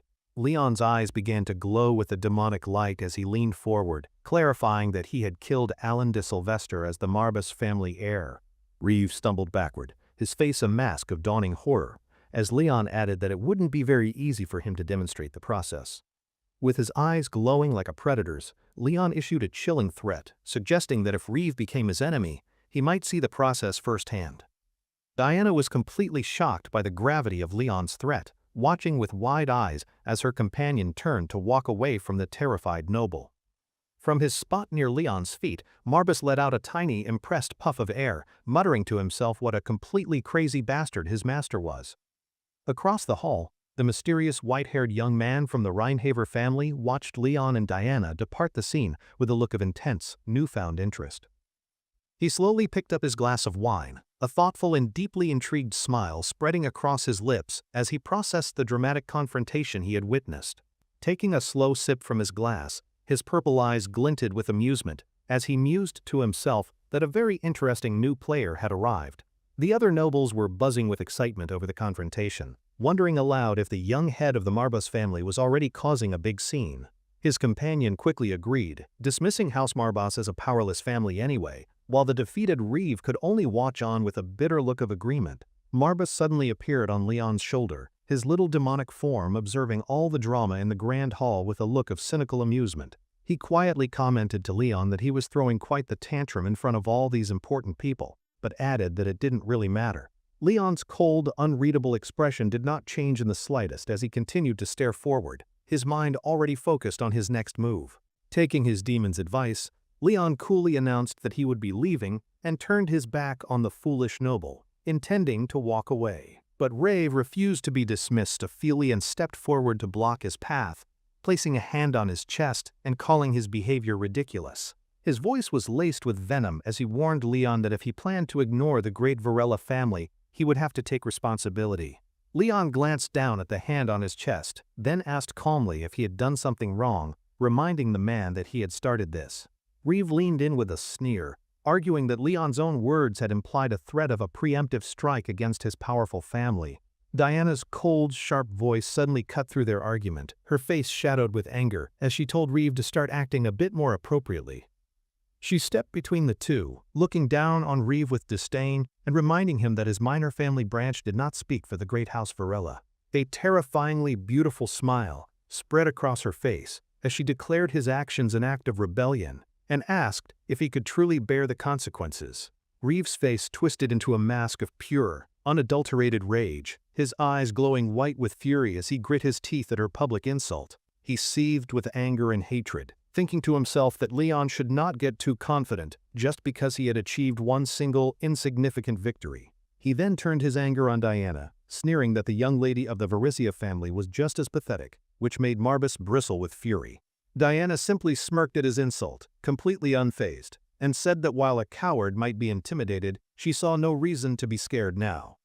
Having been completely outmaneuvered and humiliated, Reeve lost the last of his composure and began shouting at her with a face full of uncontrollable rage. A new, calm voice suddenly cut through Reeve's furious shouting from behind, as someone commented that he was being just a little too noisy.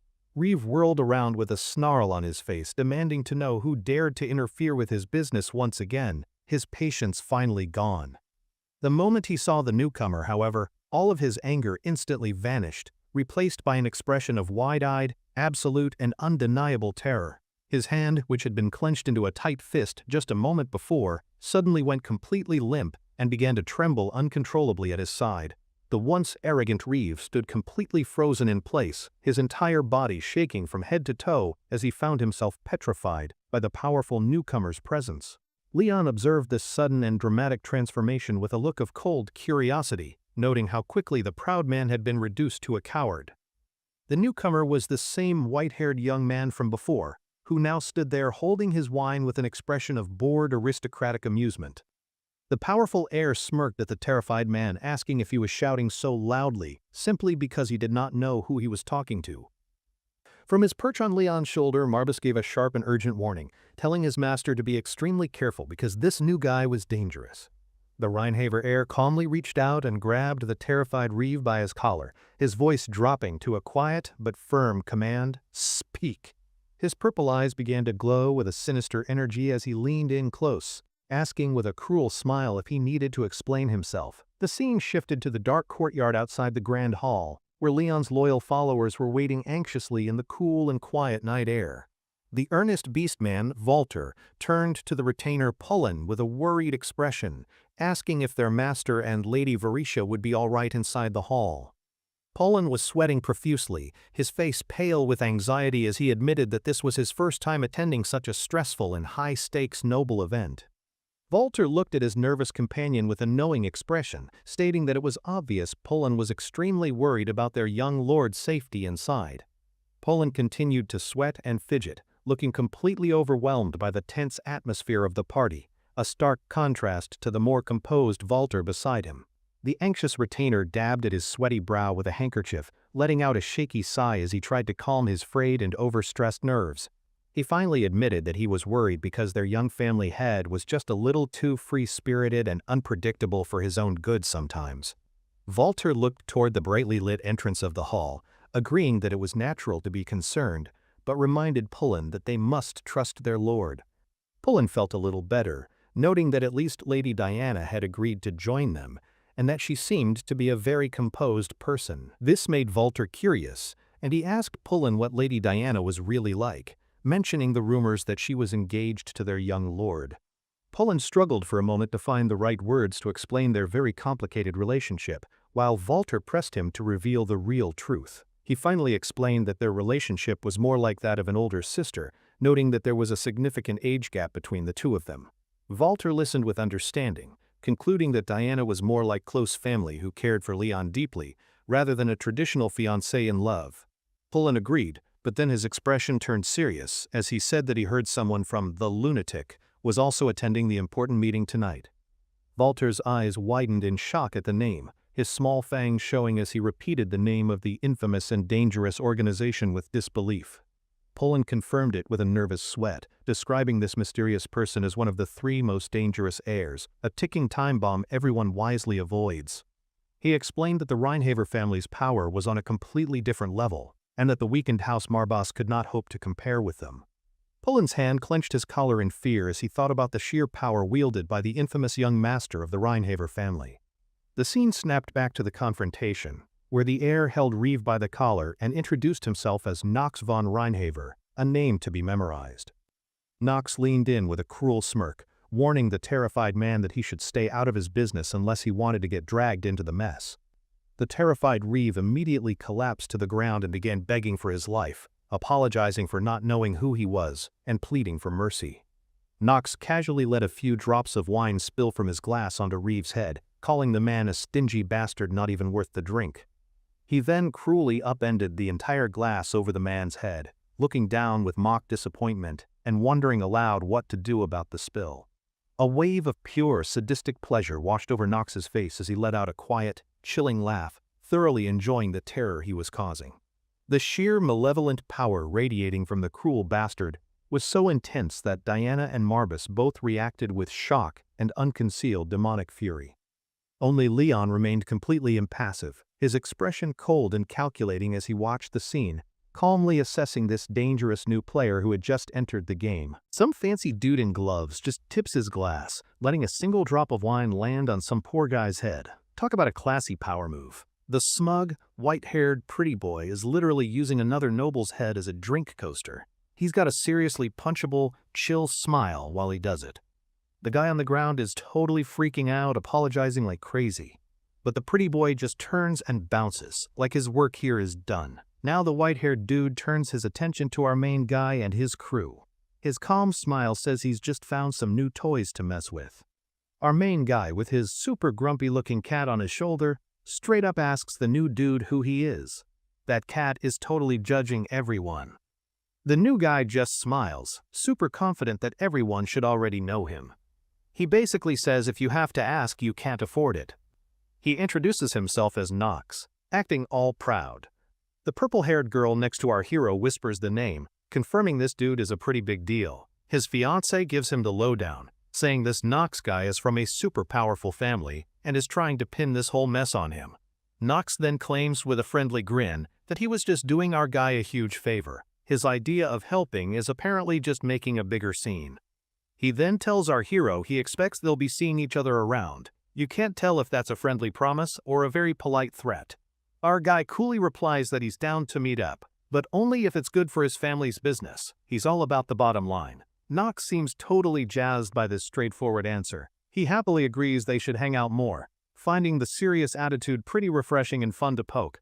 After their weird intro, the white-haired guy vanishes into the crowd. Our hero watches him go, already trying to figure out this new guy's angle. His fiancée leans in with some hot gossip, calling Nox the family's guard dog. Her advice is simple. Just be polite and don't poke the bear. Our hero remembers hearing that Nox was the family screw-up. He's wondering if that's true, considering the insane, terrifying vibe the guy gives off. She asks why he's caught up on rumors. The demon cat on his shoulder mentally tells him that Nox is a total genius, even if he's built like a twig. Our guy silently agrees with his cat. He has never felt such a crazy amount of dark magic coming off of one person in his entire life. As Nox strolls off, he feels like meeting our hero was fate. He's sure that whatever happens next is going to be super interesting, and not a mistake. A maid carefully walks up to him, calling his name like she's scared he might bite. She seems shocked he even bothered to get involved in the drama. She asks him why he went out of his way to help a total stranger. Apparently, butting into other people's business is totally not his usual style. The maid adds that he usually finds these petty noble fights incredibly boring. She's wondering what made this particular one so special and worth his time. He gives her a mysterious look, saying that things will be way different in a few years. His maid just repeats his words, looking totally lost. He then confidently predicts that soon everyone will know our hero's name. He even gets a flash of a super-powered future version of the guy. The maid is left completely speechless by his weirdly specific prophecy. She clearly has no idea what he's on about or why he suddenly cares. As they leave, Nox admits he's not sure if this new guy will be a useful ally. He's basically just gambling on a total wild card. Deciding he's had enough fun for one night, he announces it's time to go home. He figures they could both use a nap after all that excitement. Back inside, the party is still going strong with people dancing. The happy music feels like it's from a different planet compared to the recent showdown. His purple-haired fiancée suddenly grabs his arm with a big smile. She reminds him they're engaged, so it's probably about time for them to leave together. Our hero looks a little surprised and flustered by her forwardness. He seems totally clueless about what to do in this very awkward public situation. With a playful grin, she asks if he even knows how to dance. She's assuming a fancy noble like him must have taken at least a few lessons. He thinks for a second, then gives a firm, determined nod. He looks ready to take on her challenge, even if dancing isn't his thing. She smiles and takes his hand, leading him out onto the floor like a pro. They step out together, looking like they belong among all the other dancers. As the music starts, she expertly guides him through the dance steps. He follows along, and they move pretty gracefully among all the other swirling couples. Leaning in close, she teases him about his good dancing skills. She adds that his super serious, focused face is actually kinda cute. He apparently didn't hear her and asks what she said. She just playfully scoffs, telling him he's not her type anyway, so it doesn't matter. She then gives him a sweet smile and tells him not to take it so seriously. It's just a dance, so he doesn't need to look so intense. His expression stays dead serious. He explains his dad taught him that the head of the family has to be the best at everything, no exceptions. Then, in a slick move, he completely takes over the dance. He pulls her closer, and his sudden confidence totally flips the script on who is leading. She blushes, totally flustered by how close they suddenly are. She stammers, asking if they really need to be this cozy for a simple dance. Now that he's leading, she looks away, completely thrown off. Her usual cool and confident vibe seems to have totally disappeared in a single instant. Their sudden closeness and the intense vibe between them gets everyone's attention. All the other nobles start whispering and gossiping about the new couple's dramatic display. She gets her playful attitude back and teases him for being so serious. He just shoots back that she seems a little stiff now that he's in charge. With a strange smile, she tells him to shut it.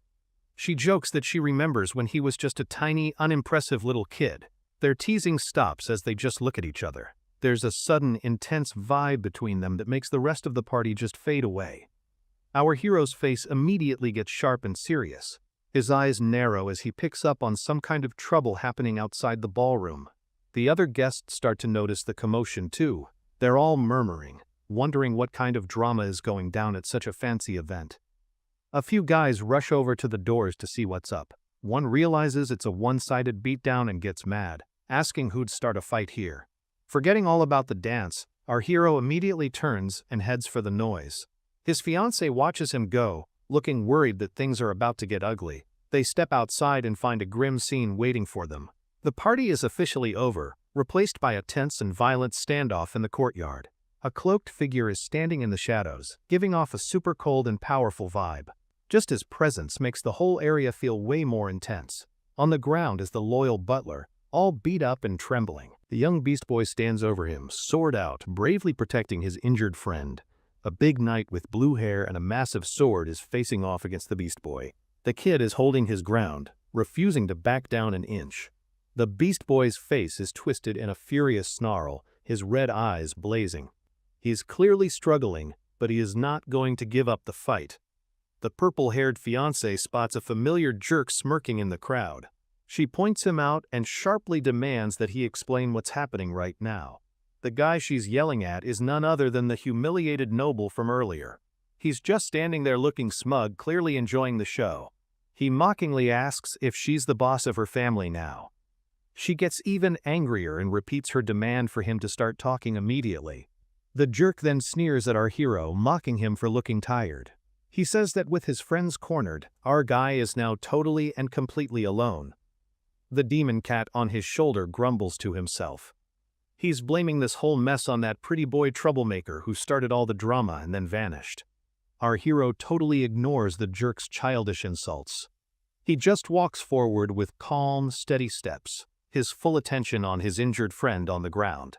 He kneels down and gently lifts his butler's head. His face is calm, but his cold eyes are promising that some serious payback is about to happen. His eyes are now glowing with a scary yellow light as he calmly asks the beast boy for the full story. His quiet tone is way more terrifying than yelling. The beast boy flinches under his master's intense stare, totally stammering. He's so shaken up by everything that he can't even get the words out.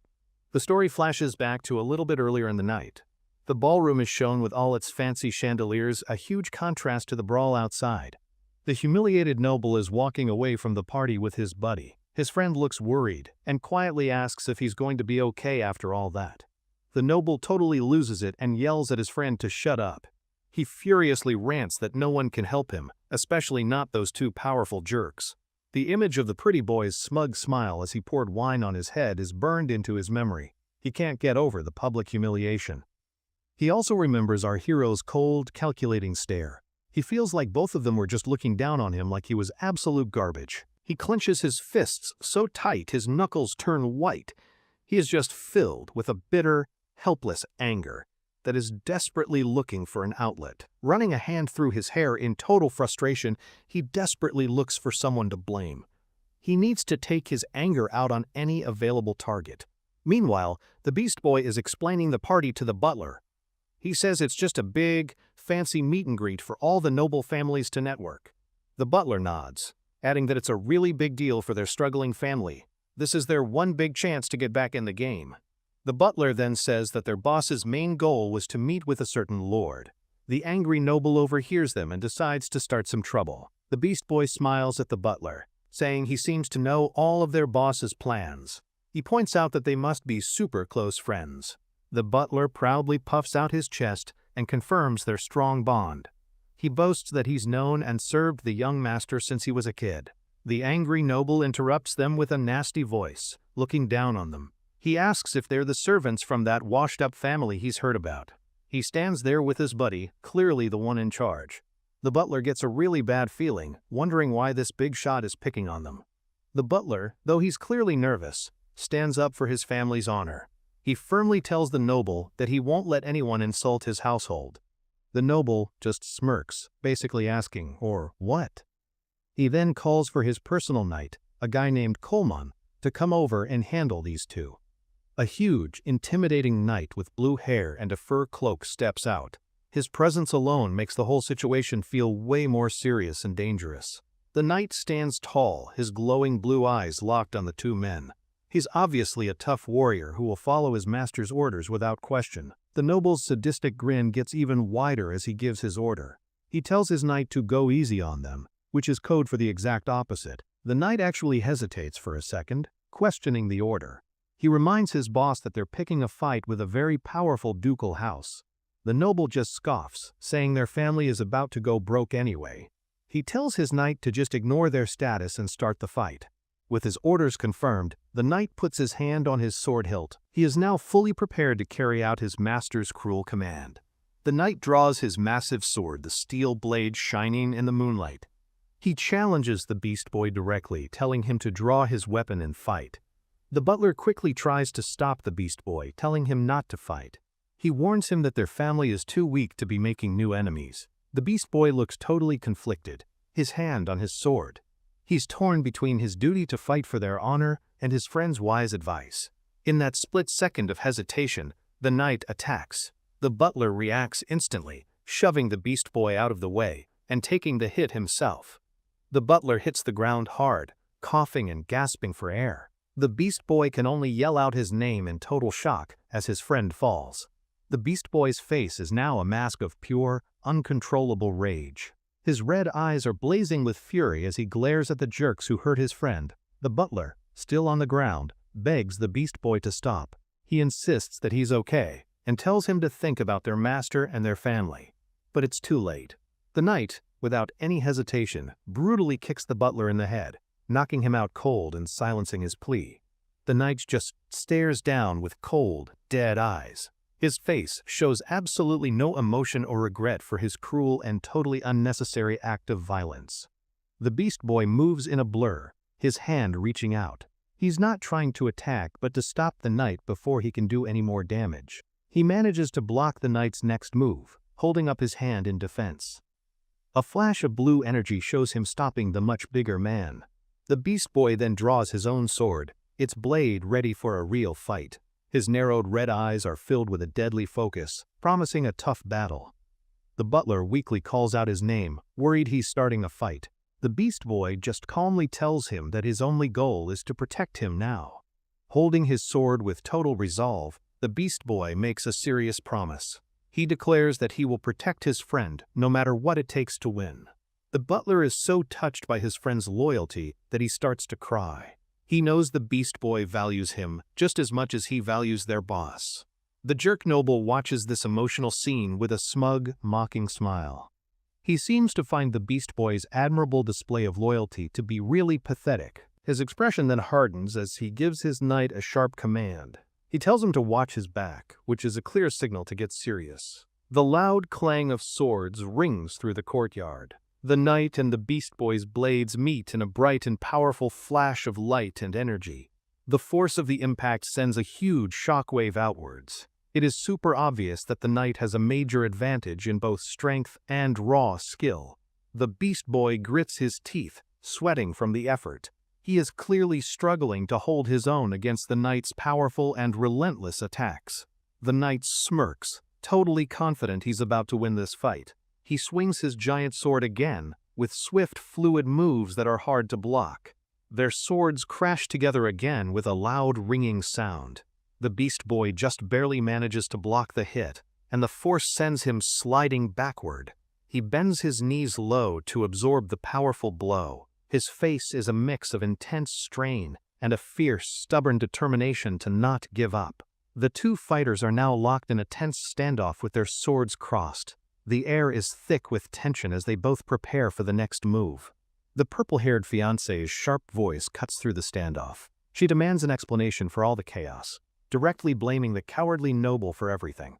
A noble in the crowd says that the other family has really messed up. Another guy with silver hair grins, saying this is a fun chance to test rumors. One woman in the crowd laughs, wondering what a minor noble even thinks he can do. Another guy hopes that all the villains just wipe each other out. The jerk noble turns to our hero with a sneer, inviting him to warm up. He mockingly points out that there's a big audience for this little show. Our hero just calmly accepts the challenge, turning away from the jerk. His fiancée calls his name in alarm, worried he's falling into a dumb trap. A swirling vortex of dark purple energy starts to gather in his hand. He looks totally calm and focused as he gets ready to unleash his magic. The jerk noble's face twists into a mask of pure, crazy hatred. His eyes are gleaming with malice as he screams a single, chilling word. Die! Our hero stands ready for a fight, the dark energy swirling around him like a cloak. He now faces the knight who is standing in his way. With his back to the Beast Boy, he speaks.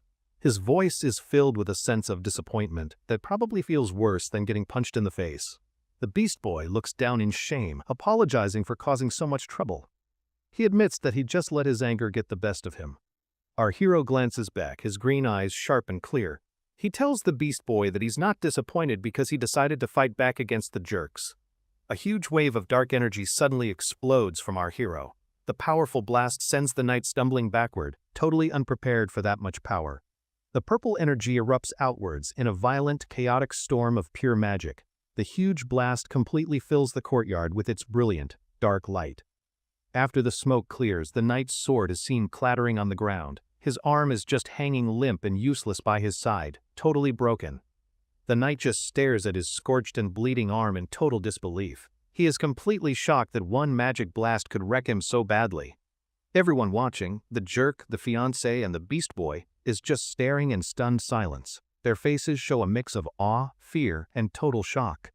Our hero's voice is as cold as ice as he finishes his thought. He asks the Beast Boy if he really did everything he could to protect the butler.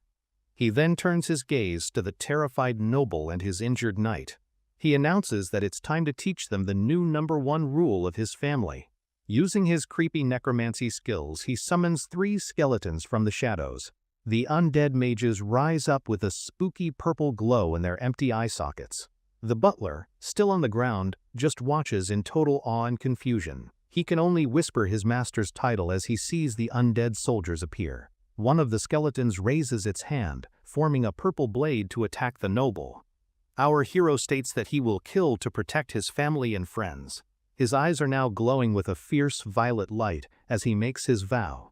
He declares that anyone who messes with him will be dealt with. Leon, flanked by spooky skeletons, calmly states that he is not afraid to get his hands dirty. With a menacing golden glow in his eyes, he declares he would even perish for his cause. Earlier, a bloodied Reeve trembled with shame after being thoroughly humiliated in a previous encounter. Kneeling in a pathetic puddle of his own blood, Reeve suddenly found himself under a shadow. Startled, he angrily looked up, wondering which new jerk had arrived to bother him now. He stared in shock at a very tall, very fancy man in a crisp white uniform. His jaw dropped when he realized the well-dressed stranger was actually the prince of all people.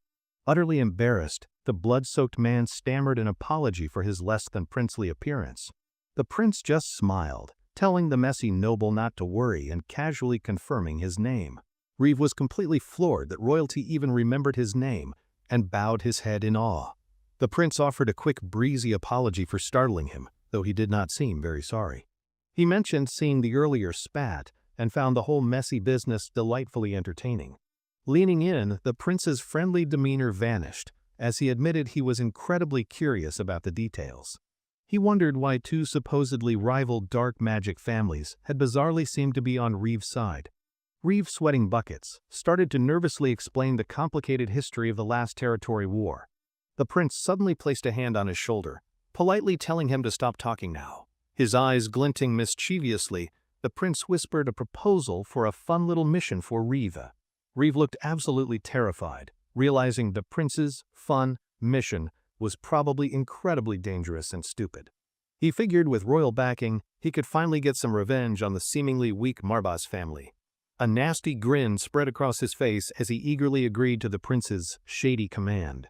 The prince smirked, quite pleased that his little pawn was now moving exactly where he wanted. Back in the present, Leon's undead minions prepared to give the terrified Reeve a very sharp haircut. But another noble stepped in, questioning Leon's right to meddle with another family's bumbling servant.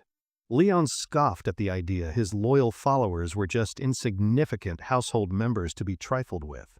Reeve's knight, Coleman, looked on with concern, his face half hidden in the dramatic shadow. Reeve's hand, looking quite pristine in its white glove, clenched into a very tight, shaky fist. He looked at Leon with disbelief, shouting and asking if all this drama was truly necessary. Leon coolly reminded him that when it comes to his new rules, there are absolutely no exceptions. He took a single, deliberate step forward, his dark energy making the air feel quite heavy. Surrounded by his bony friends, Leon looked down on the fool who dared to cross his family. Without even looking back, Leon ordered his beastman boy to take their injured friend to the doctor. The young retainer quickly acknowledged his master's order while cradling his unconscious companion, Pullen. Diana grabbed Leon's arm, telling him she understood his feelings, but this was getting too wild. She reminded him that starting a brawl in front of so many gossiping nobles was a bad idea. Leon just stood there silently, giving her words some very serious, very dramatic consideration. Seizing the moment, Reeve gave a sneaky look to one of his goons, a silent order passing between them. Leon's eyes widened as he realized the bad guys were about to do something incredibly dishonorable. In a flash, a thug grabbed Diana from behind, holding a knife to her throat like a classic villain. Watching from afar, Marbas the cat looked utterly disgusted by the cheap and predictable hostage tactic. Reeve grinned like a buffoon, telling Leon to stop acting tough now that his lady was in trouble. He threatened that if Leon did not want his precious toy to get a scratch, he should immediately back down. Leon thoughtfully considered this, wondering aloud if the man needed glasses, since Diana was not a toy. Marbas slapped his own furry face, exasperated by his master's dangerously literal sense of humor. Reeve smugly suggested they all just calm down and walk away before his lady friend gets hurt. The noble audience, who were enjoying the magic show, now looked horrified by the sudden thuggery. Leon's expression grew cold as he asked to confirm one little detail before things got messy. A storm of dark magic erupted from him as he furiously asked if they had just insulted his sister. Reeve flinched, feeling the air grow cold as he realized he'd just crossed a very serious line. Leon, his back turned, repeated his deadly question as dark energy swirled ominously around him. Marbas appeared, telling his contractor that the villain's terrified silence was all the answer they needed. Leon mused that silence being an affirmation was a new lesson for him, and a very useful one. His eyes blazed with white-hot fury as he reached out his hand to issue a new command. Reeve started to taunt him about hurting the woman, but did not get to finish his cliched threat. The thug holding Diana gasped as she suddenly grabbed the knife and expertly stabbed him in the neck. Blood splattered onto Diana's face, but she looked completely calm, as if this was a normal Tuesday. A shadowy mask of magic formed over her eye, revealing she was never really in any danger. She stood beside Leon, surrounded by her own dark power, looking ready for a fight. In a blur of motion, one of Leon's skeletons dispatched the remaining thugs with ruthless efficiency. The other skeletons quickly subdued the stunned Reeve, holding a blade to his throat for good measure. Reeve's face was a perfect picture of terror, finally realizing he'd picked a fight he could not win. Leon grabbed Reeve's face with a crushing grip, forcing the terrified man to look him in the eye. With glowing golden eyes, Leon's calm demeanor was gone, replaced by a truly terrifying cold fury. Pinned by Leon's hand, Reeve's eyes were wide with the pure horror of his impending doom. Diana watched, shocked and a little worried, wondering how this situation had escalated so dramatically. She knew Leon had gotten stronger, but she never imagined he was capable of this much raw power. Marbus telepathically told Diana she must be very important to his master, which only confused her. The demon cat explained that he had never seen his contractor show this much raw emotion before. This was a new, frighteningly protective side of Leon that even his demonic partner had rarely seen. Reeve, struggling for air, managed to squeak out a pathetic plea for Leon to please wait. Leon, his face splattered with someone else's blood, looked completely and utterly unimpressed by the begging. Diana watched with a worried sweat drop, realizing Leon was way too angry to listen to reason now. The nobles in the crowd were freaking out, wondering how a fancy party turned into a magic brawl. Two onlookers noted with fear that Leon's power was unstable, making him even more terrifyingly unpredictable. A wise noble predicted that from now on, Leon would either become a feared and powerful ruler, or he'd become a massive target for every other noble family to try and destroy. Choosing the path of fear, Leon tightened his grip on Reeve's head with a crackle of dark magic. He shoved Reeve away like a piece of trash and turned his back, his dark aura calming. Leon's expression was once again serene, as if he had not just terrified an entire room of nobles. Just then, the sound of a single person clapping echoed through the suddenly very quiet hall. The prince applauded, looking at Leon with great interest as he stood among his skeletal bodyguards. He smiled calmly, taking in the scene of destruction with the air of a theater critic. Leon sarcastically remarked that the prince must have peculiar hobbies to enjoy such a messy spectacle. The prince just chuckled, saying he was merely curious about the return of Marbus's forbidden magic. His expression then turned serious, noting that no one had controlled this power for hundreds of years. Leon considered the unasked question, pondering how he was able to wield such a lost art. He answered with one word: talent, admitting that even he found his own skills a bit strange. Leon added that regardless of how, the important thing was that he was still standing here, undefeated. The prince listened intently, his gaze sharp and calculating as he sized up the young dark mage. He gave a thinly veiled warning, hoping Leon's impressive talent was not aimed at the royal family. Leon smiled politely, assuring him it was not, as long as they did not bother the house of Marbus. The prince gave Leon one last calculating look before turning to leave with his rather boring attendant. Leon watched them go, his calm expression hiding the new, dangerous political game that had just begun. Later, Marbus warned him that his big show would attract a lot of unwanted attention from other families. Leon disagreed, believing his terrifying display would actually buy him some peace and quiet to get stronger. Marbus then changed the subject, his playful tone gone as he got down to some serious business. He warned Leon that the prince was dangerous, saying he could sense a familiar darkness in him. Leon agreed, admitting he also felt a strange, menacing aura coming from the seemingly charming royal. He described the prince's presence as feeling like a powerful demon was hiding under that fancy uniform. The scene shifts to the Marbus estate, looking surprisingly peaceful after all the recent drama and chaos.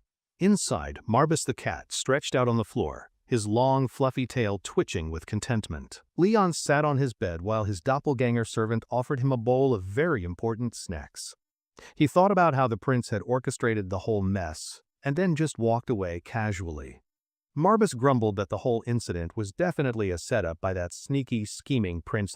Leon acknowledged their difficult road ahead, needing to both pay off debt and fix up the estate. He realized that to manage all this, he desperately needed a brilliant and trustworthy chancellor to help. In a flashback, Diana looked completely shocked to learn about the family's massive financial problems. She had scolded him, asking if he planned to be in debt his entire life and pass it on. Leon had looked away, while Crow suggested he just become immortal to avoid all his money problems. Helen told the doppelganger to be quiet, while Marbus huffed about his contractor's embarrassing financial situation. Leon knew a good administrator would cost a fortune, realizing he needed money to make money. Marbus scolded him for worrying, telling him to stop complaining and start planning for the future.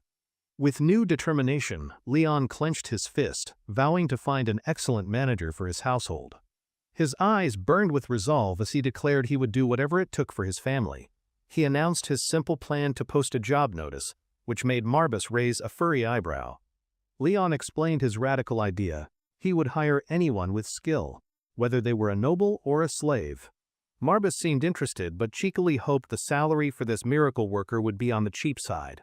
Crow, still snacking, grumbled that Marbus's comment ruined a very cool and dramatic moment. Marbus glared at the doppelganger, telling him not to talk with his mouth full of peanuts. Crow hugged his snack bowl, declaring that it was his hard-earned reward and he would not share. Ignoring his bickering servants, Leon turned to the ever-smiling nun, Helen, and gave her an order. His expression grim, Leon called for his retainer, Pullen, to begin the first official family meeting. Elsewhere, in a magnificent moonlit castle, the prince was enjoying a quiet evening after a busy day. He lounged in a ridiculously fancy room with a glass of wine, looking quite pleased with himself. He mused that Leon was an interesting fellow, and likely the source of that dark scent he'd noticed. A wicked grin spread across his face, his eyes glinting with a dangerous, predatory light. He loosened his collar, preparing to reveal the very dark and very dramatic source of his power. A sinister, shadowy tattoo of a goat-headed demon was revealed on his chest, which is totally normal. He admitted to himself that his own hunger for power was just as strong as Leon's. Meanwhile, back in the Marbas territory, the town square was full of ordinary people doing ordinary things. A job notice from House Marbas had been nailed to the town's main bulletin board for all to see. A crowd of commoners gathered around, buzzing with curiosity about the strange and unexpected announcement. One man questioned if the famously broke Marbas family could even afford to hire a new chancellor. Another man pointed out the most shocking part. The job was open to anyone, regardless of their status. His friends gasped, staring at the notice in disbelief. This was certainly not business as usual. A grumpy man pushed through, scoffing that this just proved the family was desperate for cheap labor. On the edge of the crowd, a woman with white hair and glasses listened to their chatter silently. Her expression was calm, but her sharp eyes were fixed on the job notice with intense focus. She clenched her fist tightly, this opportunity clearly meaning more to her than anyone knew. Back at the estate, Leon held a meeting with his retainers to discuss their dire financial situation. Marbus sighed dramatically, finally grasping just how broke his new contractor and his family truly were. Pullen nervously explained they could only afford to pay their new hire a pitifully small salary. He reported that the prince's political maneuvering was blocking them from receiving the money they were owed. Frustrated, he admitted that while Leon had provided some funds, it was barely a drop in the bucket. Most of the money was immediately gone, used to pay off their enormous and ever-present debts. Leon, ever calm, stated their funds would not even last a month, and announced it was time to go. Crow dramatically slammed his fist on the table, declaring that this was a very serious situation. He then demanded to sign a formal contract that included a clause for a steady supply of peanuts. Walter entered, announcing that the chancellor applicants had arrived and were waiting outside for their interviews. Leon stood up, agreeing it was time to stop talking and start taking some decisive action. With a determined look, he prepared to meet the candidates and find the one to save his house. Pullen fussed over Leon's clothes, making sure he looked the part of a proper lord for the interviews. Marbus yawned, clearly finding his master's primping routine to be incredibly boring, but also a little funny. Leon sighed, looking very tired of all the ceremony and just wanting to get on with it. Finally ready, Leon and his entourage walked out to the courtyard to begin the selection process. The family's training grounds were shown, with neatly arranged weapons that had not seen much use lately. Wooden training dummies stood under the bright sun, waiting for someone to finally come and hit them. An ornate, empty chair sat on a platform, waiting for the young lord to sit and pass judgment. A small, nervous group of applicants waited in the courtyard, including the woman with white hair. She looked around at her competition with a mixture of anxiety and fierce, unwavering determination. Suddenly, someone shoved her hard from the side, sending her stumbling forward into the dirt. She looked up in shock, wondering who would be so rude as to push her for no reason. A big, brutish man with blonde hair smirked down at her, pretending it was a complete accident. He mockingly said he was surprised to see a lowly commoner in such an important place.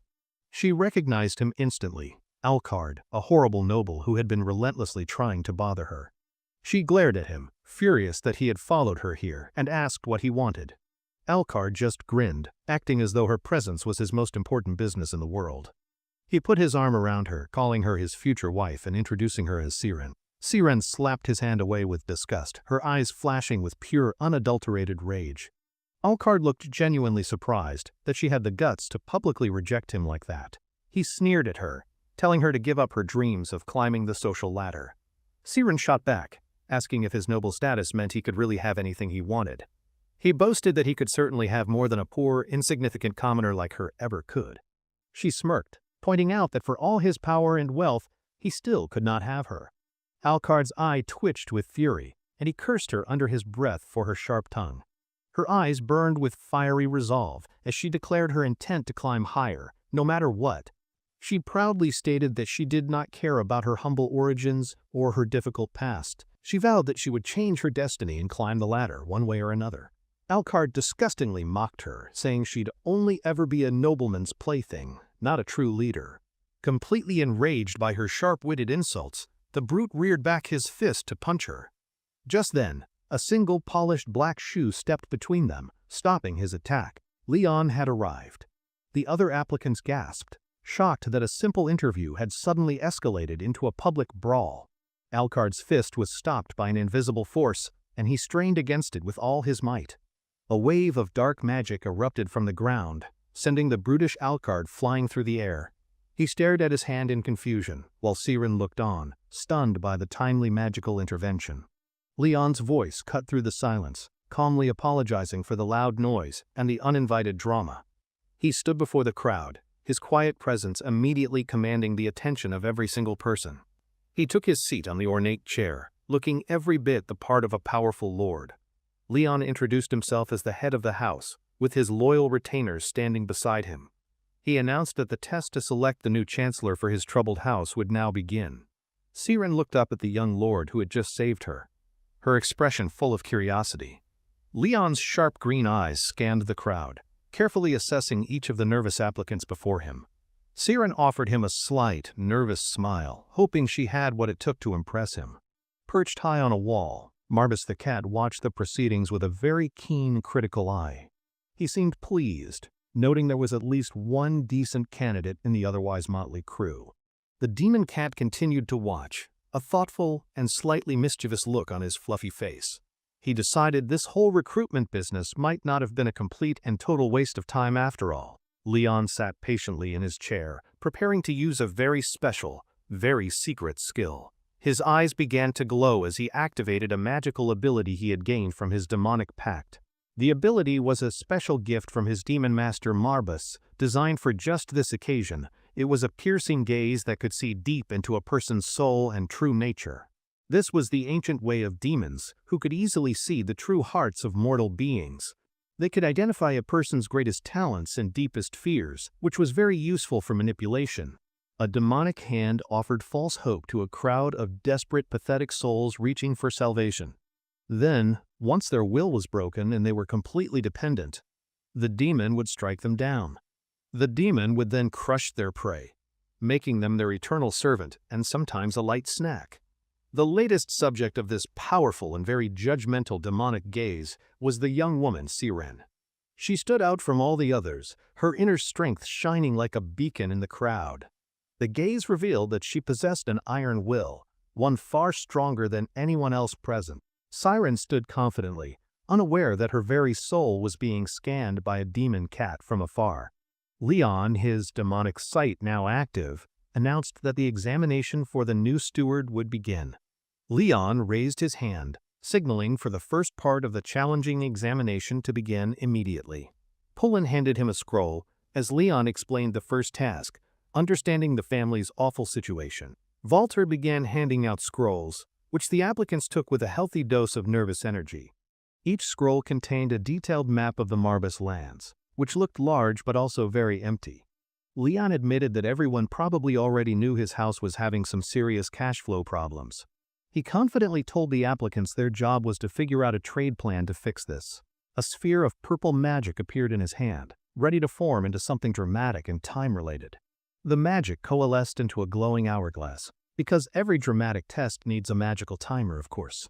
He gave them a mere 10 minutes to come up with a brilliant, world-changing financial proposal. The applicants frantically began scribbling on their maps, the pressure of the deadline already getting to them. Siren's eyes were wide with intense focus as she scribbled her own notes with incredible speed. She let out a small sigh, the sheer difficulty of the problem clearly weighing heavily on her. Tapping her pen against her chin, she forced her mind to race, searching for an innovative solution. She reviewed the grim facts. The estate was remote and had nothing to sell except one undeveloped mine. And unfortunately, the family was too broke to even begin digging, making the mine completely useless. With a swift stroke of her pen, she crossed the mine off her map, dismissing it entirely. As she muttered about the lack of a workforce, Alucard glared at her, annoyed she was actually thinking. His face was a perfect picture of irritation and jealousy as he watched her work so diligently. Siren noted the other big problem. No one wanted to move to the middle of nowhere to work. Alucard leaned in to whisper some discouraging trash talk, hoping to throw her off her game. She gave him a tiny, annoyed side-eye, refusing to give his pathetic attempt her full attention. Not wanting to waste a second, she immediately turned back to her map, completely ignoring him. Alucard huffed, turning away in frustration after his brilliant plan to be a jerk failed so spectacularly. He looked at his own map, scoffed, and declared the whole test to be utter nonsense anyway. But then he actually looked at the details and realized the problem was much harder than he thought. The magical hourglass ran out, its purple glow fading as the 10 minutes came to an end. Leon clapped once, announcing that anyone with a good idea could present it now. The applicants looked down at their papers, most of them looking like they were about to be sick. One brave but nervous young man raised his hand, asking to be the first to present his idea. Leon gave a slight nod, granting him permission to speak and likely make a fool of himself. The first applicant walked up the steps to the platform, looking more confident than he probably should have. He knelt before Leon, ready to present what he clearly thought was a truly brilliant and original plan. He held up his map, pointing to the mountains as he revealed the core of his groundbreaking idea.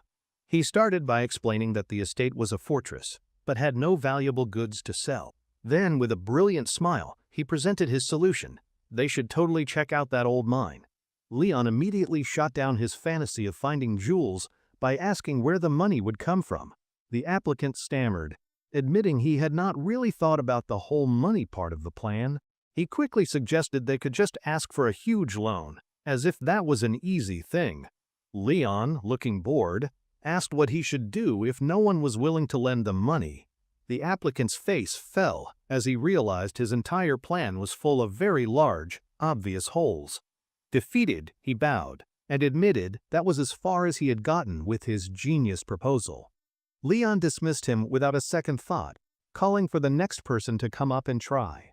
The other candidates murmured nervously, realizing this test was a lot harder than they had anticipated. Siren stood in the crowd, clutching her scroll, her expression showing she was ready for this. She took a deep breath, telling herself that this was her one big, life-changing opportunity. Her eyes burned with fiery determination as she vowed not to let this chance slip away from her.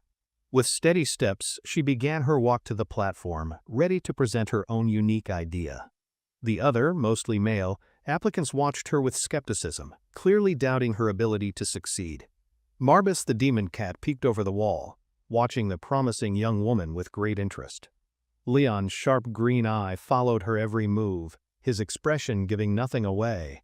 Siren stood before the young lord, her posture straight and her gaze unwavering and confident. She looked nervous but also incredibly determined, ready to prove herself to everyone who had doubted her.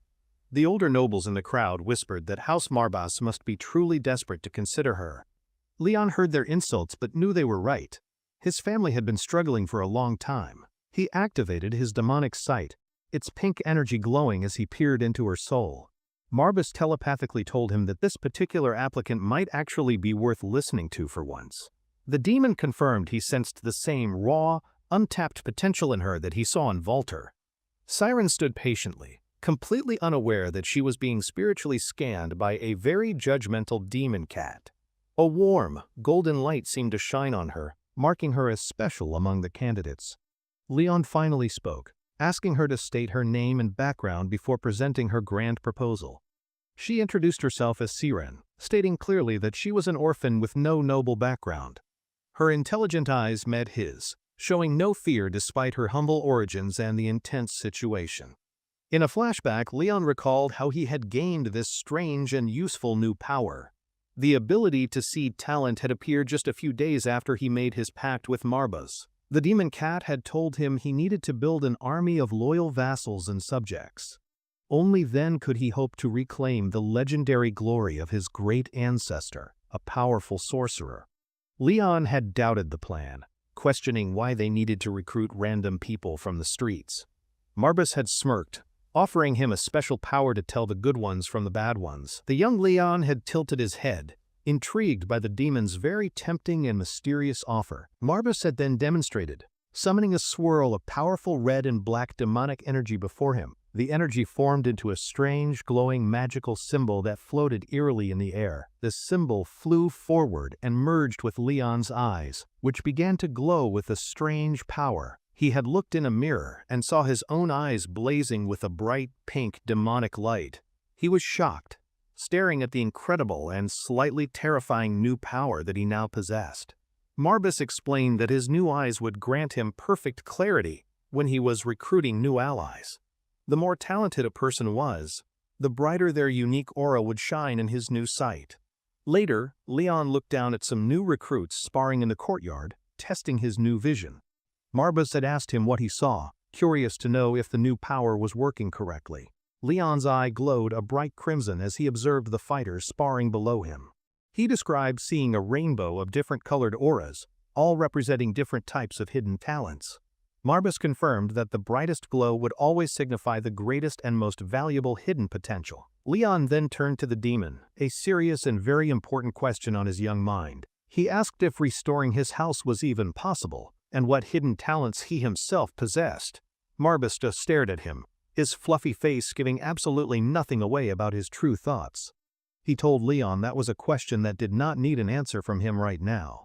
The demon just grinned, promising that Leon would find out the answer for himself very soon. Marbus thought to himself that he would enjoy watching what his contractor would have to sacrifice.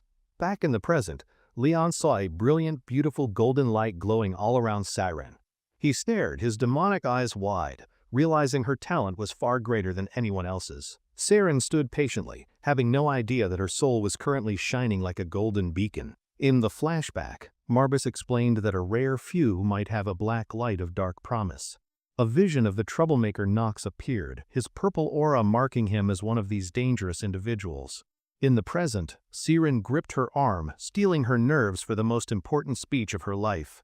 She confidently began by saying she would present her own assessment of the family's dire situation. She held up the map, agreeing the territory had nothing valuable to trade for quick cash. Therefore, she argued, they needed to find a completely new and creative way to make money. Leon just sat on his throne and listened, his calm expression giving away none of his thoughts. The other applicants started grumbling again, complaining that her idea was boring and a waste of time. Leon's face darkened as he issued a very quiet but very firm order for them all to shut up. The hecklers immediately fell silent, shivering in fear under the Lord's sudden and intense magical pressure. His eye glowed a terrifying gold as he reminded them that their behavior was also part of the test. He then glanced back at Siren, silently giving her permission to continue with her presentation. She explained that the mine was a good idea, but the real problem was the lack of workers. Marbus the cat perked up, intrigued that she had correctly identified the true core of the issue. A very sly and very confident smile spread across Siren's face as she prepared her big reveal. She proposed using Leon's most powerful and controversial asset, his terrifying and very useful undead army. Leon sat in stunned silence for a moment, processing her incredibly bold and unconventional suggestion. Siren's eyes were sharp and focused, her brilliant mind on full and glorious display for all. Leon's own green eyes narrowed as he gave her truly insane idea some serious thought. He asked for clarification, making sure he heard her right about using his undead for manual labor. She confirmed it, arguing that his army of hundreds could be used for more than just fighting. Leon stroked his chin thoughtfully, actually considering her completely radical but interesting plan. The other applicants were horrified, calling her a peasant who did not understand noble traditions at all. Siren admitted that she understood their point of view about protecting the arts of combat. She then looked Leon in the eye and asked him if restoring his house was not his ultimate goal. He quietly agreed that it was, and she argued that no ordinary plan would achieve it quickly.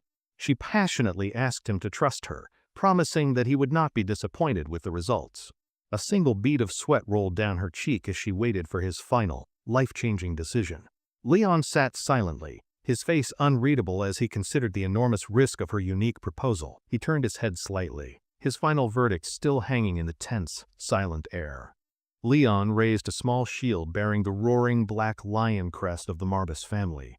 He held the crest out, calmly informing Siren that she had officially passed his difficult examination. She sank to her knees, overwhelmed with emotion, as Leon said they would discuss the details later. A huge, joyful smile spread across her face, a tear of relief finally escaping her eye. The other applicants, especially the brutish Alcard, murmured in complete and utter disbelief at the outcome. Alcard's face was twisted with pure rage, unable to believe a commoner had beaten him so easily. Several of the other failed candidates tried to present their own mediocre ideas to the uninterested lord. One man with a smug smile tried to pitch his own plan, but Leon was not listening. His confident expression quickly melted into one of pure panic as he realized he had already failed. Leon's cold gaze silenced them all as another failed applicant crumpled his notes in frustration. As the sun set over the Marbas estate, the very dramatic first trial finally came to an end. Poland grandly announced the conclusion of the first trial, all for the glory of House Marbas. He informed everyone that the next trial would be individual interviews, and dismissed them for the day. Siren clutched the small, ornate shield in her hand, the proof of her incredible success.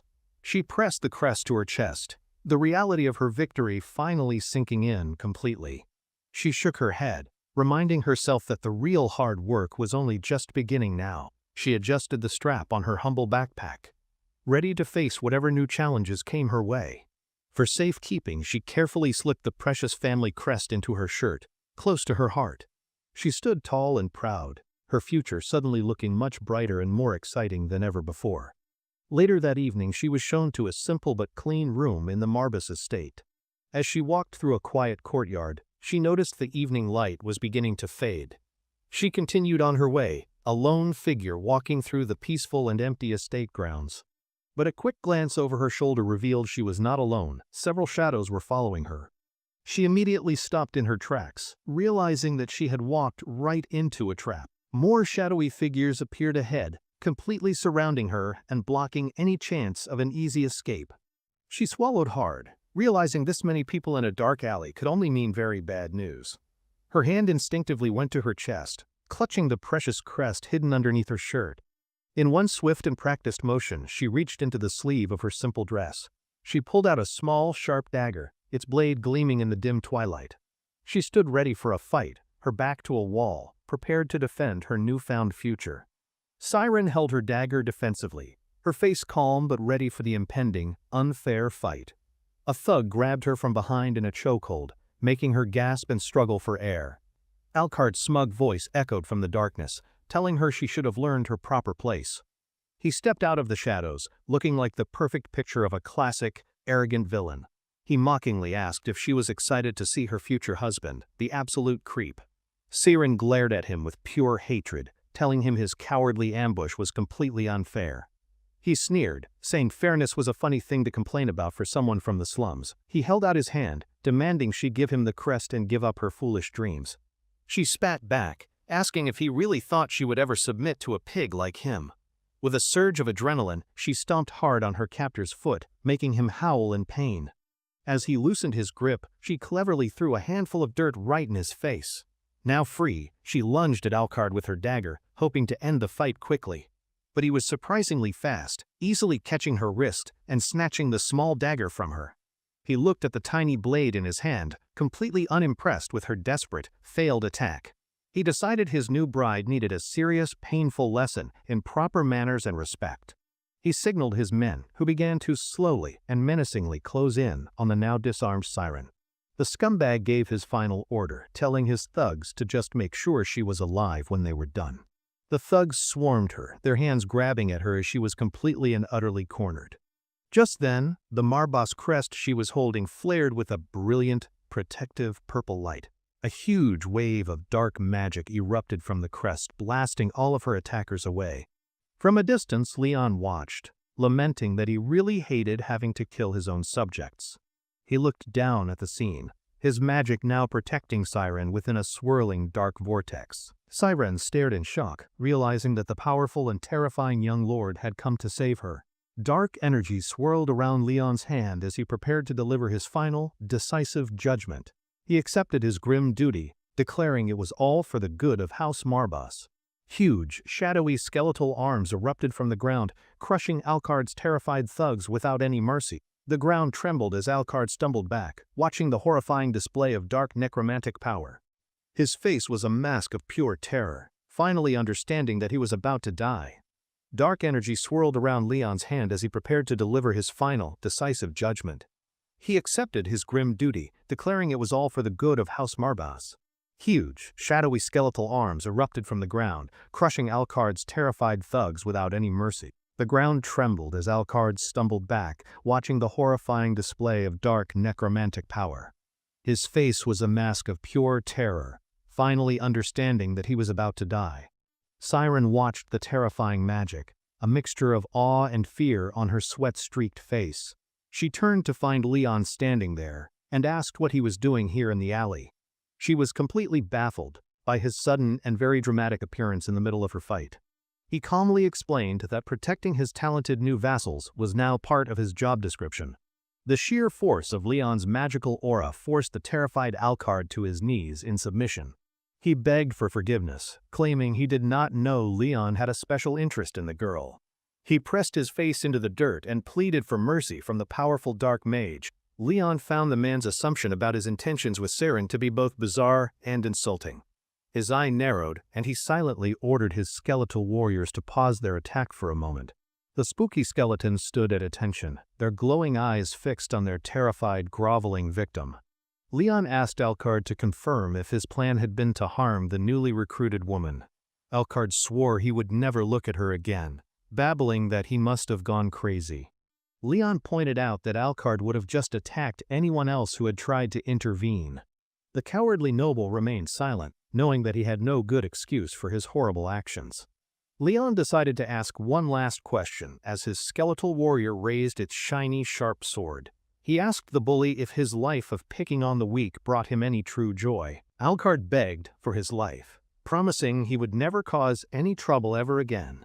His terrified eyes reflected the gleaming steel of the sword hanging right above his head.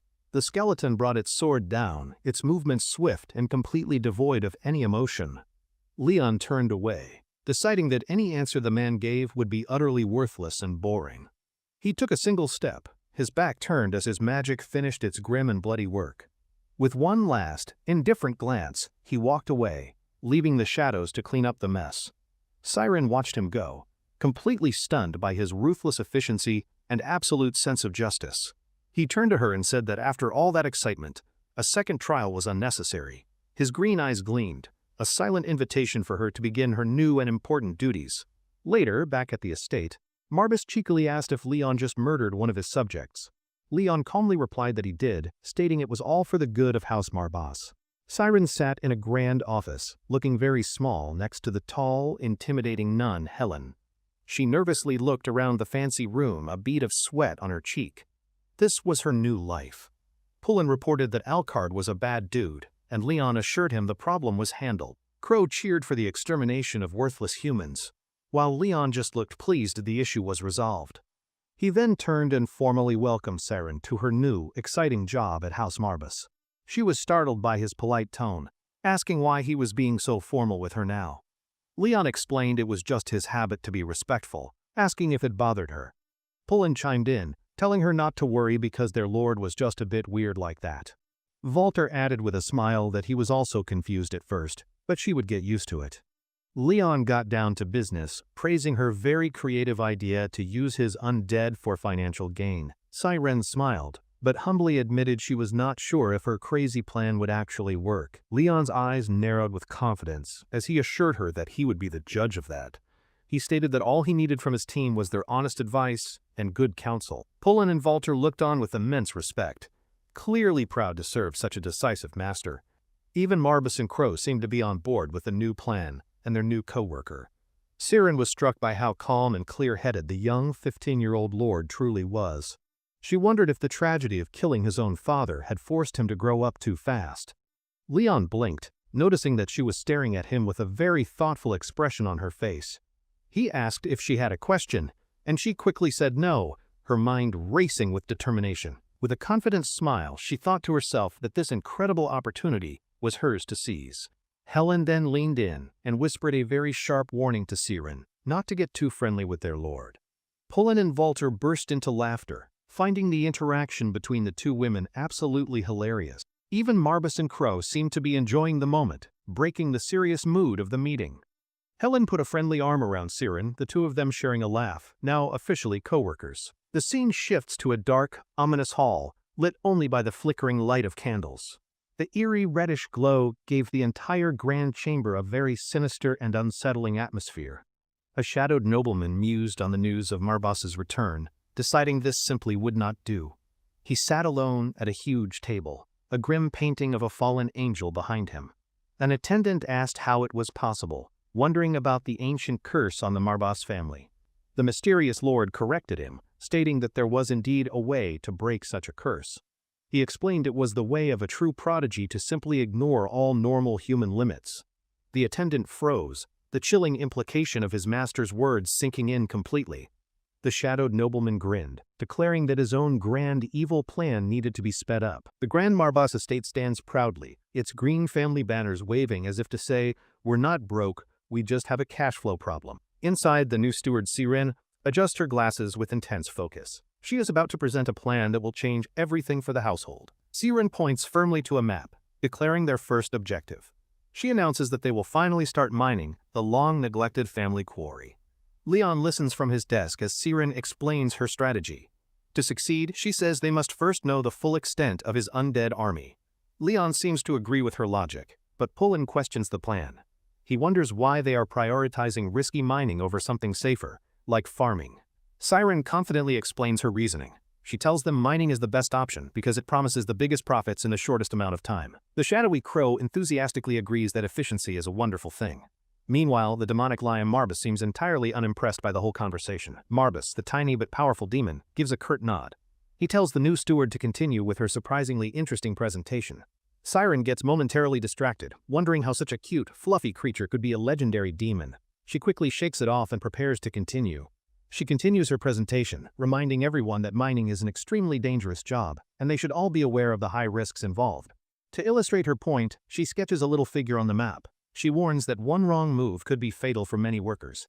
But then Siren smiles, imagining heaps of treasure. The huge risks, she explains, come with the potential for equally huge, wonderful, shiny rewards. Helen suddenly understands the genius of the plan. By using undead workers, they can avoid risking any actual lives, even in a disaster. Siren confirms this is exactly her point.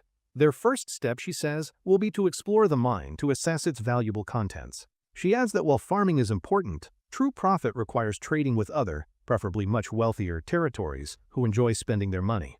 Leon seems pleased with her thorough plan. He agrees with her logic but says he must first test the absolute limits of his necromancy power. Siren seems a bit confused by his statement. She asks if the few dozen skeletons she saw him summon earlier were his entire army. Marbus scoffs at her question from the desk. He declares that such a small army would be an embarrassing insult to his demonic reputation. Walter gives her a knowing smile. He tells Siren to imagine the biggest army she can, then multiply it, because even he was shocked. A bead of sweat appears on Siren's face. She begins to wonder just what kind of ridiculously powerful master she is signed up with. Leon rises from his desk with calm determination. It is time to stop talking about his power and start showing it off instead. He leads his followers out of the room with purpose. He is ready to give Siren a practical, and likely terrifying, demonstration of his abilities. Leon glances back with a confident smirk.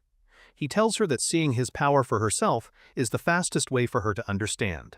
Outside, the air crackles with immense power. Streaks of dark purple energy tear through the sky, signaling the start of a massive summoning ritual. Siren's eyes are wide with absolute disbelief. She struggles to comprehend how a single person could possibly control so many undead soldiers at once. Leon stands in a storm of dark magic, his eyes glowing gold. He casually notes that the area feels a bit too small. From the swirling shadows, a grotesque undead face emerges. Its empty eye sockets glow with the same ominous purple energy as the sky above. A massive, Seemingly endless army of undead soldiers rises from the earth. Their sheer numbers are enough to make any enemy reconsider their life choices. From a clifftop, Leon calmly observes the vast army he has summoned. He notes that he has surprisingly only used about half his energy. Marbus looks up at him with a deadpan expression. He reminds his contractor they are just mining, not starting a world war, so perhaps stop. Crow and Helen are completely starstruck by the display. They shower their young master with praise, amazed by his incredible talent and sheer power. Siren, ever the professional, gets her notepad ready. She nervously asks the most important question: how long can he maintain this gigantic army? Leon answers casually, as if discussing the weather. He says he can maintain the full army for 6 hours, or even 10 with fewer units. Siren is utterly stunned by his nonchalant answer. She exclaims that most mages can barely handle one summon without needing a long nap afterward. Walter just chuckles at her shock. He explains with a knowing look that their young master is what one might call a special case. Leon decides the demonstration is over and gives the order to move out. It's time to head to the mine and put this army to work. A legion of undead stands ready, cloaked in purple energy. A voice notes that having a huge army is useless without perfect control. The scene changes to a grand, shadowy hall. The opulent room is filled with an atmosphere of sinister plotting and expensive, probably evil, furniture. Prince Louis declares with cold ambition that they must crush all underground factions. He clearly has some very big and very wicked plans.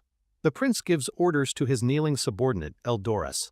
He stresses that the factions must be stopped from growing, using any means necessary.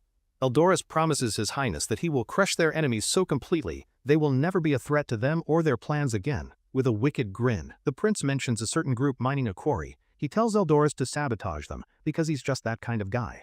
A blonde woman secretly watches the sinister exchange from behind a pillar. She looks deeply troubled by what she has just overheard. She realizes with horror that it was her own brother the prince, who was behind the plot to stop payments after the recent territory war. The woman is revealed to be Princess Penelope of the Arkheim Empire. She now understands the depth of her brother's dangerous political scheming. Penelope discusses the situation with her pink-haired companion, Echidna. Echidna confirms that, based on what they know, her suspicions are unfortunately correct. Echidna, the princess's loyal right hand, agrees that eliminating the underworld is necessary. She believes it is for the good of the royal family. Penelope wonders why her brother is so fixated on one minor faction. Echidna admits that his intense, sudden interest is indeed very strange. Penelope's eyes narrow with firm resolve. She declares that they cannot allow her brother's mysterious and dangerous ambitions to lead him to the throne. She asks Echidna if she understands the mission. Her loyal retainer bows her head, fully accepting the heavy responsibility they now share. Echidna looks up with fierce determination in her golden eyes. She swears to her princess that she will ensure the prince's plans never succeed. Back at the Marbus territory, the entrance to the old mine looks worn. Its wooden beams are a testament to years of neglect. An undead worker, who probably never asked for this job, picks up a pickaxe. Its bony fingers grip the tool with surprising strength. The undead army begins its new career in mining.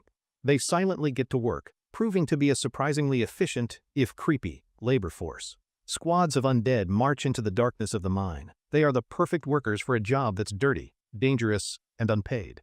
A minecart emerges from the darkness, but it's not filled with boring rocks. It is overflowing with beautiful, sparkling blue crystals. The cart of treasure is presented to Leon and Siren. They oversee the successful and very shiny results of their new mining operation. Siren smiles, asking Leon if this impressive first haul is enough. Leon confirms that this is an absolutely fantastic start to their new venture. She beams with genuine happiness. This treasure will cover their debts and secure the territory's future, proving her risky plan was a brilliant one. Siren looks forward with renewed hope. She has finally found a place where her incredible talents are not just recognized, but are changing everything. Leon watches his new steward with a thoughtful expression. He seems to be contemplating her recent success and her genuinely happy smile.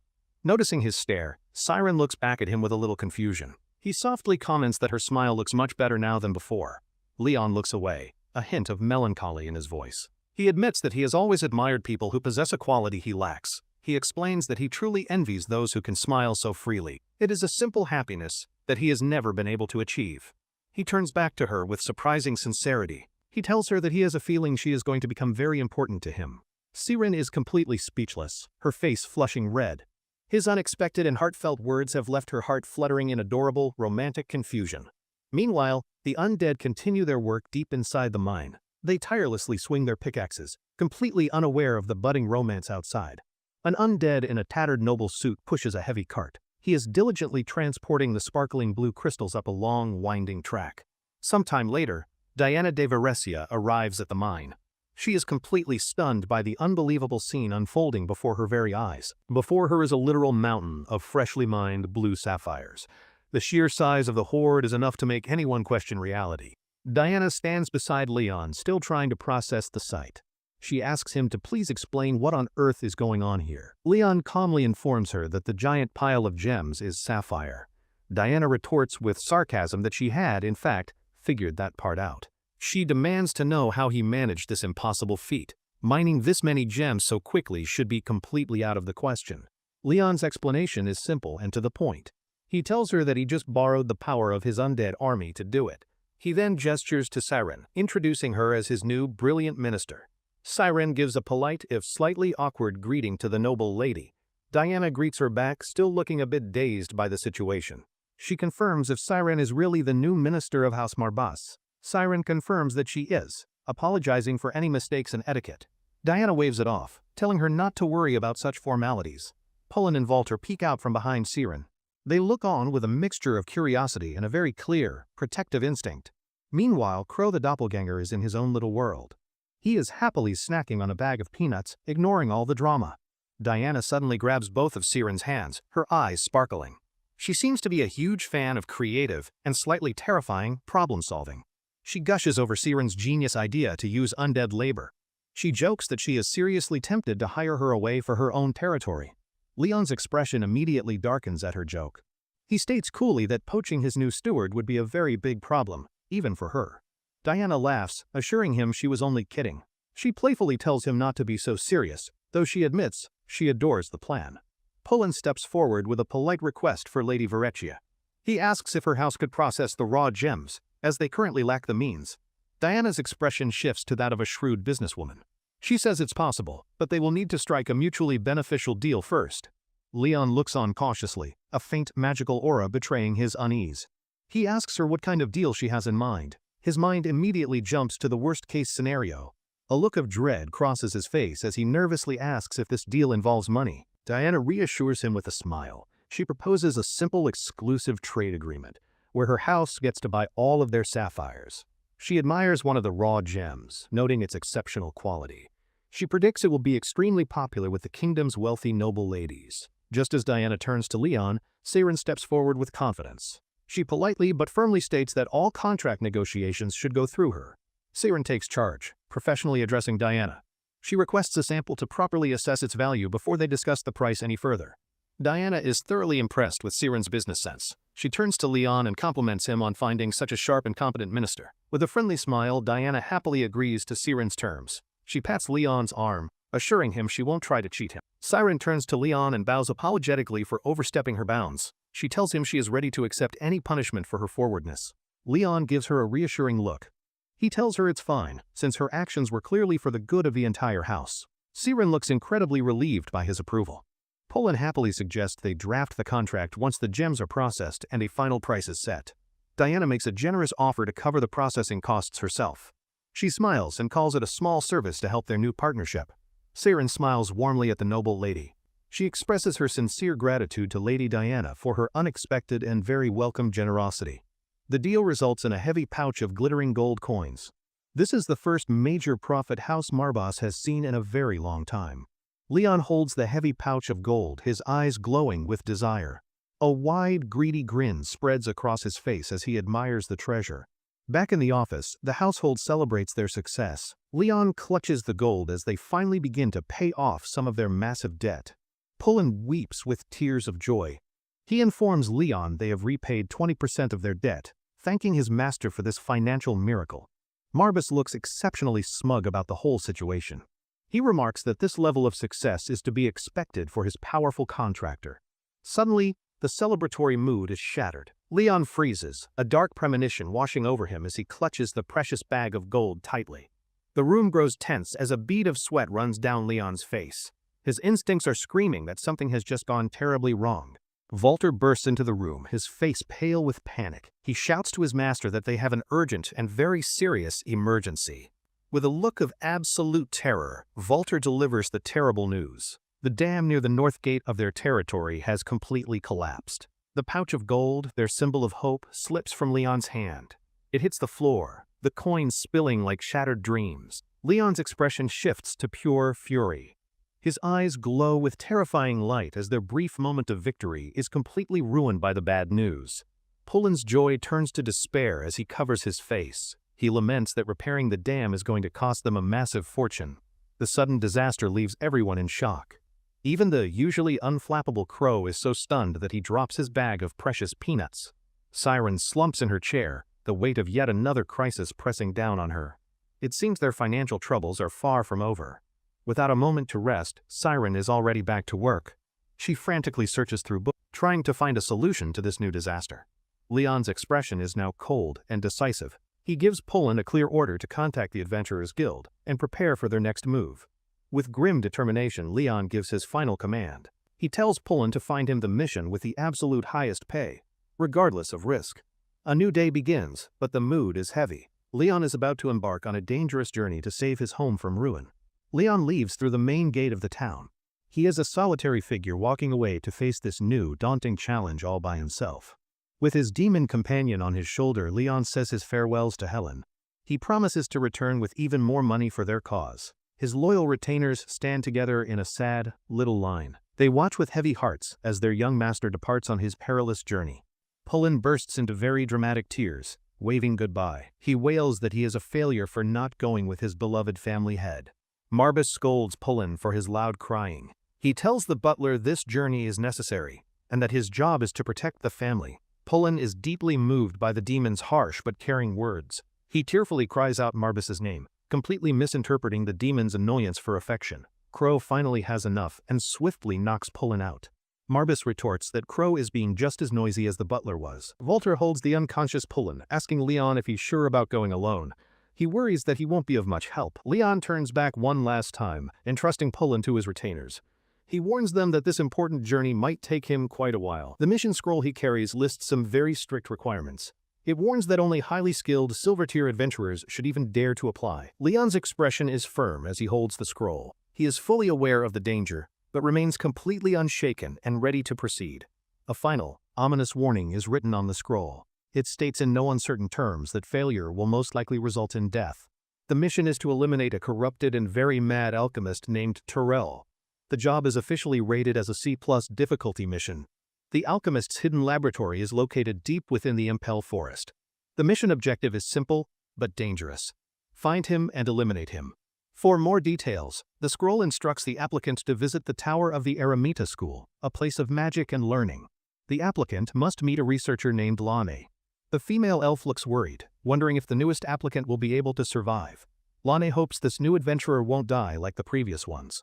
Suddenly, a voice from behind her calls out her name, startling her. She turns to find a young man named Raquel. He notices her worried expression and asks if something is troubling her at the moment. Lane explains her anxieties because of the dangerous alchemist, Terrell. Raquel asks if this is about her request to the Infinite Flame Guild. Lane confirms that it is. She expresses her fervent hope that this time, a truly capable adventurer has finally answered her desperate call for help. Raquel reassures her with a confident smile. He reminds her that the guildmaster is very discerning and would only send someone reliable. Lane sighs, still unconvinced. She admits that even though the pay is high, she still has some very serious doubts about the new applicant. She explains her main concern to Raquel. The applicant who has accepted this dangerous mission, she reveals, is just a young boy. Raquel asks how old the boy is, and Lane guesses around 14.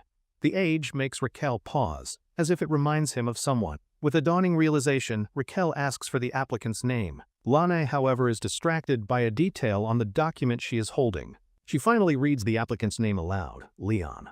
A knowing grin spreads across Raquel's face as his suspicion is delightfully confirmed. Raquel muses on how much Leon has grown. He knows this mission is too hard for a silver badge, meaning the guildmaster made an exception. Lane is surprised by his reaction and asks if he knows Leon. Raquel confirms with a confident smile that he certainly does. He emphasizes his point with a slight gesture. He leans in and tells her that he knows the young boy Leon very well. Lane looks down at the application, still feeling very worried. She asks Raquel if they should perhaps cancel the request just to be safe.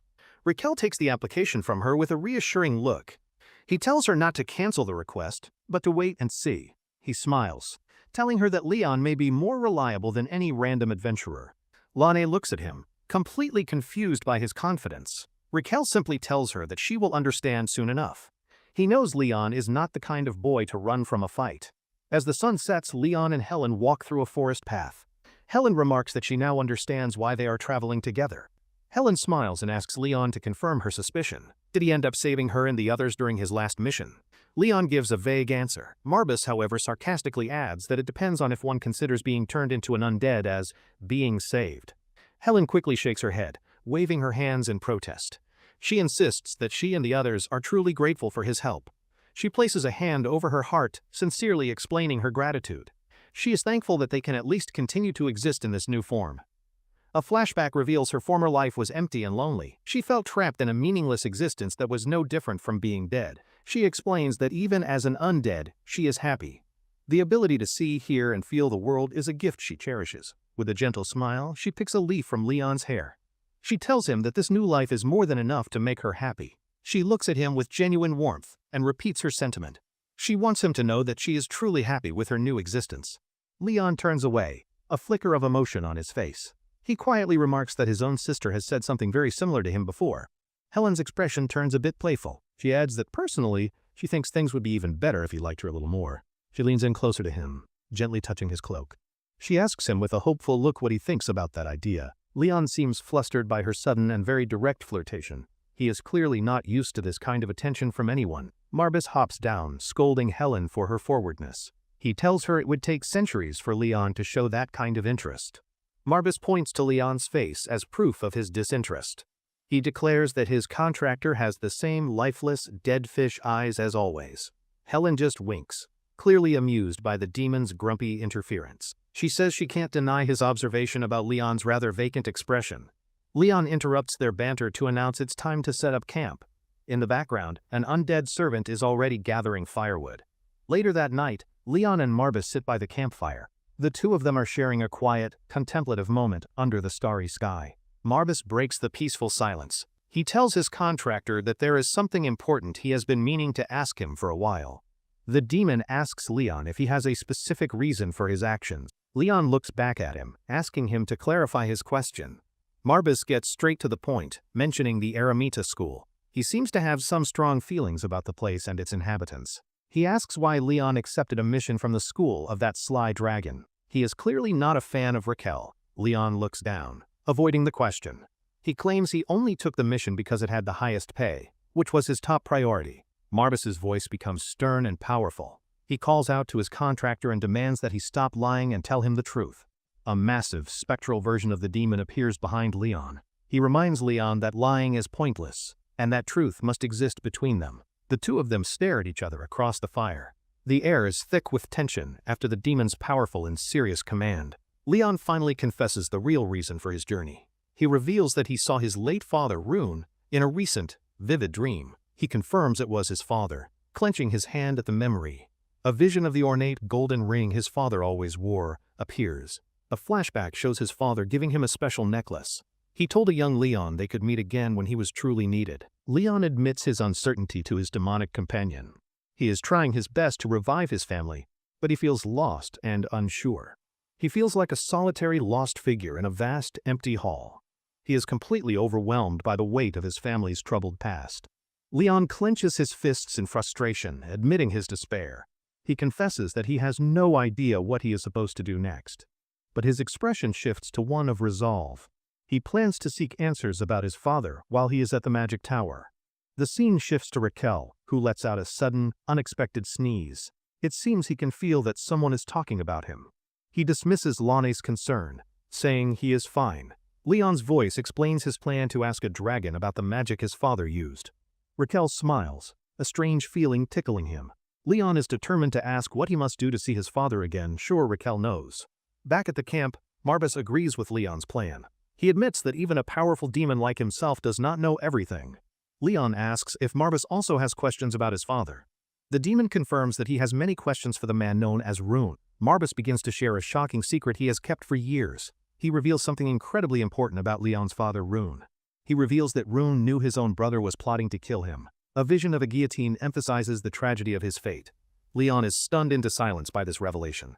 Marbus confirms that his father was fully aware of the betrayal that would cost him his life.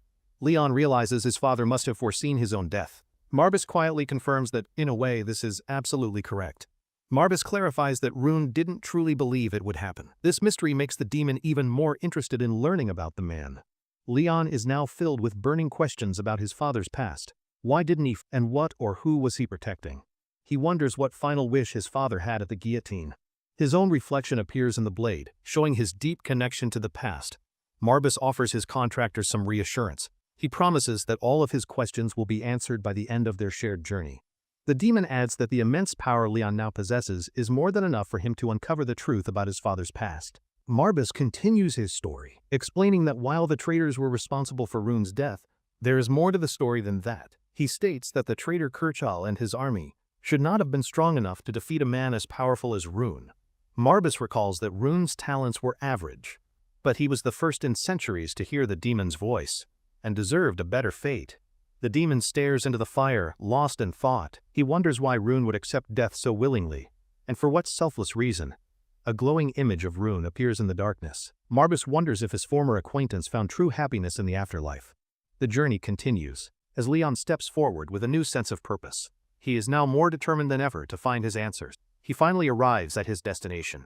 Before him stands the ancient, moss-covered tower of the famous Aramida School of Mages. With his demon companion on his shoulder, Leon stands at the entrance.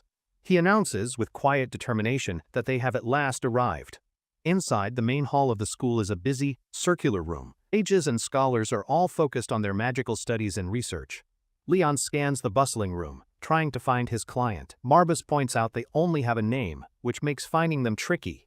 Just as Leon remembers this, a hand in a white glove stops him. A polite voice asks him to state his business at the school. A female mage approaches, telling him this is no place for a child. She says this not to be rude, but for his own safety. Before Leon can respond, Raquel smoothly intervenes. He cheerfully calls out to Lord Lion and gestures for him to follow his lead. Raquel waves, leading the way up a grand staircase. Lonnie follows, looking confused, while Leon simply acknowledges his strange greeting. The female mage is completely startled. She realizes with a shock that this young boy is a personal guest of the Tower Master himself. She still can't quite believe it. No matter how she looks at him, she thinks, he still just looks like a normal, ordinary boy. Raquel explains that Leon is an esteemed guest and an adventurer.